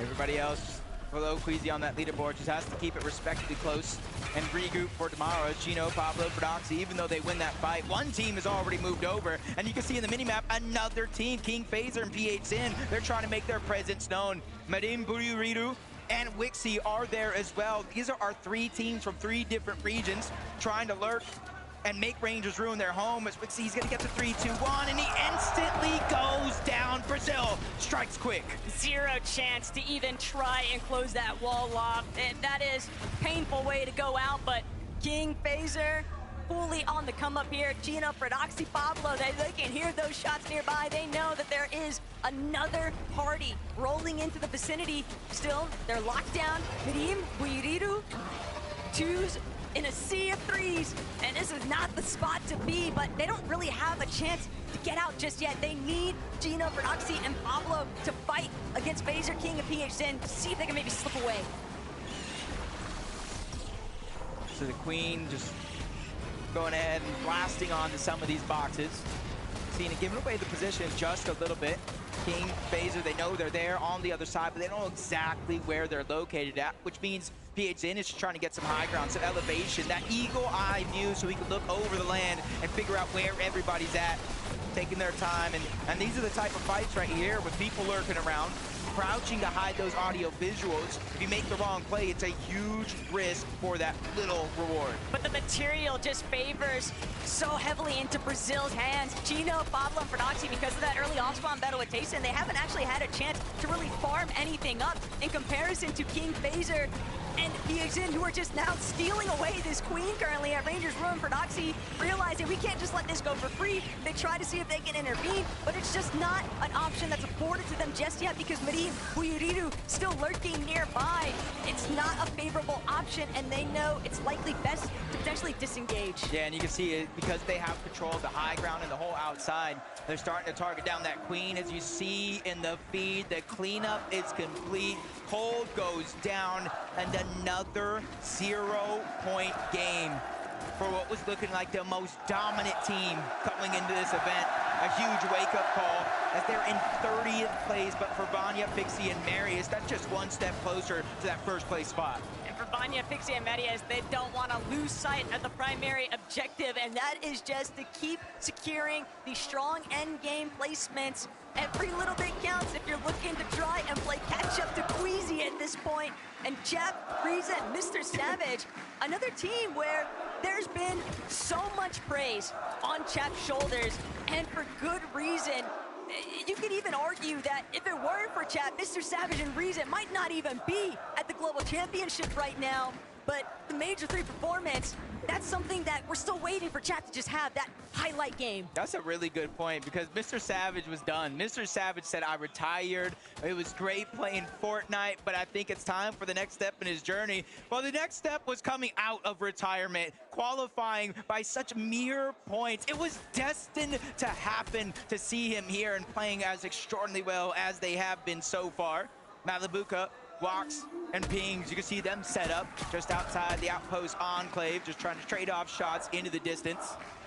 And against Poyo, Agers, and Acorn. And honestly, I think this was the difference maker. We saw both of these teams before slightly weather, one more than others, but I think it's because of exactly this. They're now trading off shots for Storm Surge versus the rest of the lobby, and it's given them a little bit more flexibility in different cases. Whoa, whoa, whoa, whoa, whoa. Vico, though. Parades, where are you at? This is the wrong neighborhood. And Benno, Vico, Flixie, now with 3 eliminations in total, Jacob. This is much more room to work with than what they've been afforded, and especially considering that Koyota eliminated Benno very early on, but still, Vico, Flixie cover the situation, and now look what Benno's able to accomplish. A Minish clean wipeout there by Benno. I think Benno needs to keep playing like he has a chip on his shoulder, almost something to prove. The contested drop is not going to be easy for anybody, but if you can find a way, come out and have games like this and really make them count, like we kind of saw between Tayson and Prodoxy to start the day in games 1 and 2. Just got to be able to keep that momentum up. Phaser, King, PH in, rotating around. I thought I saw, yes, I was about to say, I thought I saw somebody moving on over towards that bunker, and it is going to be our team from Brazil, King, Phaser, and PH in. That means that play they made to rotate on over to Ranger's Ruin, not only third party and get the eliminations, but eventually take down the Queen, works out perfectly. Every single Globals, there's always that one surprise pop-out wild card from the international scene, and I think, at least for day 1, King, Phaser, and PHN have definitely taken that position in representing what these teams from the global presence are able to provide. And this is looking like a very sound setup. They've done a great job at essentially infiltrating that Rangers Ruin third-party action. And it's caused such a dominoes effect across the map. It changes so much of how the game is played when Prodoxy, Pablo, and Chino aren't able to just conveniently take their third-party options and all those surprise pop-up performances, finding those eliminations, intercepting teams on their loop path rotates. I like this play me out. Curly, Reed, and Cooper, they haven't had the best luck finding teams to trade shots off with in the distance, and now they have to do something different, go box to box, play a little bit more aggressive. Curly's doing just that. Fortune saw it out, but they trade shots. Luckily for him, his teammates are there to save the day. Curly gets the elimination. Siphon is what he needed most in that moment, and now they get the loot. You see the extra splashes and that full load up that they're kind of able to change things in and out. And it's a confidence boost for a team that honestly, listening to them talk yesterday, they didn't think they had their game plan anymore from what they practiced coming into the Global Championship. They had to pull something up from underneath their sleeve, and, well, that's one way to do it. Not the only magician working in this lobby. Benno just a little bit of a heist here onto Hero. Tries to take that launch pad instead of punish for it, and Vico following up. This is exactly why you don't want to give Benno any space, because the way that they're trying to control that mountain range now, it's forcing teams to funnel through in a way that makes it so easy for them to find those knocks and eliminations, or just surge in general. Yeah, or at least at the bare minimum, get them to waste a lot of materials rotating on over into a spot where you might not be able to get much. Pickstorm, Demus, you see kind of a smooth rotation. Not too many players near them yet in the distance either, so they can focus on one thing and one thing only, getting to where they need to be. As we take a look at Rapid, Kanata, and Bolts, they started the day off with a big win. I think it was around like 101, maybe 104 points. Since then, it's been anything but perfect. But this is the real test, especially for somebody like Kanata, where I was talking about how different he looked coming into this event. Now we get to see what are you truly made of. But they're still within striking range, a top 3 within day 3. They haven't had, you know, the craziest day ever after, especially after what we witnessed in game 1. We're definitely maybe looking for Kanata, Rapid Bolts to keep seeing how consistent they could be, but until they find a way to replicate that game 1 performance, things are going to continue to get more and more difficult as everybody starts to find a better grasp, a better idea of where they want to go to try and find any little bit of placement points to put them inside of a better position for day 1 closure. Again, I talked about Acorn, Poyo A, just going back to what has worked best coming into the Global Championship. That's kind of setting up one of those bases. You have an abundance of heals at the Demon's Debris. You just got to figure out a way to utilize them. It's like Clicks, Higgs, and Iamzo rotating south from Supernova Academy. They were one of those teams kind of looking off into the distance, whether if it was Savage, we saw moments there, Saad and Ryu up towards the top. They have multiple targets that they try to use early game to build that Storm Surge and kind of give flexibility for rotations just like this. I think it was very smart, though, the way they were utilizing that natural map terrain, hugging towards that lower territory so they don't get spotted out from those teams that are in those high ground positions. They're just fully covered by those cliff bases. But looking into what our leading contenders are getting up to, Mustache, 0 shotgun damage. And my favorite part about this morning, Jacob happened to encounter Queasy, and he made it known, we're not going to carry shotguns. We are running ARs. We are running the record revolvers. And you know what?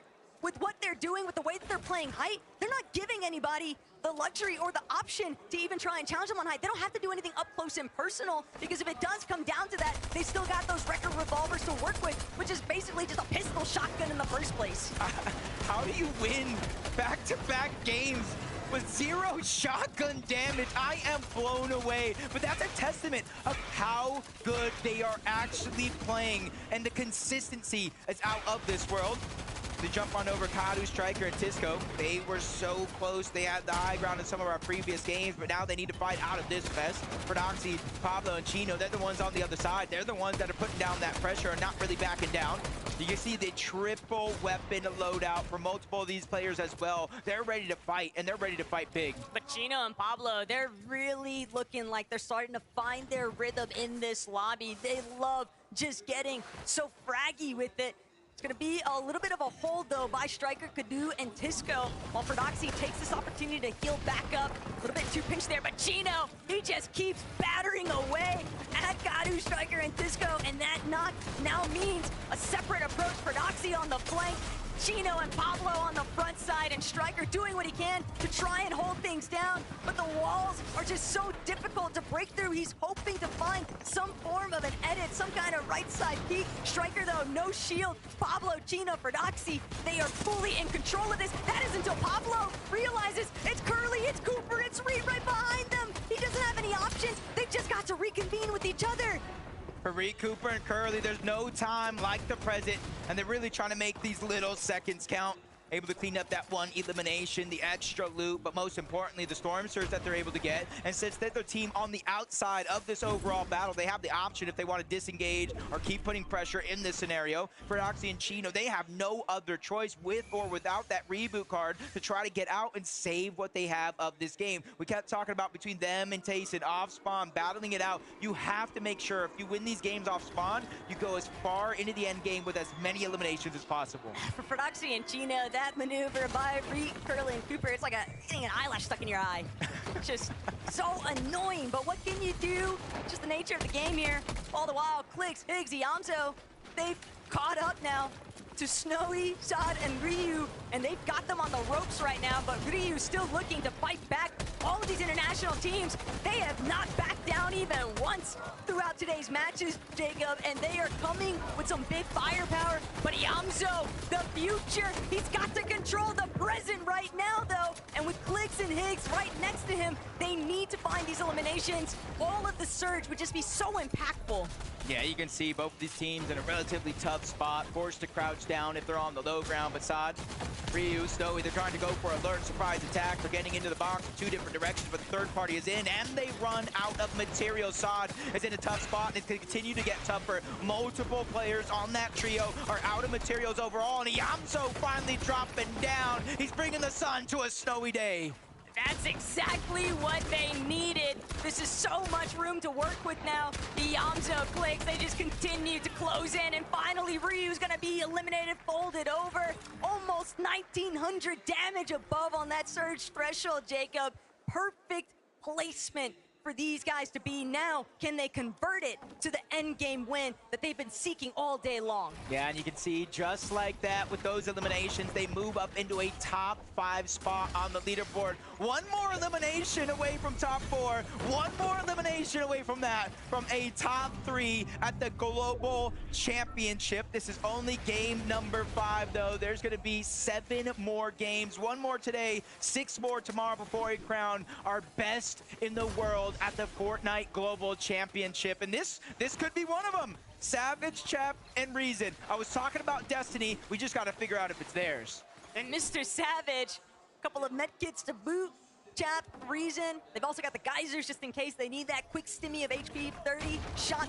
But Yuma, Rise, Toyota, a little bit of a hiccup at the starting point. Still managing to try and make it work.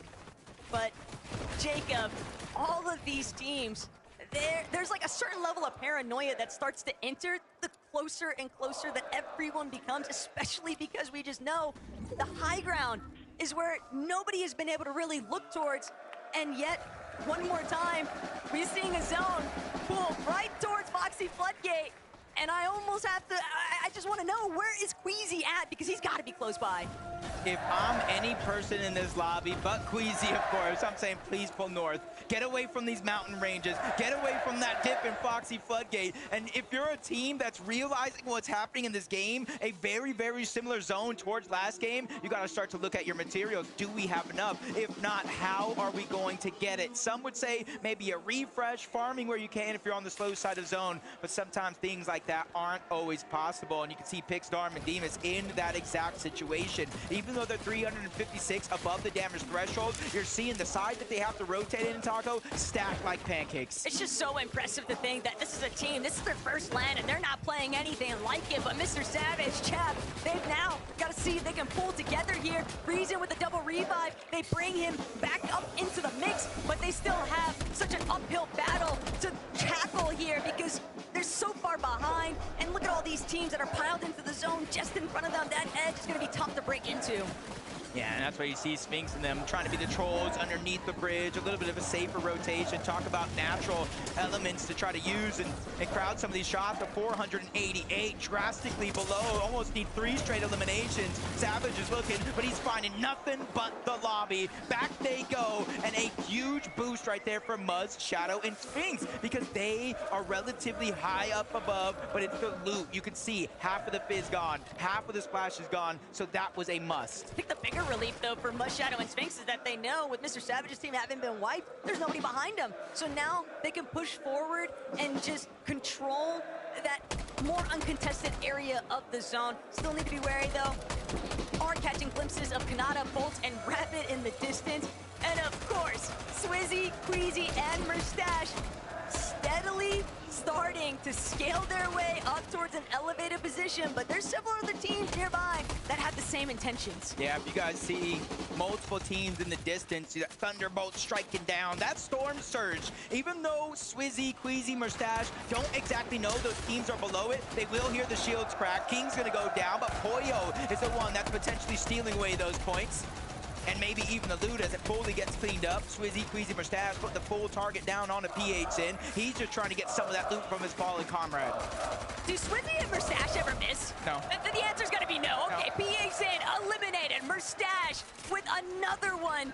But that's actually gonna be the first one of this lobby. They've just been collecting so many eliminations throughout today's lobbies, Jacob. It's almost crazy to think that that's their first, but Queasy could be in trouble. Does manage to break away from where Bolt, Rapid, and Kanata are at, but Kanata, you know that he's scheming inside of this middle section. He wants to maybe try and set up for a pre-edit on their back target, but they know there's another team directly underneath them. And it's gonna be School and Southgo caught off guard. They're not gonna be able to make that transition.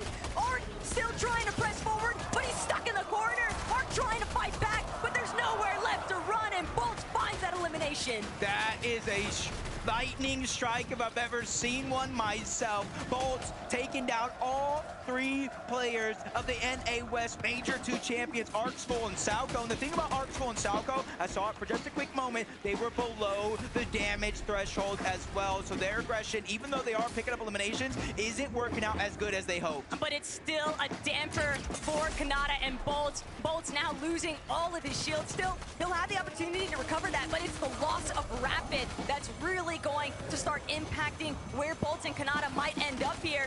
Fortunately for them, Zone pulling a little bit away from those mountain faces, so as a duo, they can still look to break through the low ground, but Queasy, Mustache, Swizzy, Gentlemate's going absolutely ballistic in this audience right now, and for good reason. Mustache said it, we're just gonna keep winning, and they've got 3 already at the international level, Jacob.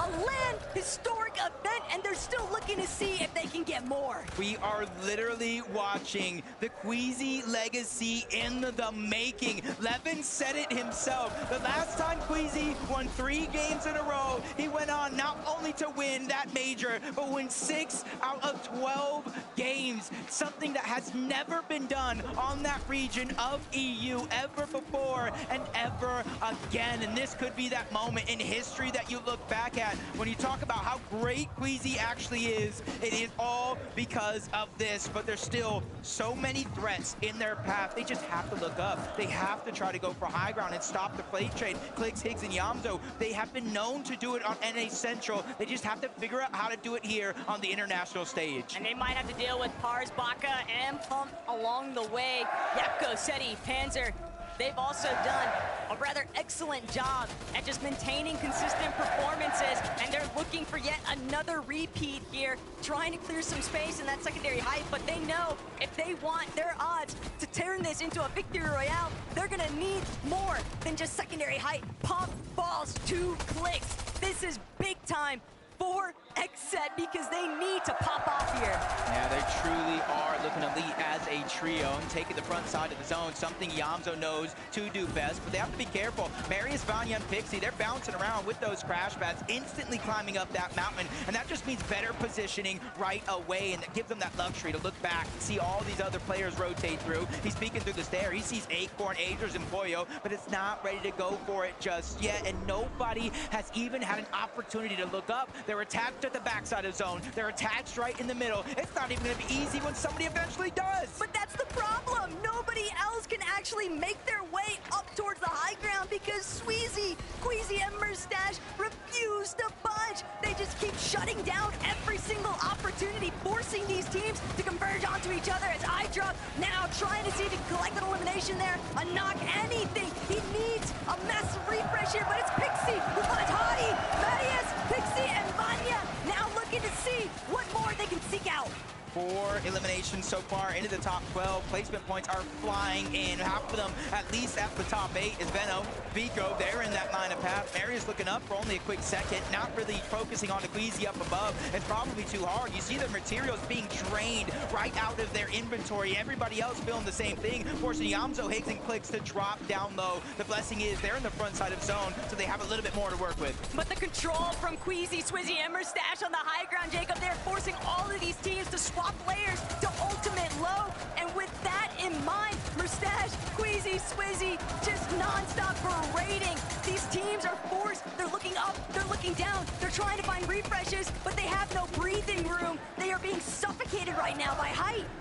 With the conversations going on before the Global Championship, Boo probably smiling ear to ear right now with EU doing the performance that they are, but Kanata Bolts, they're trying to channel how they played in game number 1, finds a key elimination on the Reed, not just elimination points, but placements as well. Cammy falls, more points from the lobby. Swizzy's trying to drop down low, he's just getting loot, he's bringing it back up to his IGL. And that is all Swizzy has to keep tabs on alongside Mustache. Everything getting dropped at Queasy's feet so he can have the ultimate success here. But Marius, he's in too much trouble. Marius trying to squeeze away. It's Vico, it's Veno, and Flixie chasing them down. They know that they're going to have to clear out all of these players inside of these lower layers if they want a real shot at beating Queasy up on height. Yeah, if there's any team that I think has a chance to look up and at least give them a fight, it is going to be them, as Marius is forced outside of the zone, almost a 1v1 against Clix, and Clix gets the knock. Can he get the elimination? No, he can't. No siphon for him, but the battle, the inevitability is finally here. Vico's taking charge, but he's also taking most of that damage. Flixie's forced to reload, and Benno is in that mid-cut as well, a challenge that they did not find success on, but relatively so. Even if they might not have the high ground,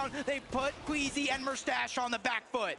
And that's the problem, Queasy, Mustache. They could still tank a little bit of zone here just because of that exotic Fizz, but at the same time, Vico, Benno, Flixie, they're now trying to remind everybody this might be it's Queasy's 30 so far, but we still want to take the Mustache!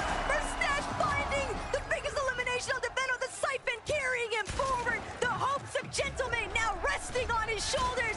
Flixie trying to hang, but Flixie wins it all, shutting down the dream.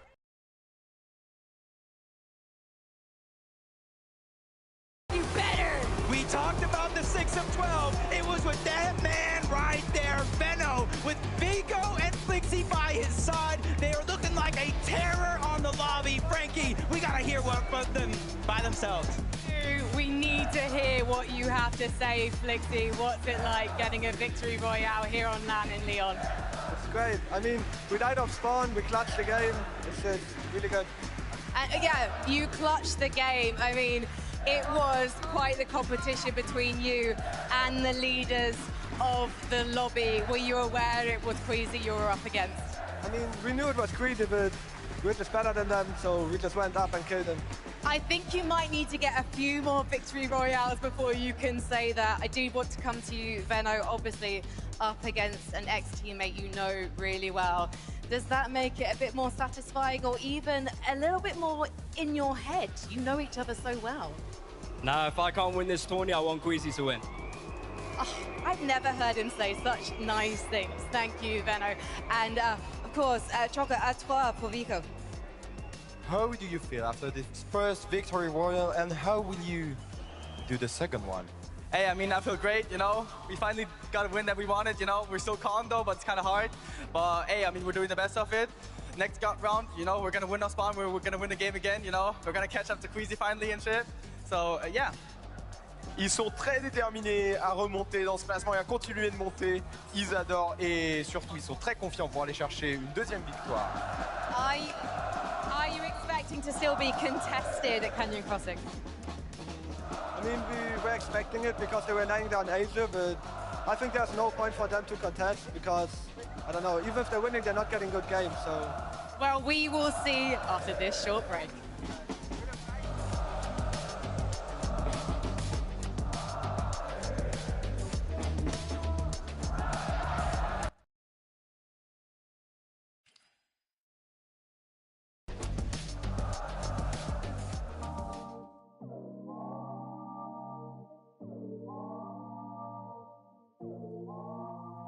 Do you get scared? Or do you feel lost? I can smell fear. I've been there before. But you made it through the storm again. You did it on your own again. Goosebumps in your skin. Do you feel what I feel? I'm waiting on you to notice that you got what you wanted.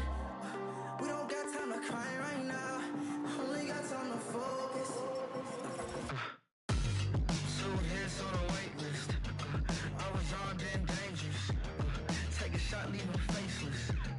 I was armed and dangerous. On a whole different level. I can see why they hate it. I was armed and dangerous. I was armed and dangerous. You should have noticed. I've been focused. You should have known I'm locked and loaded. You should have noticed. Been focused. You should have known I'm locked and loaded. Better watch your back, cause we aiming at your head. I don't need to pick me up and I don't need a rest. Knock down, top down, hit him in his leg. Pull up with the trio and my eyes all red. 1, 2, 3 of us can't compete with us. Everybody screaming like they did and believe in us. Believe in us, believe in us, believe in us. 2 hits on a wait list. I was armed and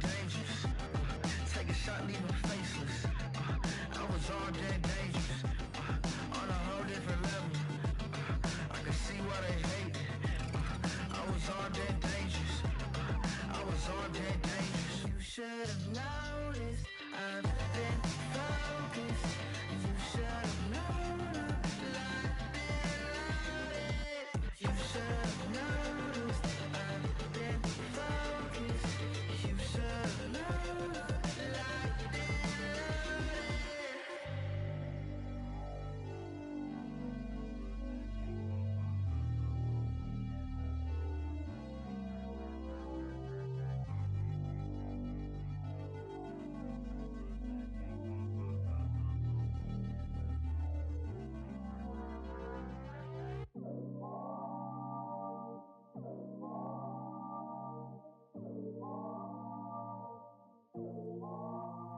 Do you get scared? Or do you feel lost?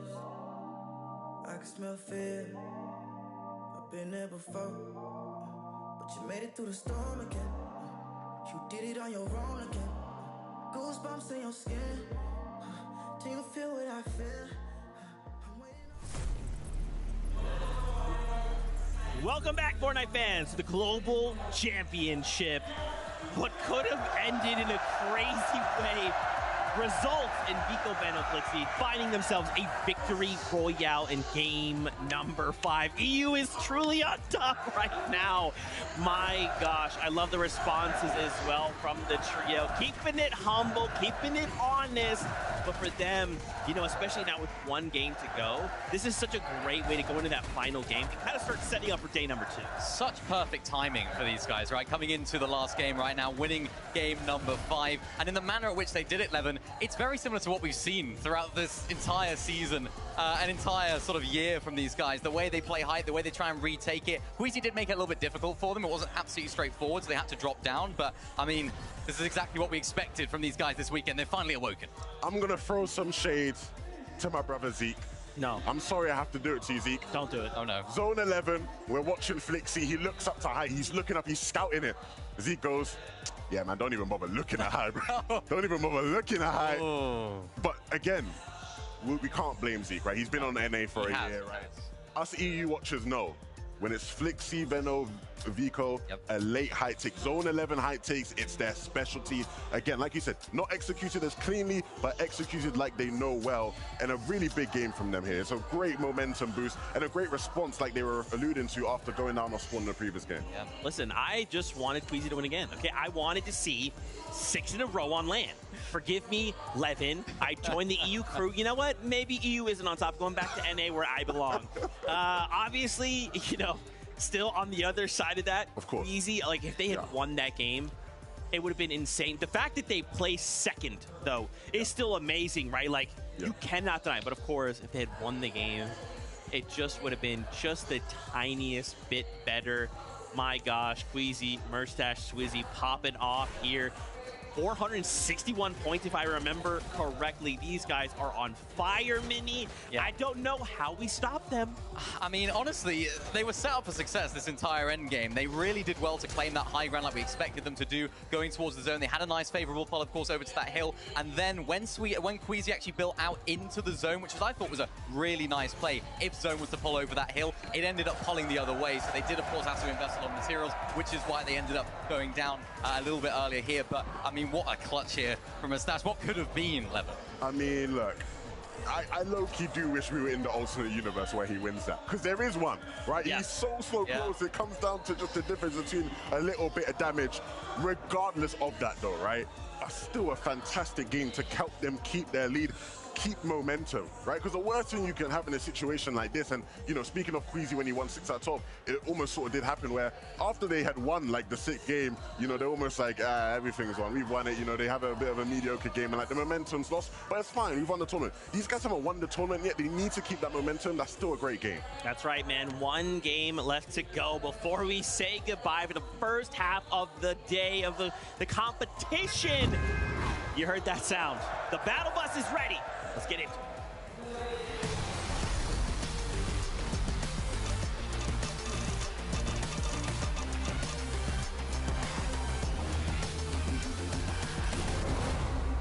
One last ride on the battle bus to score things out for day 1 here of the FNCS 2025 Global Championship. And Leon has been absolutely electric through all of it. Massive shout outs and love to the fans here in the crowd. But firstly, Jacob, we have to tackle the elephant in the room. It's what's been taking place between Ferdoxy and Tayson since we last peeked in over at Kappa Kappa Factory in the previous lobby, but now we're back at home. I was about to laugh to myself, because you're talking about Ferdoxy and Tayson. But what about the 50 other teams that end up over at Rangers Ruin throughout the course of the game? That's what it feels like. They realize how this fight goes, and typically it might be left to just one person trying to clutch up. As Ferdoxy gets that first sweeper shotgun, it's going to work out perfectly. Chicho goes down. Tayson follows next. That's back-to-back eliminations, but Chino's going to go down. That's going to give them an opportunity back. And if you notice, Ferdoxy has no more ammo in his shotgun, and Riz is trying to take advantage of that fact. He finally picks up a few, but the damage has already been done. Riz with only 3 HP, and Pablo and Ferdoxy on the other side are at least a duo, a strong duo at that, and they have a chance here to end the fight, and they do so with ease. I want to believe, but when Pablo is just that healthy, the outcome is basically inevitable. Ferdoxy, Chino, and Pablo Wingo will play out the duration of Lobby 6, and this time it was so fast that Brazil likely won't be able to stroll on over and try to play spoiler. I mean, I did see in the feed, there was a team that was going in that direction. They saw the fight end in the feed. They said, you know what, maybe next game, maybe tomorrow we'll do this. Let me hit the other way. Yeah, but you see what's going down here right now. They actually chose to split the drop. Toyota, Yume, and Raisei are going to take the top side of Canyon. That comes with the swarm. That comes with a little bit of XP. But Vico, Flixie, and Benno, they're taking actual Canyons crossing. There's a little bit more loot over here for them. And they said, hey, things haven't been going our way in the actual fight. Let's actually try to play some of these games out. And even last game, they did that exact thing, and it worked out. You saw them win that game. There's still a leaderboard that teams want to play for prizing, Jacob. Even if it might not necessarily be a threat to first, or even the top 3 in general, it's still opportunity for life-changing money, right? And Epic Whale, Paper, Victor V, they're looking to tackle Razzle, Tate, and Raito. They have primary control of Dystopia City. They have pushed Raito's team towards the edge, but Epic Whale still needs to try and connect another shot here. He knows that Paper is gonna have that overhead sightseeing, and Razzle, not a whole lot of materials, but Paper just trying to stay on top of this fire, just trying to see if he can apply more pressure for Victor V to capitalize on. Yeah, my eyes initially peeked at Shining Span where Cammy lands. I saw them, but now you saw Ritual in the distance as Wax being in Malibuca. They're taking the fight on over. That's Aspect's team, and Aspect was the one that was landing towards the Kappa Kappa factory. So you're already seeing they're changing up their game plan. They're trying to steal away some loot away from Malibuca and Wax, but that's not something you want to do at all. And Malibuca, Wax being more than happy to try and collect whatever opportunities come their way. They're willing to try and generate these occurrences themselves, and they are just chasing these teams way out to the outskirts. This is a big commitment, but if they find the eliminations, it's all worth it. I like what they're doing here. They're just trying to trust in each other for the most part. One's going to go on over, try to see if they can find him, which it doesn't look like they do. They immediately turn back. It's not worth it in their heads to go for it as Peterbot finally makes his position known along with Ritual and Cold, and they immediately jump onto Paper. He was positioned on top of that with his building. Tagging that team down below, was not watching his back, and that's exactly what's going to do him in the end. You see Victor V looking like the only player left alive for his team. He's just trying to disengage and at least try to give him a chance to get back on up. But it's the fact that Victor V is still left standing. Bit tragic that Paper, Epic Whale, they just never saw it coming. The Crash Pad Fizz combination a little bit too potent here, and Paper punished for that overhead position and not keeping tabs of what's flying through the sky after him. Honestly, depending on where the zone goes, is going to help their chances or hurt them for Victor V, trying to get his entire team back into the game. We kind of saw more and more teams throughout the day kind of move over into this position, and that's going to remain the same. One all the way towards the north. Tisco and his trio, literally inside of Rangers Ruin as well, but they're positioned above. And then Ferdoxy who obviously knows where that team's at, where they're positioned, and he's at least trying to shoot off shots in their direction with that Stinger SMG, so he knows it's not going to get a ton of damage, but anything's better than nothing. And for Doxy, Pablo and Gino have just been playing whack-a-mole all day long. It's like the moment they take out one team, they still got to deal with another one popping up from seemingly nowhere, and Pablo still working through the lobby. Grise and Coyota going to be victims at the other end of that shotgun barrel, but Yuma still trying to do what he can to pick up the pieces here. It was a nice knock onto Gino. Unfortunately, the 1 versus 2 situation, that's just so hard to convert into a victory there. So they're going to be put down temporarily, but things are getting messy here in the south side. Yeah, this is not where I expect Benno and Vico and Flixie to kind of end up, going all the way towards the south side of the map. That's given Alex and Resigns an opportunity to get the early surge, steal away some of this loot. And you can see what Benno, he has really no other choice. He knows the full team is all around, and a third party closed off into the distance. Even with 69 HP, he does have some extra shields, but he doesn't want to give away his position with those audio visuals. Alex finally found him out, and the full team is wiped off from Victory Royale to 30th place. Yeah, it doesn't really matter where Benno tries to go after that. Alex Resigns and Anon, we're never going to let them leave this vicinity. It's just way too primed up of a chance, and they're not going to come by often, but still, Alex Resigns got to keep open eyes on the map, because Mixin and Focus, they might just have a chance to shut down everything that Alex just worked to accomplish. But Alex spots him out through the window, and Alex not going to be able to get that shot just yet, but still, the damage has been done. Focus, Mixin, they're bailing. Yeah, and they're only a duo. That's basically giving away your position for Alex and Resigns to make that decision. Do we fight it? Do we beat him on towards the mountain priority position? What's more important here? And I honestly like their decision to close out the day, play a little bit more aggressive, try to get more points, and already they get the knock onto Focus. Now they're in a 3v1 situation, and they're already spotting Mixin on the other side. He tries to go for the 1v1, the 50-50, and it's so quick. Alex, Resign, and Anand, they get their 4th elimination of the game. And look, the leaderboard might be telling one story, but the real narrative is that Oshi's got some real fighting power with Alex, Resigns, and Anon. And it's unfortunate that they just haven't had anybody to really get their surge in, so it's just been so difficult for them to actually traverse every single one of their rotates, if they even make it off of their initial drop in the first place.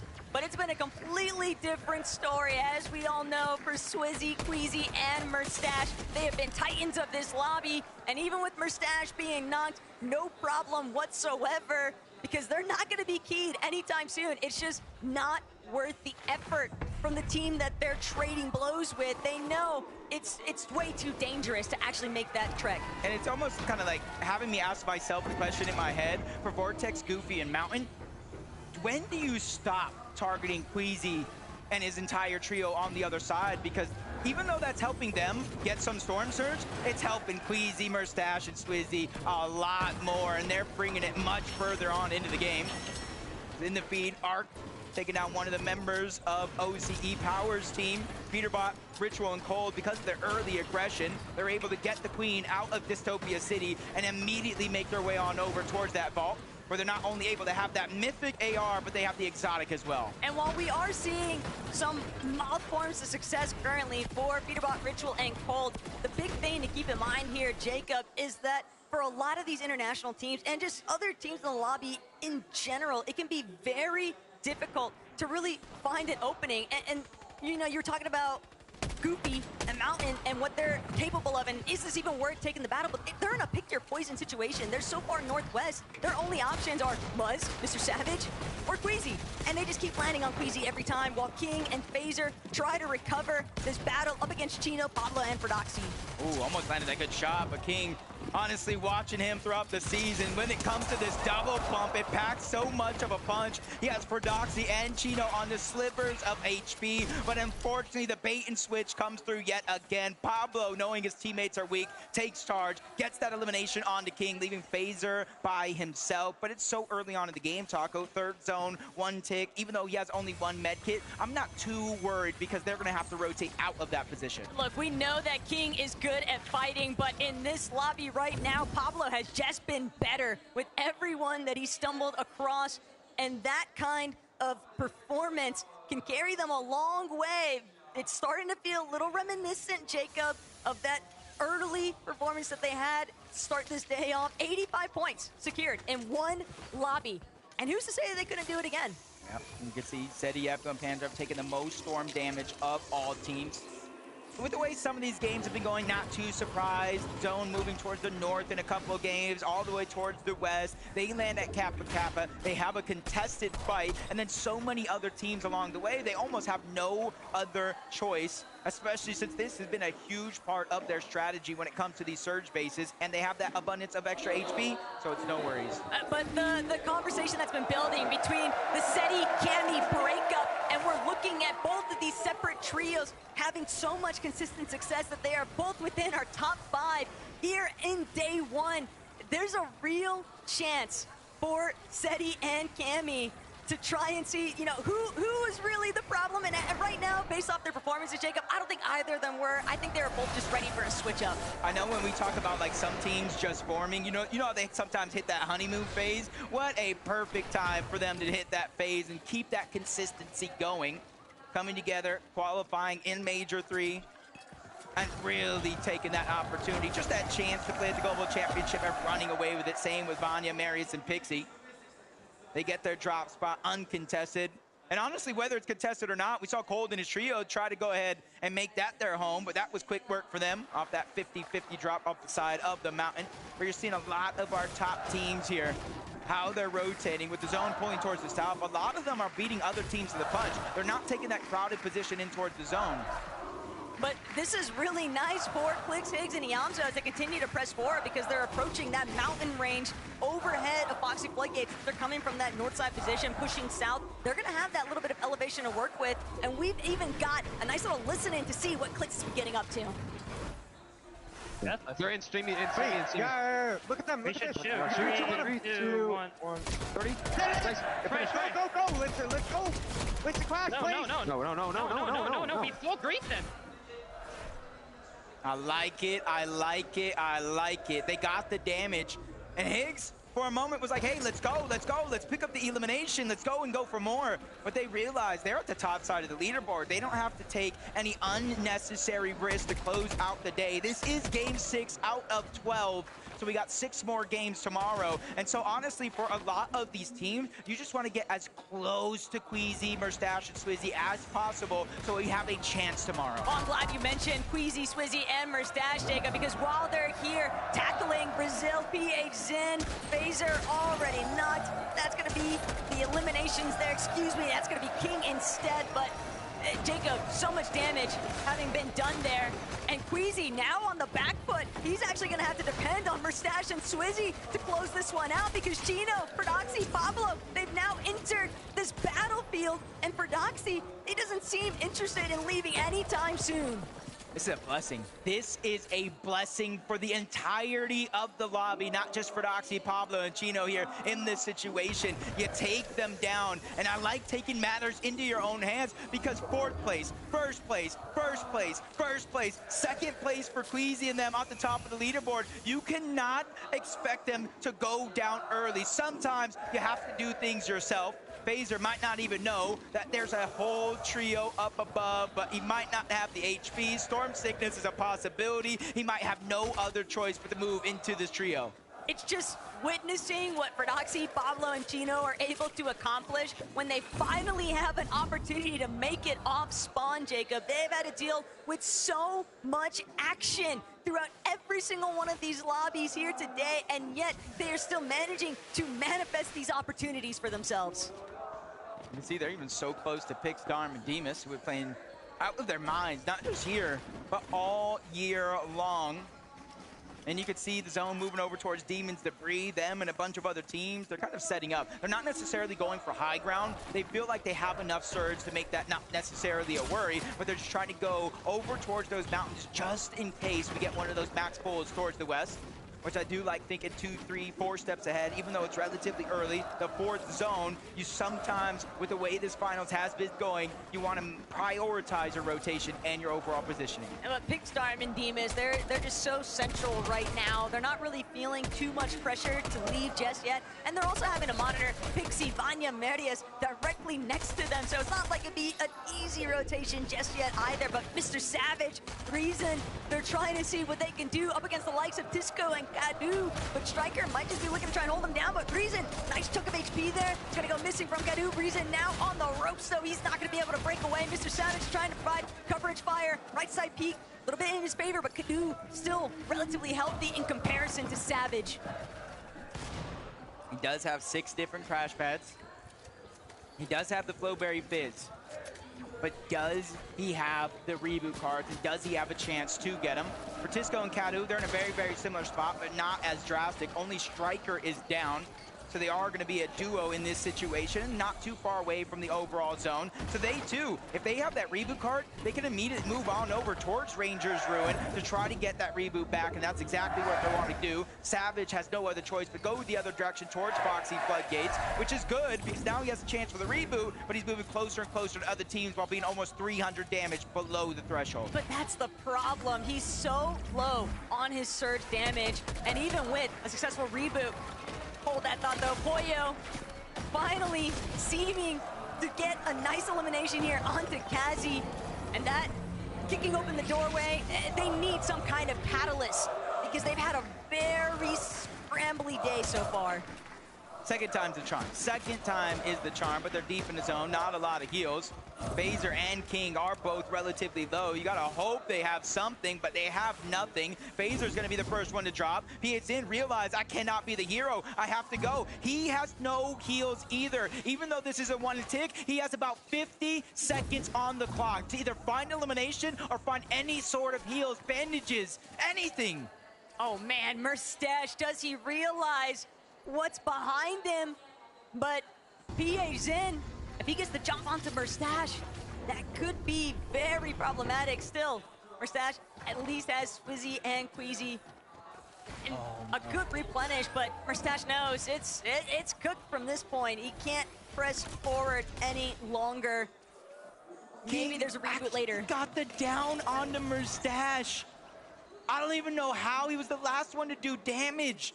PHN did not know where Merstash was, and even if he did, he wouldn't have gotten the siphon, but he had heals. Merstash being down, now leaves Queasy and Swizzy with a decision. Do we go back into zone? Do we get our teammate back up because no man left behind, or do we continue on as a duo? Right now, all I'm thinking about is what Ferdoxy, Pablo, and Chino are getting up to, Jacob, because they're really starting to make a tear into this lobby. Kadu, Tisco, slight pause here. They pick up Striker, bring him back into the mix. Not a whole lot of resources available for some of these teams, though, that are just hugging the outskirts right now. There's been so many hiccups across the way. But Clixie, Yamzo, and Higgs, they've still managed to find their footing on the side of the mountain face at Canyon Crossing. Yeah, now they're positioned right next to Kanata. That's the knock they got earlier, where they were able to kind of accumulate a good amount of surge. Now they look towards the bottom side of that mountain. Balor, Mantor, and Adapter are the ones that are taking a lot of that focus, and they're inching closer and closer to Gabzera, Scarpa, and Way as well. Kanata knows and sees all the same things along with Rapid and Bolts, if he is still there. And they're all kind of targeting off the side of the mountain, just trying to take advantage of every team that's a little bit too slow to rotate. It's just so dangerous to go for some of these half-wall edits, the window edits. You peek too long, you might find yourself getting picked off along the way. But right now, Marius, Pixie, Vanya, all they're focusing on is how to find the best success in this last lobby.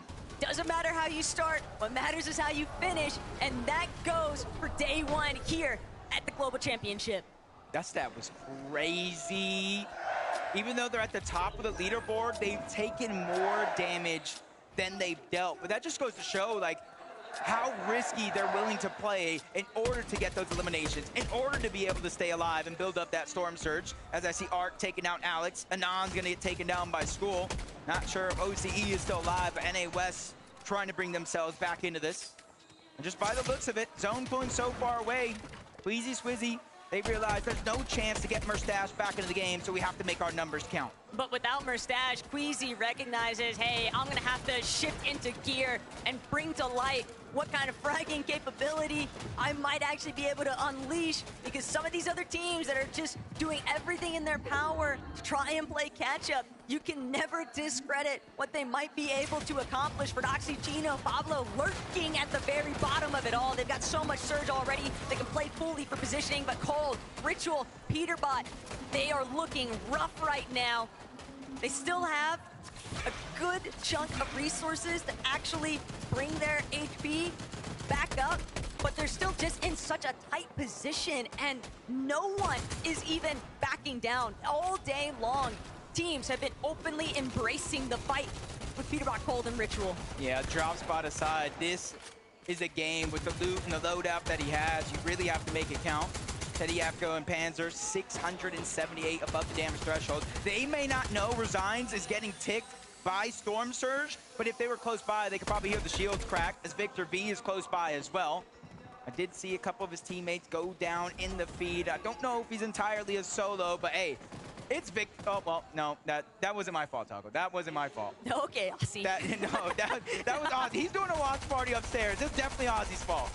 Oh, yeah, but for Doxy, though, on the other end, he's actually got a glimpse of Queasy up in the skies. Queasy, having been spotted out, he knows this is trouble. We've got to start maybe working our way down. This is not the spot to be, but Gino, Pablo, Doxy, they don't care. They're looking to fully collapse. They see that Queasy is weakened, and they've actually completely overthrown the ultimate high ground position. But the fact that Queasy and Swizzy are still alive, Jacob, it's still the potential for placement points to keep building. Yeah, this is almost looking like a full circle moment, because remember, it was Doxy, Pablo, and Gino the ones that even took down Merstash in the first place and put him in such a rough spot overall, and they really haven't been able to recover from it since.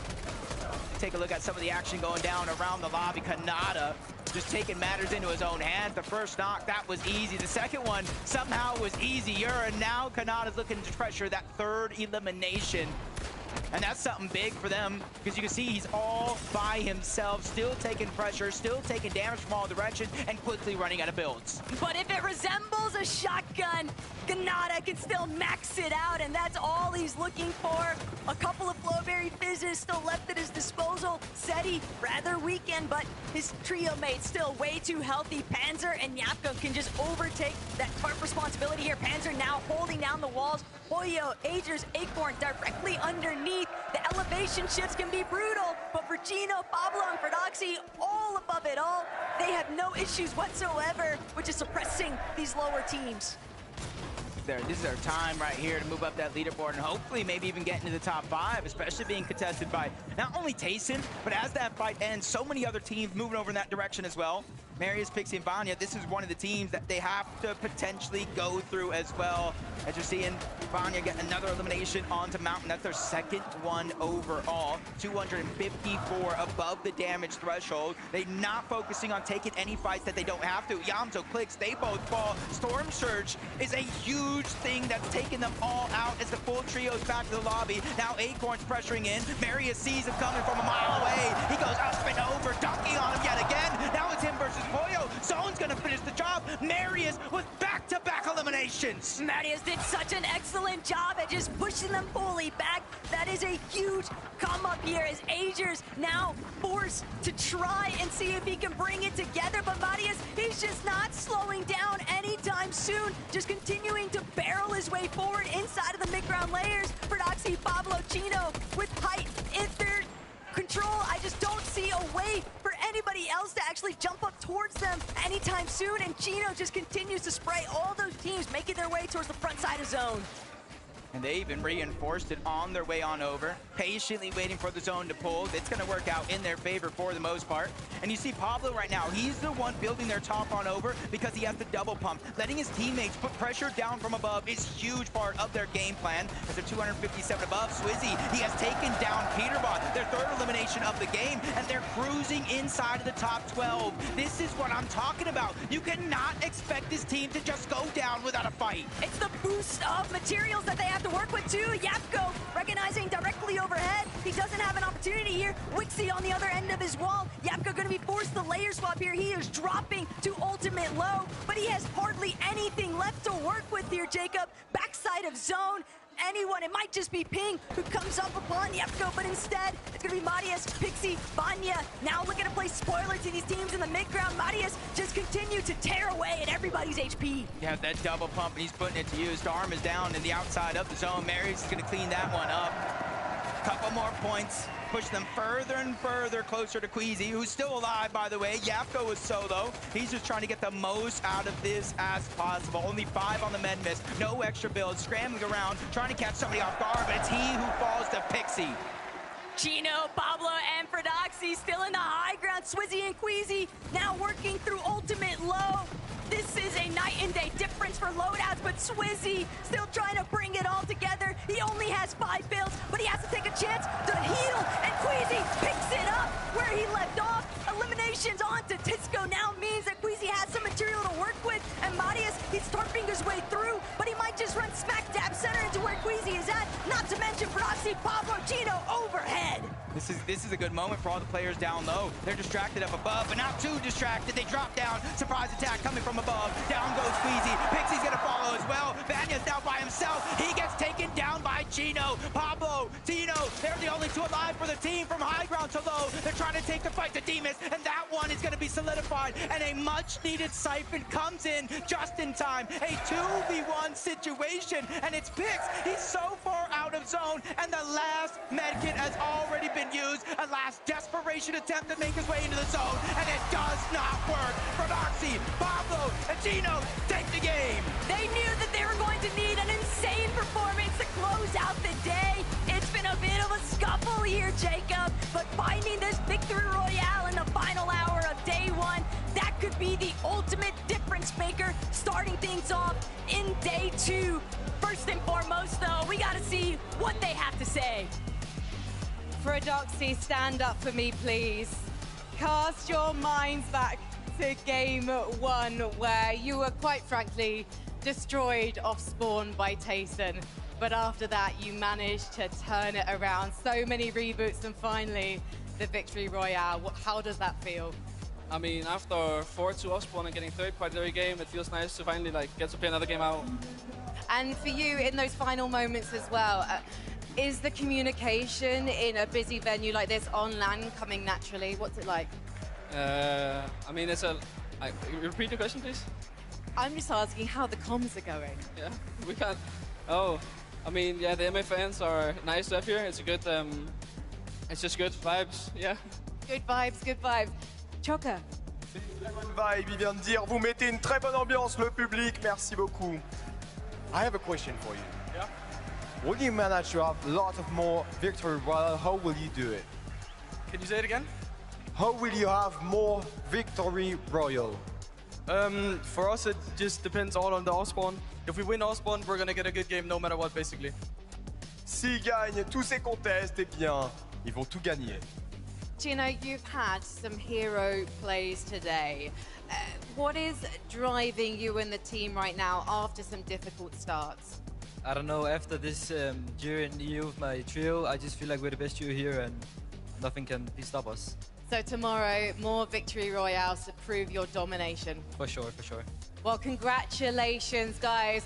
One more time, Leon, please. Pablo, Chino, and Fredoxy! Let's head back to the desk. Dude, we gotta give him a hand, right? I mean, come on. The final game of the day to get a victory royale in that faction. And guys, 19 eliminations? What is happening? Oh, it's ridiculous. It really shouldn't be allowed. I mean, you look at these guys earlier on when they won their first game off spawn, right? Obviously, Tayson came out, you know, off the blocks hot, but then those guys won game 2 and they were being so aggressive. Yeah. And I was like, okay, they're trying to make up for lost time here. I mean, this was another example of that. These guys have this ability.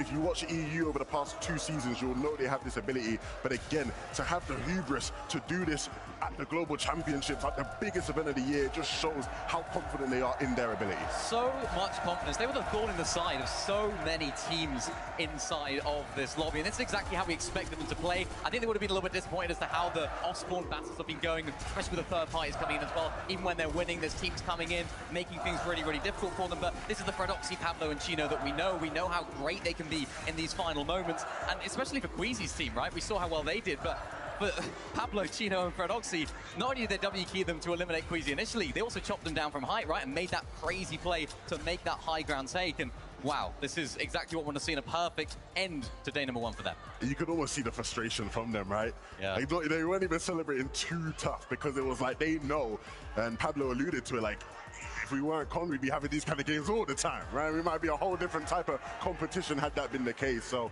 you know, big ups to these guys. Hope to see them sort of find some more momentum tomorrow. That's right.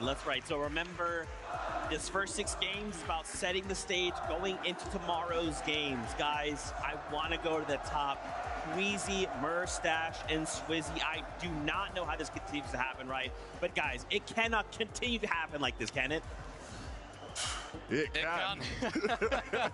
It definitely can. I mean, looking at this, 521 points for Queasy, Swizzy, and Moustache. I mean, what I love, right? We talk about the victory royales. 3 victory royales, incredible on the day. Huge amount of eliminations. What I love, their ability to pick up the pieces, even when things don't go their way. We saw it in game number 1. They set up a hype really nicely. Everything was looking good. The zone doesn't pull their way. They said it in the interview afterwards. We got unlucky there. We'll look out for us in the next games. And what did they then go on and do? Unbelievable stuff. In that game, we saw it, of course, very, very split. Queasy going down. Then they had to try and find that reboot. And then, of course, we saw Moustache going down in the storm.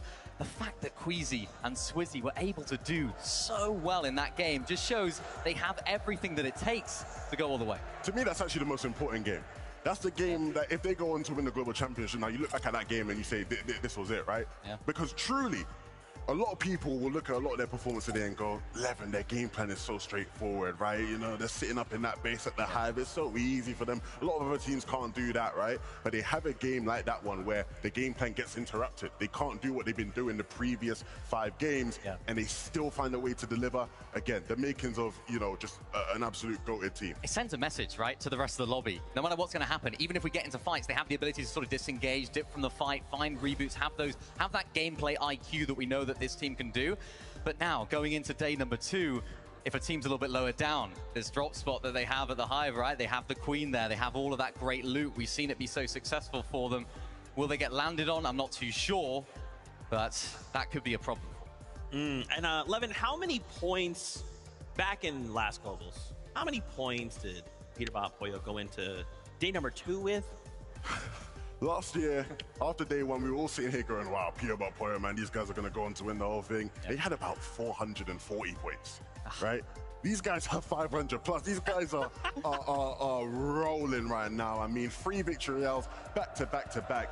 This is something we will talk about forever in Fortnite history, in the context of, 1, they still have another day to just keep adding to that total, right? You know, like, they can still get more and more wins, but the 3 games in a row, you know, it's just mental to me. I mean, guys, we've got to hear from Queasy himself. Frankie is standing by right now to get his thoughts after the first 6 games. The king of the high ground has joined me and Chocker back in the player lounge. Queasy, last year it was day 2 where you had to make up the shortfall, but on day 1 you're sitting clear at the top of the leaderboard by 101 points. The question is, can you keep this up? I hope so. I mean, I think we're going to change a lot of stuff for day 2, make sure our plans are perfect for like any sneak attempts and stuff like that. And we'll see tomorrow. So the changes is not because the current game plan isn't working, it's because of the fact that now you know that there's a target on your back. Yeah, I think so. But like, I mean, I feel like we're so far ahead that if people are like actually trying to land on us and do stuff like that, they're just like griefing themselves more than us. Because I don't know. Well, we haven't seen you contested yet. Yeah, we haven't. We will see. We've seen the Major 2 and Major 3.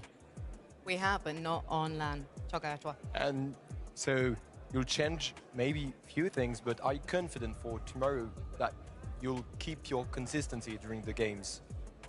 If we play our early and mid game the same, yeah, easily.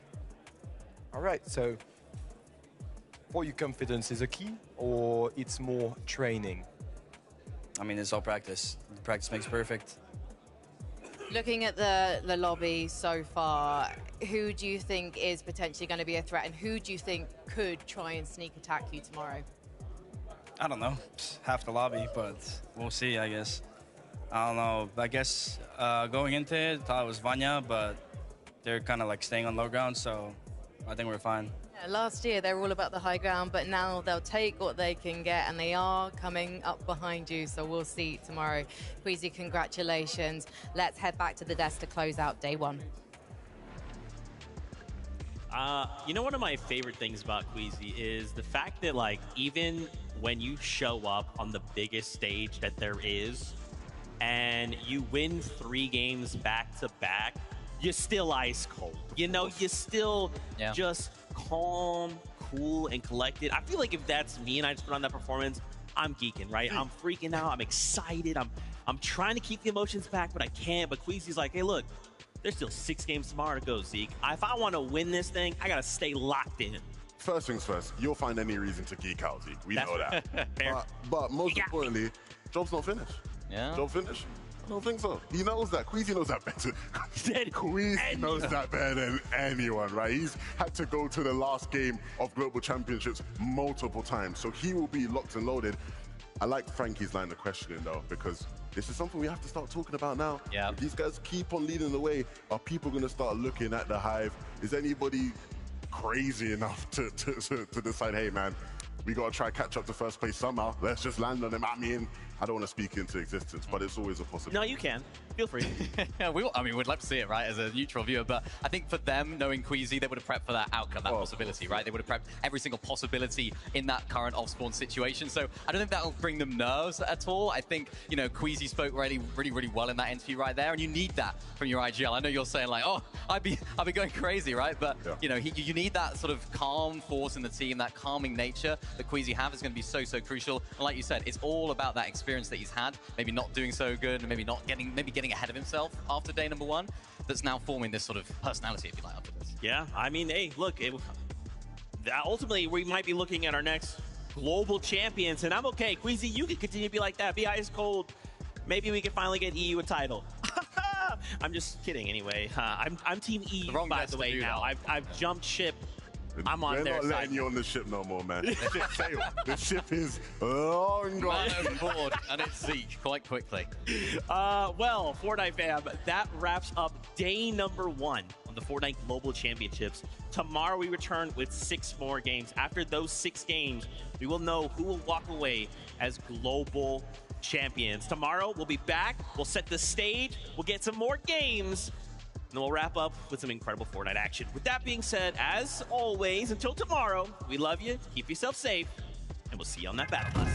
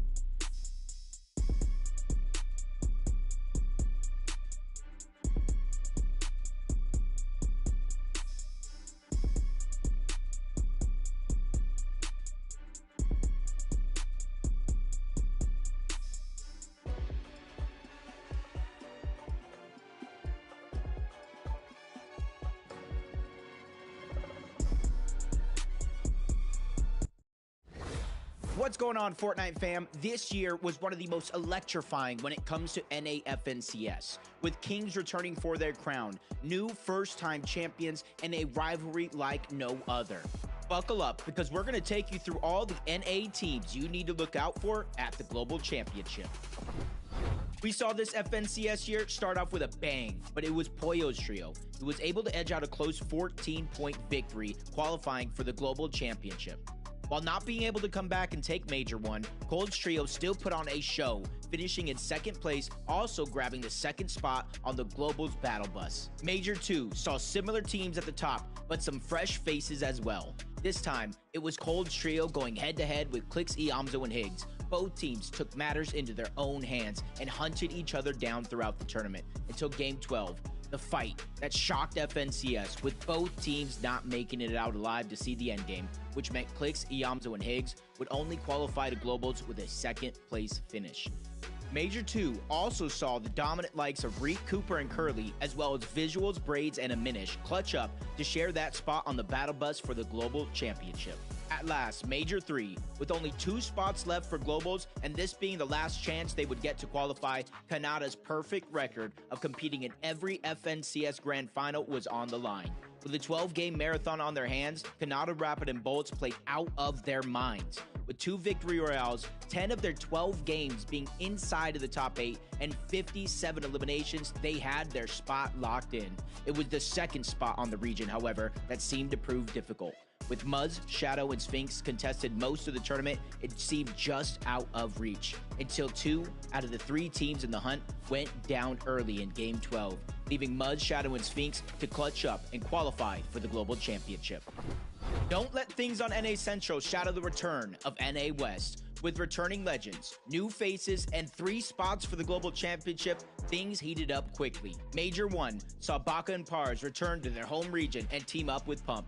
Quickly, this team emerged as the team to beat on the region, and for all the right reasons. Led by Pars as the IGL, they quickly claimed the top spot on the map, Crime City, and looked to take height every game. This is how they were able to win a whopping 6 out of 12 games to take the win by 160 points. Major 2, however, saw a new face emerge as a challenger. Teaming up with School and Salco, Arc became one of the top players to beat on the region, with some looking at him as the best player in NA West. After failing to qualify for the FNCS Major 2 Grand Finals through group stages, they had their backs up against the wall with the last chance qualifier. Dominating and winning a game never looked so easy as they claimed their spot in finals. But they didn't want to just take part in Major 2 finals, they wanted to take over. With 98 eliminations and 1 victory royale, they took the Blade of Champions by force with a 150-point lead. With only 1 spot left up for grabs and only 1 major left on the year, it was all or nothing. This led for only one thing to happen: the return of Paper. Teaming with his Global Championship qualifying duo from last year and the 6-time FNCS champion Epicwell, it was truly all or nothing. A hard-fought day 1 from Utopia City had them in the lead of Miro, Thoric, and Phoenix by a mere 5 points, which was anything but comfortable. Day 2 was not that much easier. From uncontested to triple contested, they were forced to change their drop spot to Crime City, thinking that would be enough. Wrong. They ended up moving to 4 different drop spots on day 2. However, even with things not going according to their plan, they had the perfect mix of experience, firepower, and teamwork to qualify for the Global Championship. With NA this year looking like a perfect series of movies, it can only end with an epic battle. The Global Championship is closing in, and only one team will end on top. But the question is who? Find out by tuning into the Global Championship if an NA team will reign supreme.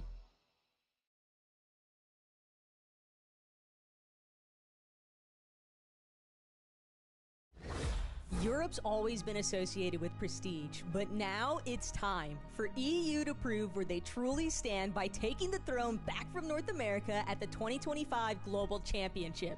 Let's take a look back at what went down in EU leading up to this moment. It started back in Major 1, where we saw a clash of titans in EU between Veno, Vico, and Flixi with Malabuka, Wax, and Ping that ultimately resulted in Veno, Vico, and Flixi bringing home the Blade of Champions. Ping, Wax, and Malabuka still earned their seats on the battle bus for the global stage by barely maintaining a lead over Vanya, Pixie, and Medius, but the real fun was only just beginning. Major 2 in EU is a roller coaster of emotions, and after having already suffered a narrow defeat last Major, Vanya, Pixie, and Medius' trio decided it was time to make history, solidifying the first ever FNCS championship win for Denmark. Meanwhile, Ferdoxy, Chino, and Paluingu's last-minute off-spawn contestation stole the spotlight along with the seat to the Global Championship. But the shadows of EU would also harbor the uprising of Poland's new stars, Pix, Darm, and Demas, who delivered a crazy comeback on day 2 to make their way to Globals. Despite all the chaos taking place, Queasy, Swizzy, and Mustache maintained a level of consistency that would end up qualifying them for the big stage. And while all eyes were on who would win Major 2, Tayson, Atreus, and Chicho crept their way up the leaderboard to secure their spot in France. With the stakes higher than ever before, every team in Europe knew that Major 3 would be their last opportunity to qualify for the 2025 Global Championship. From teammates to enemies, the split of Cammy and Seti would forge 2 new trios determined to showcase that their new rivalries would be stronger than anything their old bonds could maintain. Seti, Yapko, and Panzer dominated the conversation with a strong performance to seal their position at Globals, but iDrop, Cammy, and Hadi still did enough to land themselves on the battle bus for France. Success seemed to be the theme for newly formed trios because Focus, Mixin, and Uppel also managed to guarantee they'd be joining the action with everyone else at the Global Championship. And of course, what's a Fortnite LAN though without Mr. Savage? And we're not gonna have to wonder this year because Savage, Reason, and Chap pulled off a 2-point heist to snipe the last spot for EU at Globals. Now the scene is set, and only one trio can actually take home the title of Global Champions. As for who it is, and whether or not it'll even be Europe's crown to wear, find out by tuning in to the 2025 Global Championship.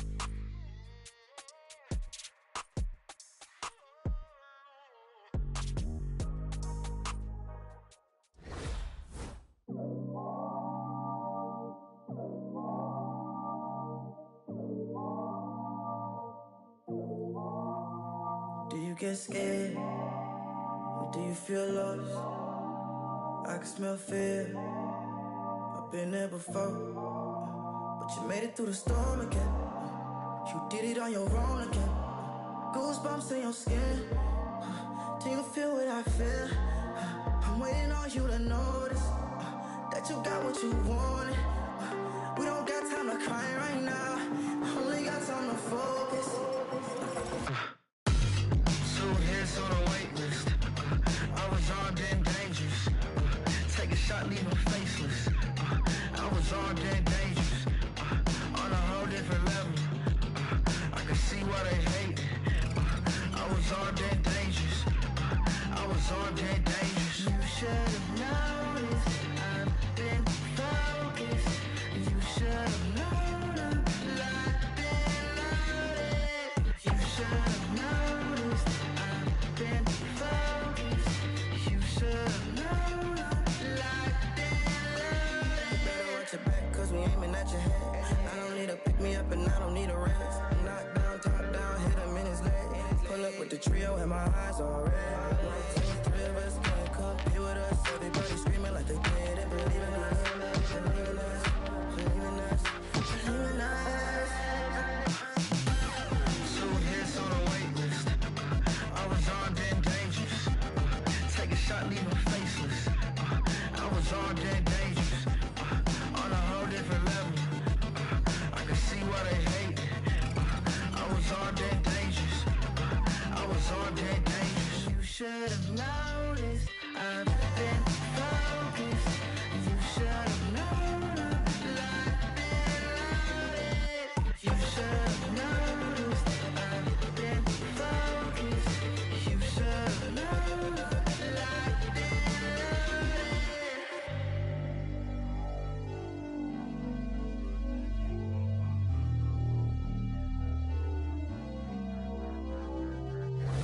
The best time of the year is finally upon us, and with the 2025 Global Championships as the final stop for this competitive year, it's important to take a look back into what helped shape the competitors representing from the Asia region this year in France. 2025 started off hot for Koyota, Rise, and Yuma. Wasting absolutely zero time to lock in their position for the global stage, this trio claimed Major 1 for themselves in a relatively commanding fashion. But even after establishing their victory, this team had zero intentions of slowing down, because they knew they'd have to hone their craft with the rest of the region looking to play catch-up. Which brings us to Major 2, where a new victor would rise in Raito, Razol, and Kimkana, who dominated Day 2 of the competition, securing 4 victory royales and a guaranteed ticket to the 2025 Global Championship.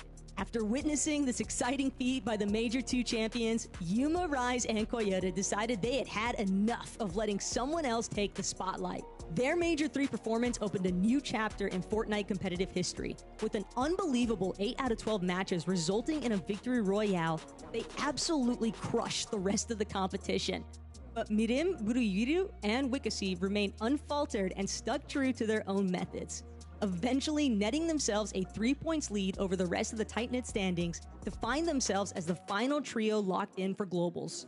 With only 3 teams qualifying to the Global Championship, Asia is determined to prove that sometimes less is more, as well as confirm to the rest of the world that their scrappy, box-fighting heavy playstyle is a valid tactic for success. They've spent years being overlooked, but now Asia is ripe for making another Dark Horse appearance. Only this time, the focus will be on cementing themselves in the top 10 and proving to everyone that their ability to adapt is invaluable in an unpredictable tournament like Globals.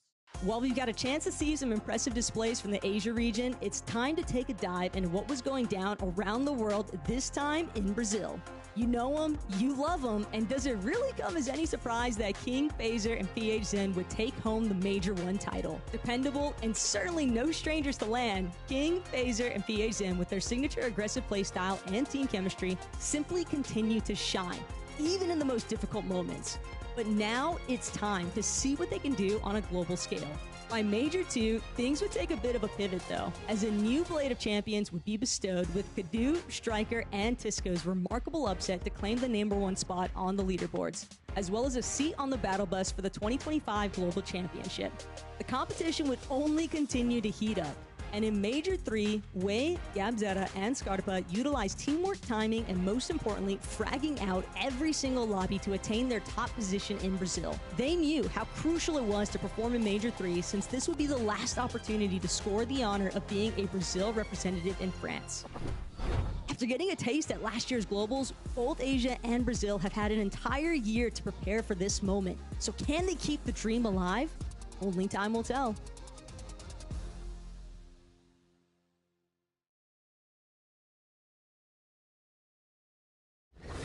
The Global Championship is right around the corner, with 33 teams from around the world battling it out on the international stage, with records being set, history being made, and only 6 spots up for grabs in Oceania and Middle East. Here are the teams that locked in their spot on that battle bus. With only 3 spots available in OCE, it meant putting it all on the line with no excuses. And that's exactly what Alex, Anon, and Resigns did in Major 2. Through 12 games, they were able to get 88 eliminations with 3 hard-fought wins. By the time the dust settled, they not only won by 88 points, but that was Alex's 6th FNCS title win in his career. Coming into Major 3, there were 2 spots up for grabs, and with Alex, Anon, and Resigns already locked in, it was all to play for. Alex's team set another record with 7 VRs, 1,266 points, 156 eliminations, and came out on top again. Alex's 7th FNCS win and most of any other player in Fortnite. However, there were still 2 teams fighting tooth and nail for their spot on that battle bus. One of which was Kazi, Tinka, and Aspect. After day 1 ended, they had an 80+ point lead over 3rd place. All they had to do was hold on to their spot. But they did better than that, as they did not place outside of the top 8 once in day 2, which included a Game 12 win, which cemented their spot at Globals, meaning 1 spot remained. The last spot on OCE seemed like a back and forth battle, with it all coming down to Game 12. With their year on the line, they had to go big, and that's what Vortexum, Mountain, and Goofy did. From 4th place on day 1, out of Global Championship qualifying range, they took off. Led by consistent placements and clutch eliminations, they were able to score 555 points and grab that last spot headed to France. Meanwhile, the Middle East region was anything but easy, with each major ending closer and closer in points as each one passed. Realizing the spots for globals are limited and running out fast, there were 3 teams that emerged as contenders as they locked in their spots for the FNCS Global Championship. Starting with Major 1, Halid, Fakus, and Hero had a good day 1, but in 11th place with 3 elims wasn't going to be enough. Landing in 4th place after day 1, they knew if they wanted to be crowned champions and head to globals, they needed to do more. So when day 2 hit, they had a rough start. That's when they switched things up, ending the day with back-to-back wins, 34 eliminations, and a streak that couldn't be matched. They managed a way to take the Major 1 championship by 150 points. Major 2 saw a new team rise to the top, and it should have been seen from a mile away. Winning game 1 of the entire tournament, it was clear Snowy, Sod, and Rue came to play. Going head-to-head with 3rd place in order to stay inside of the range, they had 2 VRs, 2 2nd places, 2 3rd places, and 60 eliminations. Consistency truly was key for them as they got 2nd place in Major 2, and most importantly, their trip to France secured to compete at the Global Championship.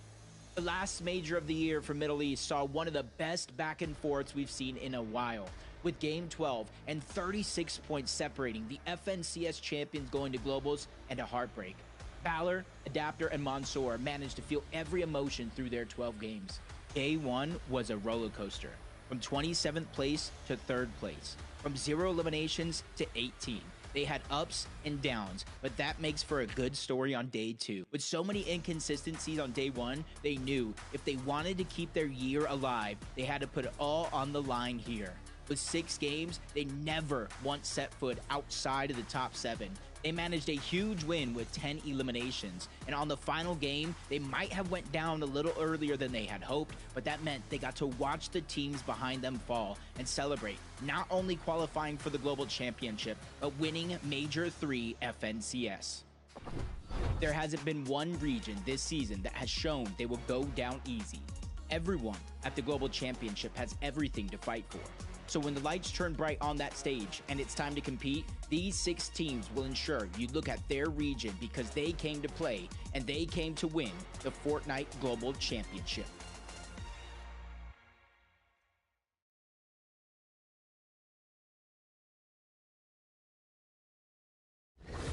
What's going on, Fortnite fam? This year was one of the most electrifying when it comes to NAFNCS, with Kings returning for their crown, new first-time champions, and a rivalry like no other.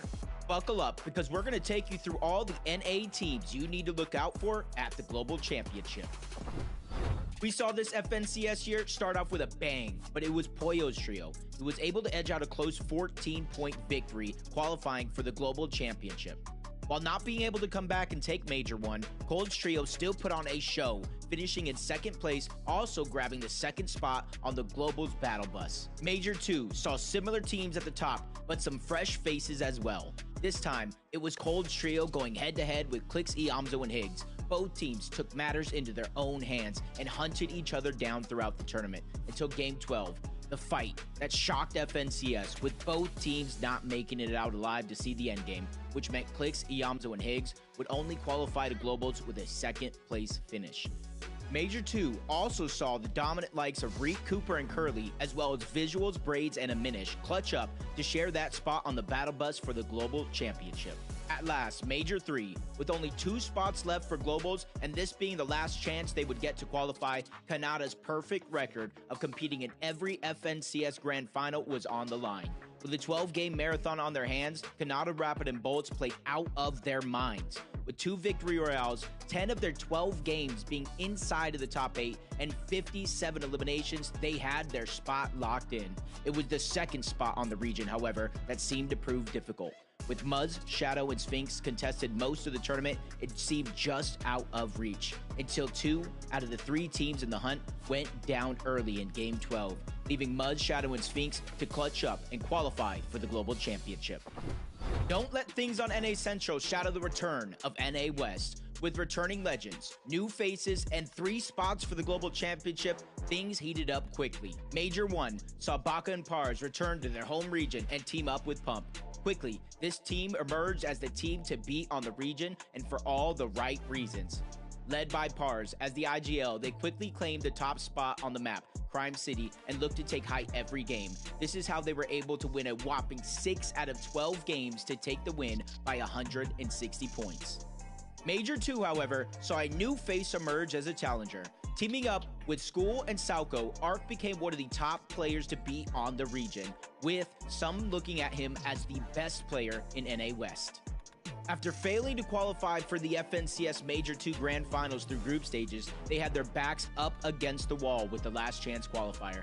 Dominating and winning a game never looked so easy as they claimed their spot in finals. But they didn't want to just take part in Major 2 finals, they wanted to take over. With 98 eliminations and 1 victory royale, they took the Blade of Champions by force with a 150-point lead. With only 1 spot left up for grabs and only 1 major left on the year, it was all or nothing. This led for only one thing to happen: the return of Paper. Teaming with his Global Championship qualifying duo from last year and the 6-time FNCS champion Epicwell, it was truly all or nothing. A hard-fought day 1 from Utopia City had them in the lead of Miro, Thoric, and Phoenix by a mere 5 points, which was anything but comfortable. Day 2 was not that much easier. From uncontested to triple contested, they were forced to change their drop spot to Crime City, thinking that would be enough. Wrong. They ended up moving to 4 different drop spots on day 2. However, even with things not going according to their plan, they had the perfect mix of experience, firepower, and teamwork to qualify for the Global Championship. With NA this year looking like a perfect series of movies, it can only end with an epic battle. The Global Championship is closing in, and only one team will end on top. But the question is who? Find out by tuning into the Global Championship if an NA team will reign supreme.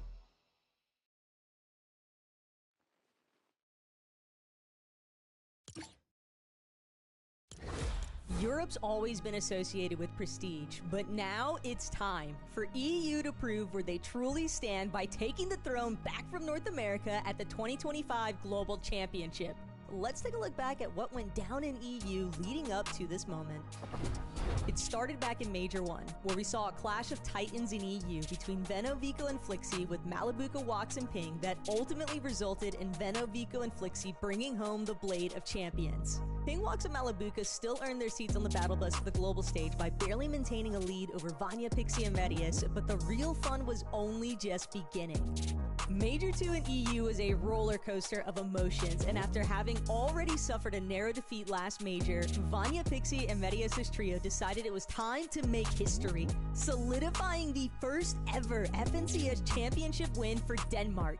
Meanwhile, Ferdoxy, Chino, and Paluingu's last-minute off-spawn contestation stole the spotlight along with the seat to the Global Championship. But the shadows of EU would also harbor the uprising of Poland's new stars, Pix, Darm, and Demas, who delivered a crazy comeback on day 2 to make their way to Globals. Despite all the chaos taking place, Queasy, Swizzy, and Ristache maintained a level of consistency that would end up qualifying them for the big stage. And while all eyes were on who would win Major 2, Tayson, Atreus, and Chicho crept their way up the leaderboard to secure their spot in France.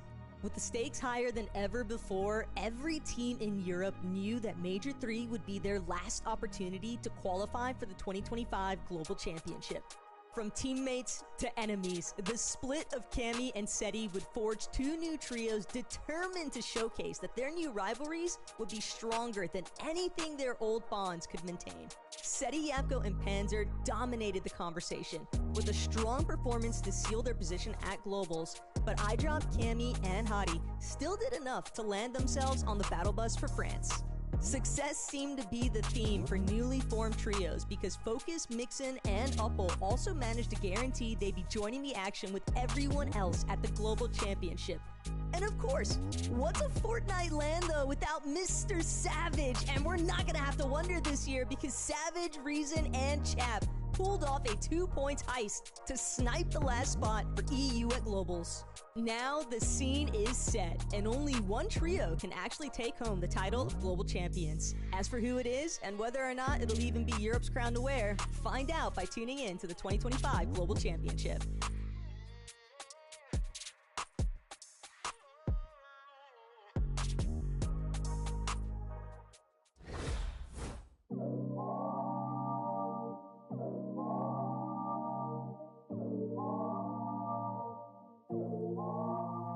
Do you get scared? Or do you feel lost?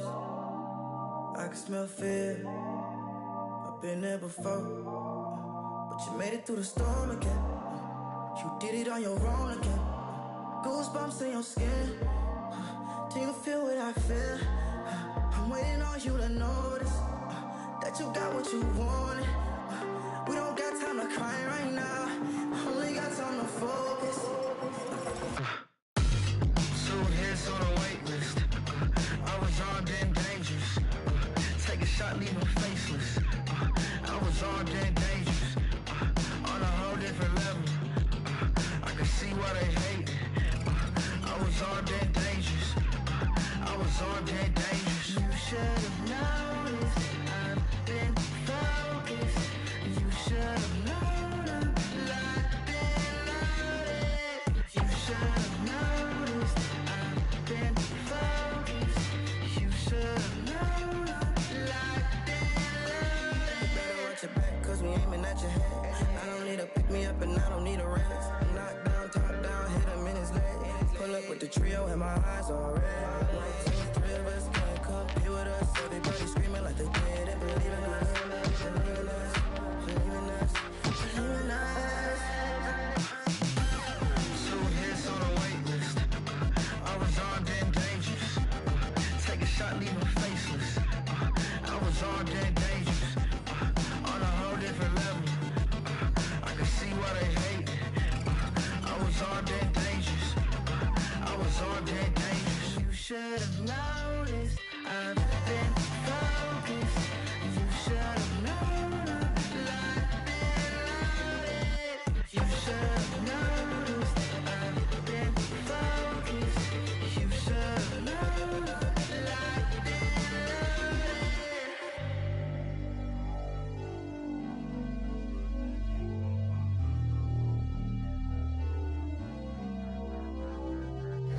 The best time of the year is finally upon us, and with the 2025 Global Championships as the final stop for this competitive year, it's important to take a look back into what helped shape the competitors representing from the Asia region this year in France. 2025 started off hot for Koyota, Rise, and Yuma. Wasting absolutely zero time to lock in their position for the global stage, this trio claimed Major 1 for themselves in a relatively commanding fashion. But even after establishing their victory, this team had zero intentions of slowing down, because they knew they'd have to hone their craft with the rest of the region looking to play catch-up.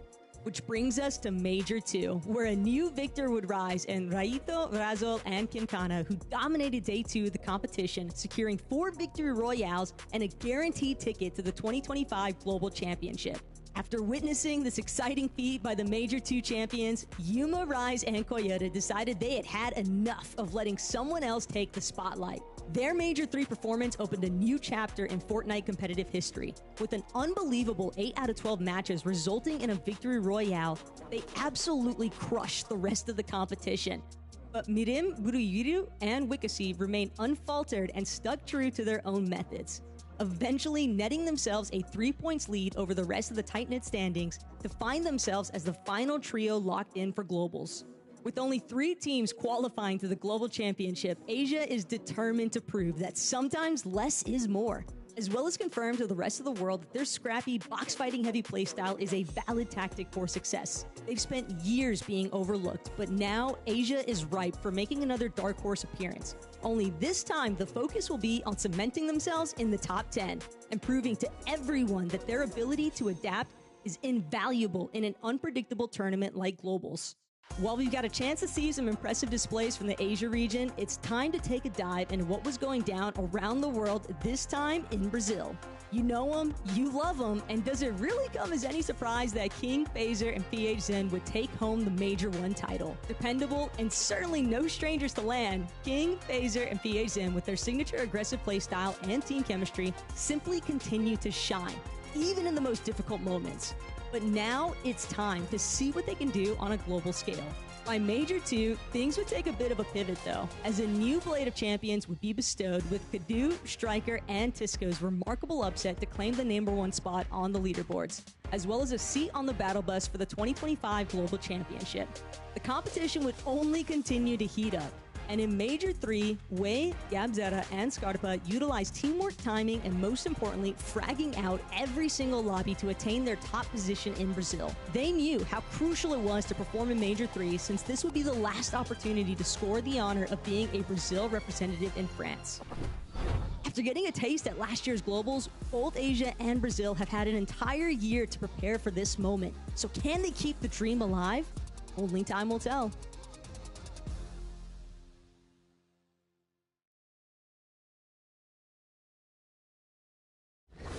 The Global Championship is right around the corner, with 33 teams from around the world battling it out on the international stage, with records being set, history being made, and only 6 spots up for grabs in Oceania and Middle East. Here are the teams that locked in their spot on that battle bus.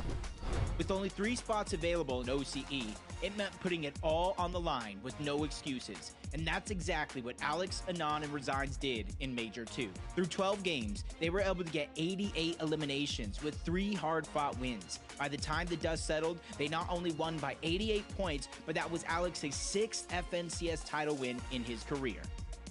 Coming into Major 3, there were 2 spots up for grabs, and with Alex, Anon, and Resigns already locked in, it was all to play for. Alex's team set another record with 7 VRs, 1,266 points, 156 eliminations, and came out on top again. Alex's 7th FNCS win and most of any other player in Fortnite. However, there were still 2 teams fighting tooth and nail for their spot on that battle bus.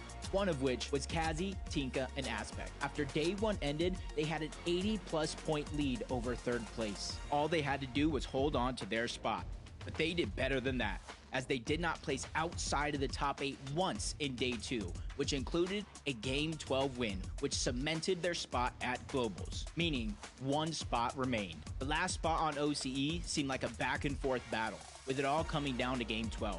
With their year on the line, they had to go big, and that's what Vortexum, Mountain, and Goofy did.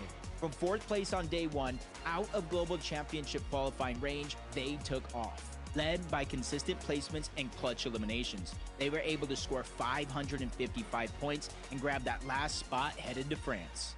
Meanwhile, the Middle East region was anything but easy, with each major ending closer and closer in points as each one passed. Realizing the spots for Globals are limited and running out fast, there were 3 teams that emerged as contenders as they locked in their spots for the FNCS Global Championship. Starting with Major 1, Halid, Fakus, and Hero had a good day 1, but in 11th place with 3 elims wasn't going to be enough. Landing in 4th place after day 1, they knew if they wanted to be crowned champions and head to Globals, they needed to do more. So when day 2 hit, they had a rough start. That's when they switched things up, ending the day with back-to-back wins, 34 eliminations, and a streak that couldn't be matched. They managed a way to take the Major 1 championship by 150 points. Major 2 saw a new team rise to the top, and it should have been seen from a mile away. Winning Game 1 of the entire tournament, it was clear Snowy, Sod, and Rue came to play. Going head-to-head with 3rd place, in order to stay inside of the range, they had 2 VRs, 2 2nd places, 2 3rd places, and 60 eliminations. Consistency truly was key for them as they got 2nd place in Major 2, and most importantly, their trip to France secured to compete at the Global Championship. The last major of the year for Middle East saw one of the best back and forths we've seen in a while, with Game 12 and 36 points separating the FNCS champions going to Globals and a heartbreak. Valor, Adapter, and Mansoor managed to feel every emotion through their 12 games. Day 1 was a roller coaster, from 27th place to 3rd place. from 0 eliminations to 18. They had ups and downs, but that makes for a good story on day 2. With so many inconsistencies on day 1, they knew if they wanted to keep their year alive, they had to put it all on the line here. With 6 games, they never once set foot outside of the top 7. They managed a huge win with 10 eliminations, and on the final game, they might have went down a little earlier than they had hoped, but that meant they got to watch the teams behind them fall and celebrate, not only qualifying for the Global Championship, but winning Major 3 FNCS. There hasn't been one region this season that has shown they will go down easy. Everyone at the Global Championship has everything to fight for. So when the lights turn bright on that stage and it's time to compete, these 6 teams will ensure you look at their region because they came to play and they came to win the Fortnite Global Championship.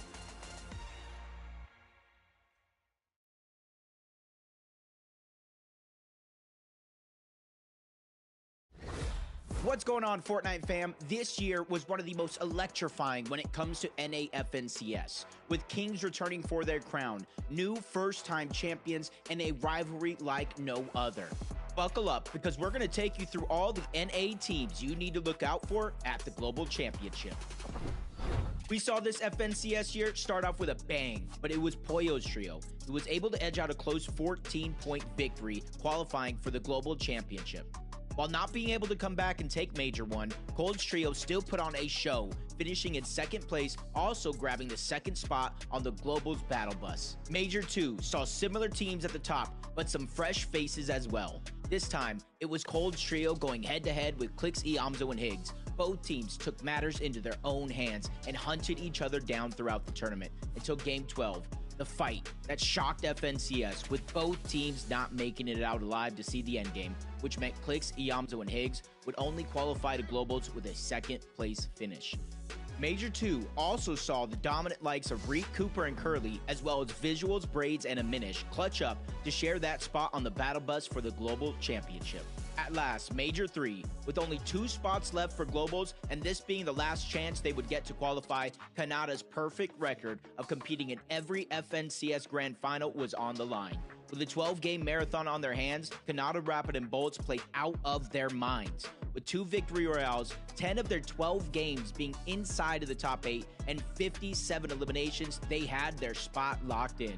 It was the 2nd spot on the region, however, that seemed to prove difficult. With Muzz, Shadow, and Sphinx contested most of the tournament, it seemed just out of reach, until 2 out of the 3 teams in the hunt went down early in Game 12, leaving Muzz, Shadow, and Sphinx to clutch up and qualify for the Global Championship. Don't let things on NA Central shadow the return of NA West. With returning legends, new faces, and 3 spots for the Global Championship, things heated up quickly. Major 1 saw Baka and Pars return to their home region and team up with Pump. Quickly, this team emerged as the team to beat on the region, and for all the right reasons. Led by Pars as the IGL, they quickly claimed the top spot on the map, Crime City, and looked to take height every game. This is how they were able to win a whopping 6 out of 12 games to take the win by 160 points. Major 2, however, saw a new face emerge as a challenger. Teaming up with School and Sauco, Arc became one of the top players to beat on the region, with some looking at him as the best player in NA West. After failing to qualify for the FNCS Major 2 Grand Finals through group stages, they had their backs up against the wall with the last chance qualifier. Dominating and winning a game never looked so easy as they claimed their spot in finals. But they didn't want to just take part in Major 2 finals, they wanted to take over. With 98 eliminations and 1 victory royale, they took the Blade of Champions by force with a 150-point lead. With only 1 spot left up for grabs and only 1 major left on the year, it was all or nothing. This led for only one thing to happen: the return of Paper. Teaming with his Global Championship qualifying duo from last year and the 6-time FNCS champion Epicwell, it was truly all or nothing. A hard-fought day 1 from Utopia City had them in the lead of Miro, Thoric, and Phoenix by a mere 5 points, which was anything but comfortable. Day 2 was not that much easier. From uncontested to triple contested, they were forced to change their drop spot to Crime City, thinking that would be enough. Wrong. They ended up moving to 4 different drop spots on day 2. However, even with things not going according to their plan, they had the perfect mix of experience, firepower, and teamwork to qualify for the Global Championship. With NA this year looking like a perfect series of movies, it can only end with an epic battle. The Global Championship is closing in, and only one team will end on top. But the question is who? Find out by tuning into the Global Championship if an NA team will reign supreme.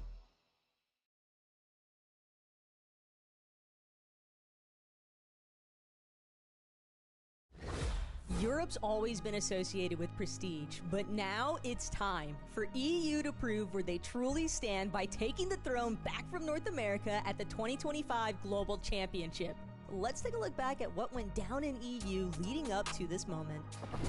It started back in Major 1, where we saw a clash of titans in EU between Veno, Vico, and Flixie with Malabuka, Wax, and Ping that ultimately resulted in Veno, Vico, and Flixie bringing home the Blade of Champions. Ping, Wax, and Malabuka still earned their seats on the battle bus for the global stage by barely maintaining a lead over Vanya, Pixie, and Medius, but the real fun was only just beginning. Major 2 in EU was a roller coaster of emotions, and after having already suffered a narrow defeat last Major, Vanya, Pixie, and Medius' trio decided it was time to make history, solidifying the first ever FNCS championship win for Denmark. Meanwhile, Fredoxy, Chino, and Paluingu's last-minute off-spawn contestation stole the spotlight along with a seat to the Global Championship.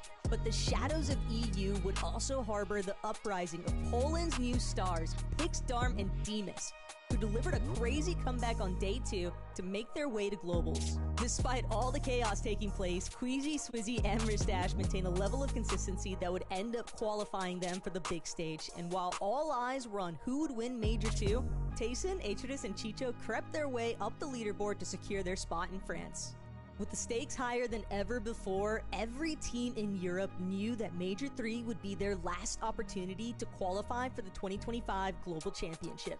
From teammates to enemies, the split of Cammy and Seti would forge 2 new trios determined to showcase that their new rivalries would be stronger than anything their old bonds could maintain. Seti, Yapko, and Panzer dominated the conversation with a strong performance to seal their position at Globals, but iDrop, Cammy, and Hottie still did enough to land themselves on the battle bus for France. Success seemed to be the theme for newly formed trios because Focus, Mixin, and Upple also managed to guarantee they'd be joining the action with everyone else at the Global Championship.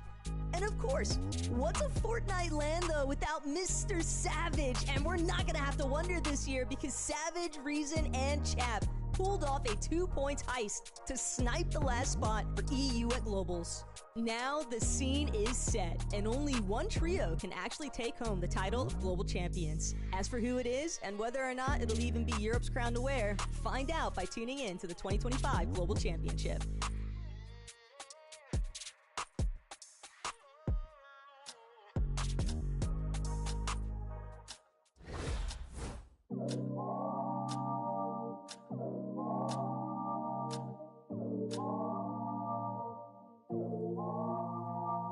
Get scared, or do you feel lost? I can smell fear, I've been there before, but you made it through the storm again. You did it on your own again. Goosebumps in your skin. Do you feel what I feel? I'm waiting on you to notice that you got what you wanted. We don't got time to cry right now, only got time to focus. On a wait list, I was armed and dangerous. Take a shot, leave them faceless. I was armed and dangerous. On a whole different level. I can see why they hate. I was armed and dangerous. I was armed and dangerous. You should have noticed. I've been focused. You should have known I'm locked and loaded.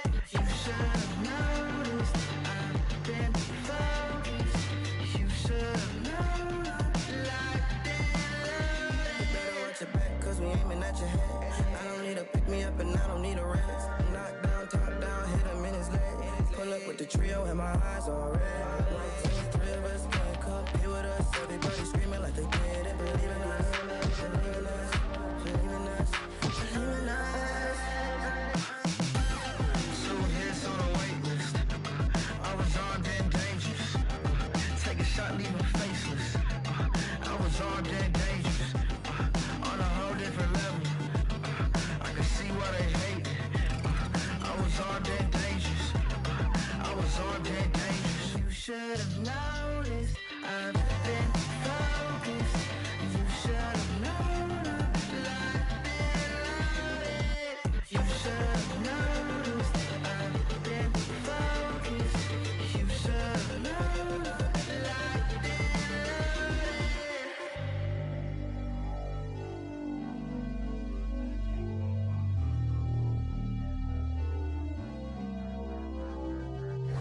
The best time of the year is finally upon us, and with the 2025 Global Championships as the final stop for this competitive year, it's important to take a look back into what helped shape the competitors representing from the Asia region this year in France. 2025 started off hot for Koyota, Rise, and Yuma. Wasting absolutely zero time to lock in their position for the global stage, this trio claimed Major 1 for themselves in a relatively commanding fashion. But even after establishing their victory, this team had zero intentions of slowing down, because they knew they'd have to hone their craft with the rest of the region looking to play catch-up. Which brings us to Major 2, where a new victor would rise in Raito, Razol, and Quintana, who dominated Day 2 of the competition, securing 4 victory royales and a guaranteed ticket to the 2025 Global Championship. After witnessing this exciting feat by the Major 2 champions, Yuma, Rise, and Koyota decided they had had enough of letting someone else take the spotlight. Their Major 3 performance opened a new chapter in Fortnite competitive history. With an unbelievable 8 out of 12 matches resulting in a victory royale, they absolutely crushed the rest of the competition. But Mirim, Buruyuru, and Wikasi remained unfaltered and stuck true to their own methods, eventually netting themselves a 3 points lead over the rest of the tight-knit standings to find themselves as the final trio locked in for Globals.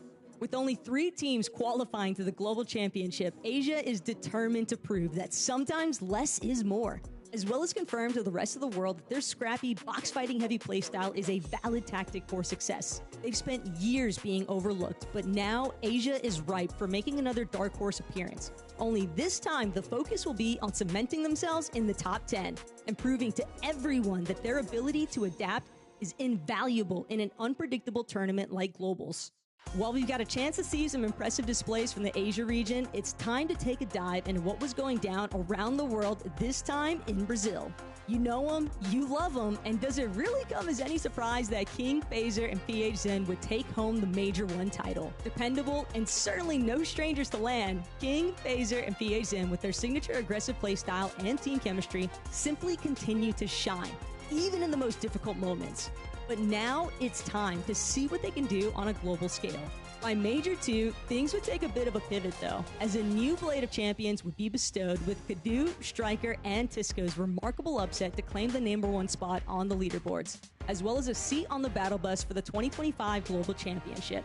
The competition would only continue to heat up, and in Major 3, Wei, Gabzera, and Scarpa utilized teamwork, timing, and most importantly, fragging out every single lobby to attain their top position in Brazil. They knew how crucial it was to perform in Major 3, since this would be the last opportunity to score the honor of being a Brazil representative in France. After getting a taste at last year's Globals, both Asia and Brazil have had an entire year to prepare for this moment. So can they keep the dream alive? Only time will tell.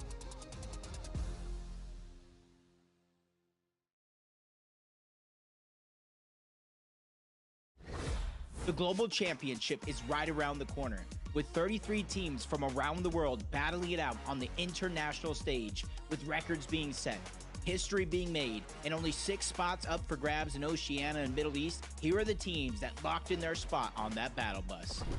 With only 3 spots available in OCE, it meant putting it all on the line with no excuses. And that's exactly what Alex, Anon, and Resigns did in Major 2. Through 12 games, they were able to get 88 eliminations with 3 hard-fought wins. By the time the dust settled, they not only won by 88 points, but that was Alex's 6th FNCS title win in his career. Coming into Major 3, there were 2 spots up for grabs, and with Alex, Anon, and Resigns already locked in, it was all to play for. Alex's team set another record with 7 VRs, 1,266 points, 156 eliminations, and came out on top again. Alex's 7th FNCS win and most of any other player in Fortnite. However, there were still 2 teams fighting tooth and nail for their spot on that battle bus. One of which was Kazi, Tinka, and Aspect. After day 1 ended, they had an 80+ point lead over 3rd place. All they had to do was hold on to their spot.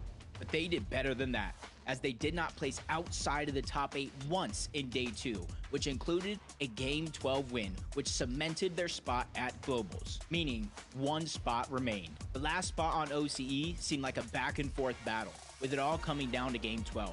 With their year on the line, they had to go big, and that's what Vortexum, Mountain, and Goofy did. From 4th place on day 1, out of Global Championship qualifying range, they took off. Led by consistent placements and clutch eliminations, they were able to score 555 points and grab that last spot headed to France.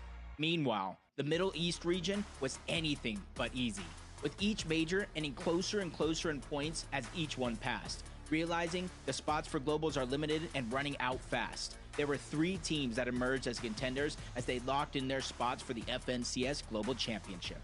Starting with Major 1, Halid, Fakus, and Hero had a good day 1, but in 11th place with 3 elims wasn't going to be enough. Landing in 4th place after day 1, they knew if they wanted to be crowned champions and head to globals, they needed to do more.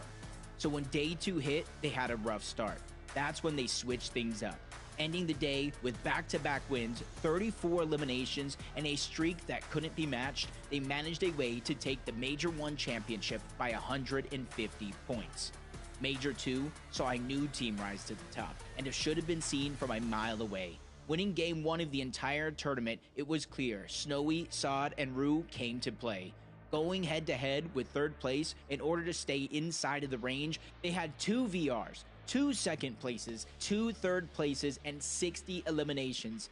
Consistency truly was key for them as they got 2nd place in Major 2, and most importantly, their trip to France secured to compete at the Global Championship. The last major of the year for Middle East saw one of the best back and forths we've seen in a while, with Game 12 and 36 points separating the FNCS champions going to globals and a heartbreak. Valor, Adapter, and Mansoor managed to feel every emotion through their 12 games.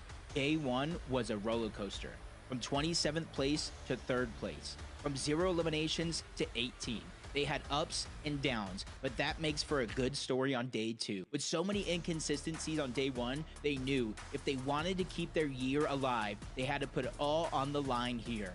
With 6 games, they never once set foot outside of the top 7. They managed a huge win with 10 eliminations, and on the final game, they might have went down a little earlier than they had hoped, but that meant they got to watch the teams behind them fall and celebrate, not only qualifying for the Global Championship, but winning Major 3 FNCS. There hasn't been one region this season that has shown they will go down easy. Everyone at the Global Championship has everything to fight for. So when the lights turn bright on that stage and it's time to compete, these 6 teams will ensure you look at their region because they came to play and they came to win the Fortnite Global Championship.